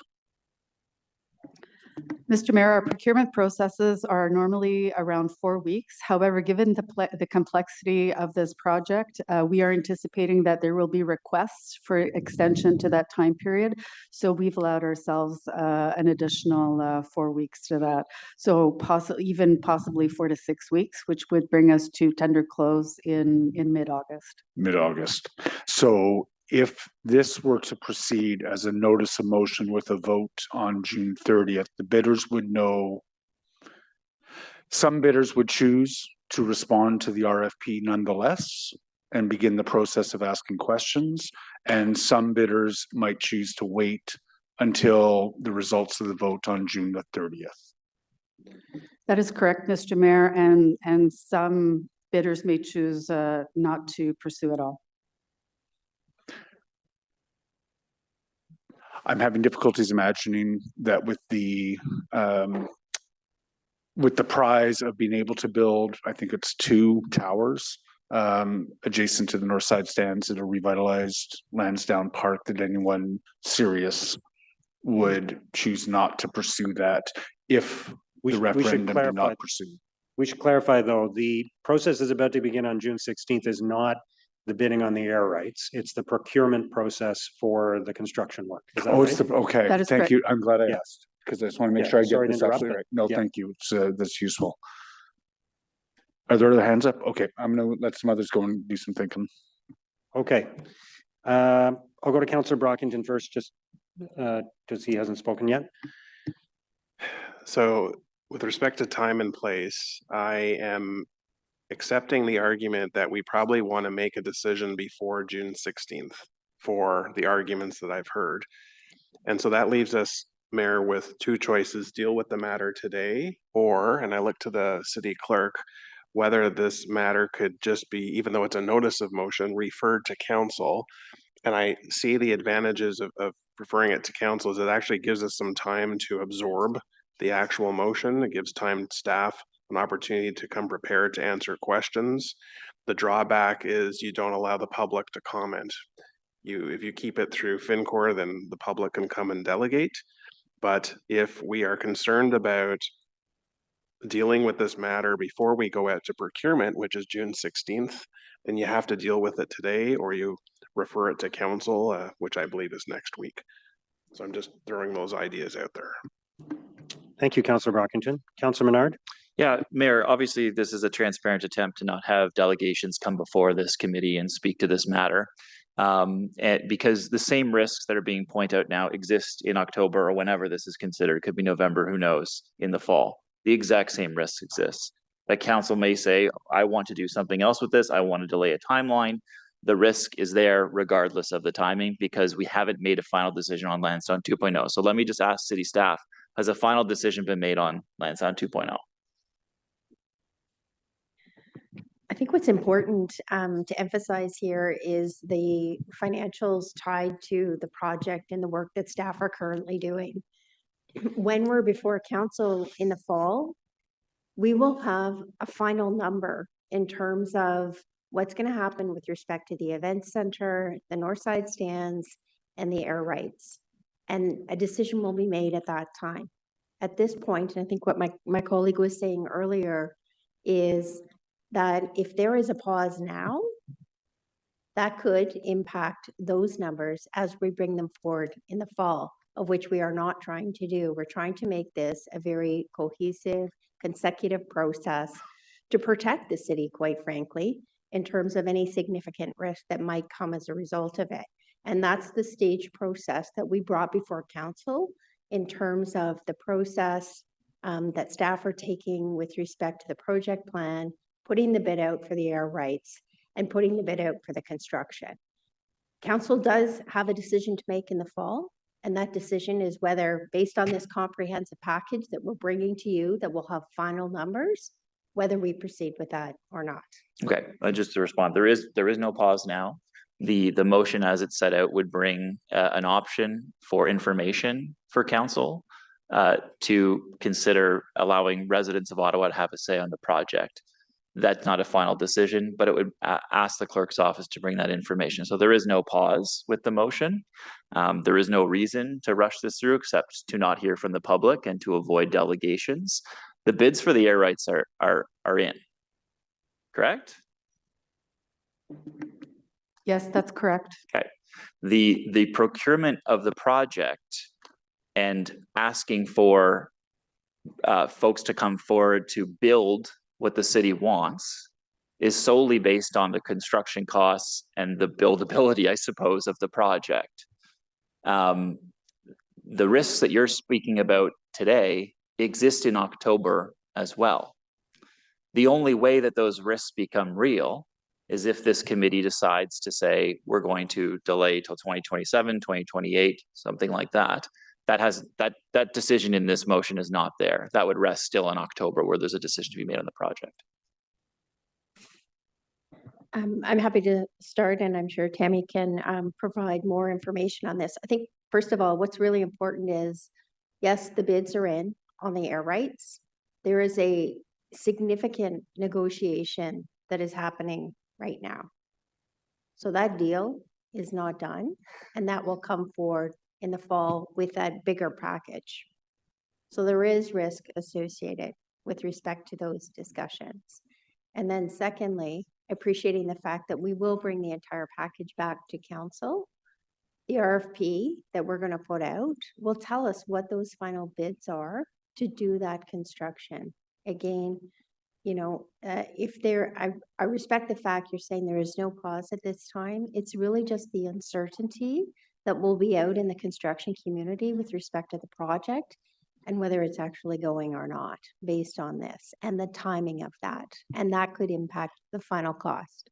I guess, Mayor, with due respect, that risk exists for October as well. You said that council has a decision to make in October. That could be to delay, it could be to reject, it could be to do any number of things. The risk doesn't change. What we're saying here is that it's important to hear from delegations about a notice of motion that would then bring information back to that same October meeting, which we haven't seen a whole bunch of information that is supposed to come forward on Lansdowne, like the new renegotiated agreement in Waterfall. There's a lot of risks built in. That doesn't change the risk with this. This is obviously a transparent attempt not to have delegations come and speak to it, and it's underhanded, quite frankly. I'm surprised at it, that other councillors would do that sort of thing. I hope that people, vote against that motion to have it on the table right now, because it avoids scrutiny. We've had thousands of people sign a petition about this exact issue, and people want to be heard on this. And if you want to silence the voices of people, you'll vote for the motion to put it on this table today. If you want to hear from people and the petitions that have been signed, the thousands of people that want to have their voice heard, then you'll make sure that there's due process here, which was the original notice of motion, which is in order. Mayor, thank you. Thank you. Just to be clear, as a follow-up on that, can you just walk through the amount of public consultation there has been and will be on the Lansdowne project, please? Yeah, I'm going to ask Sean to speak to that. Thank you. Mr. Mayor, if we just start back a year ago when we started the design bid build process and the site plan, we held 2 open house sessions in person. We held 2 Zoom meetings. We went to the city's urban design review panel 4 times. We held targeted meetings on construction for the Glebe Community Association and the other 2 close proximity associations. We held targeted meetings on the Glebe BIAs in terms of construction management and others. So we held a robust public engagement on those matters.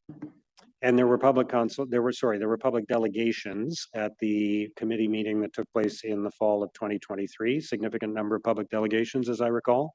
That's correct, Mr. Mayor. And we did go to the Accessibility Advisory Committee twice. And there will be public delegations at later this year when this comes back. Correct. To committee. To committee. There will be public delegations at that time. That's correct, Mr. Mayor. Thank you.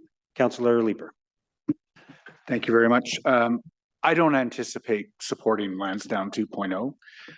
I don't anticipate supporting a referendum on Lansdowne 2.0. But I do want to make sure that the construction industry understands that there is a risk that Lansdowne 2.0 may not proceed. Has that been made clear to them? Mr. Mayor, yes, it has. I think just if I could add that the construction industry anticipates that there would be a final vote in Q4 2025. What they don't anticipate is that a vote could delay the project to 2028. So the risk is that a bidder bidding on June 16th now has uncertainty looming if this motion's passed on are they gonna lose their bid they put all this time and effort into, and then their bid closes in 180 days. So there's risk on that end in terms of what they bid, wondering what this council will decide in terms of putting it to a vote to the public. But they're going to bid. You anticipate that we're going to get bids despite the fact that this council has not yet chosen to move ahead with Lansdowne 2.0. We do anticipate bids, correct? Yeah. So I'm going to oppose Councillor Curry's motion today, but no one should be surprised when I oppose a referendum when this does make its way to a vote at the end of the month. Thank you. Thank you, Councillor Leeper. Just to be clear on that, again, the final decision will be made later this year, but council has made a decision to move in a certain direction. The people who have bid on the air rights, the people who are bidding on the construction, are assuming that we are continuing to move in that direction towards an outcome in October. And a motion of this nature at this time would create uncertainty, not about the final outcome, but about the process that we have been following, the process that was approved by Ottawa City Council in the fall of 2023. Is that correct?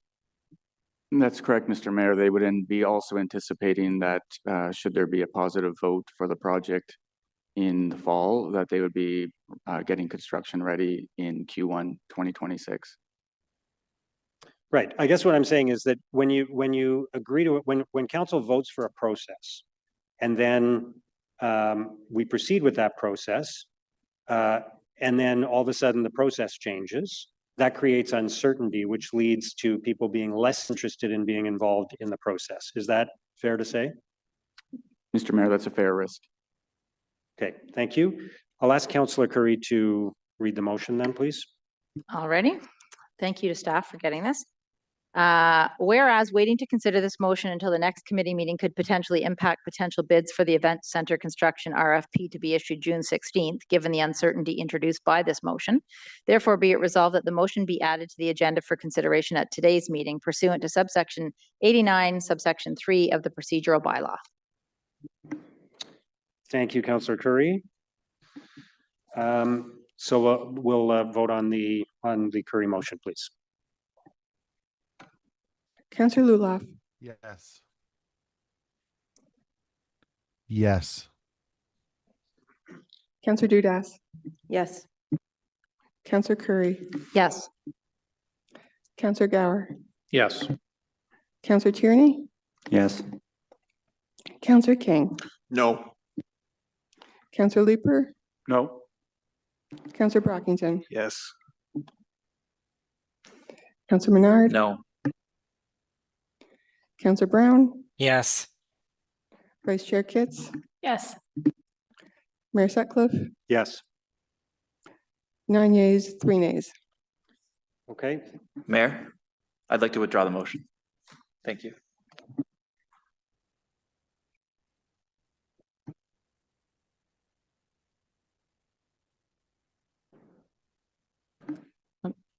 Mr. Mayor, a member may withdraw their motion anytime up until committee begins to debate that motion. So the member may withdraw their motion. Okay. All right. Are there any inquiries? Any other business? Motion to adjourn? Thank you.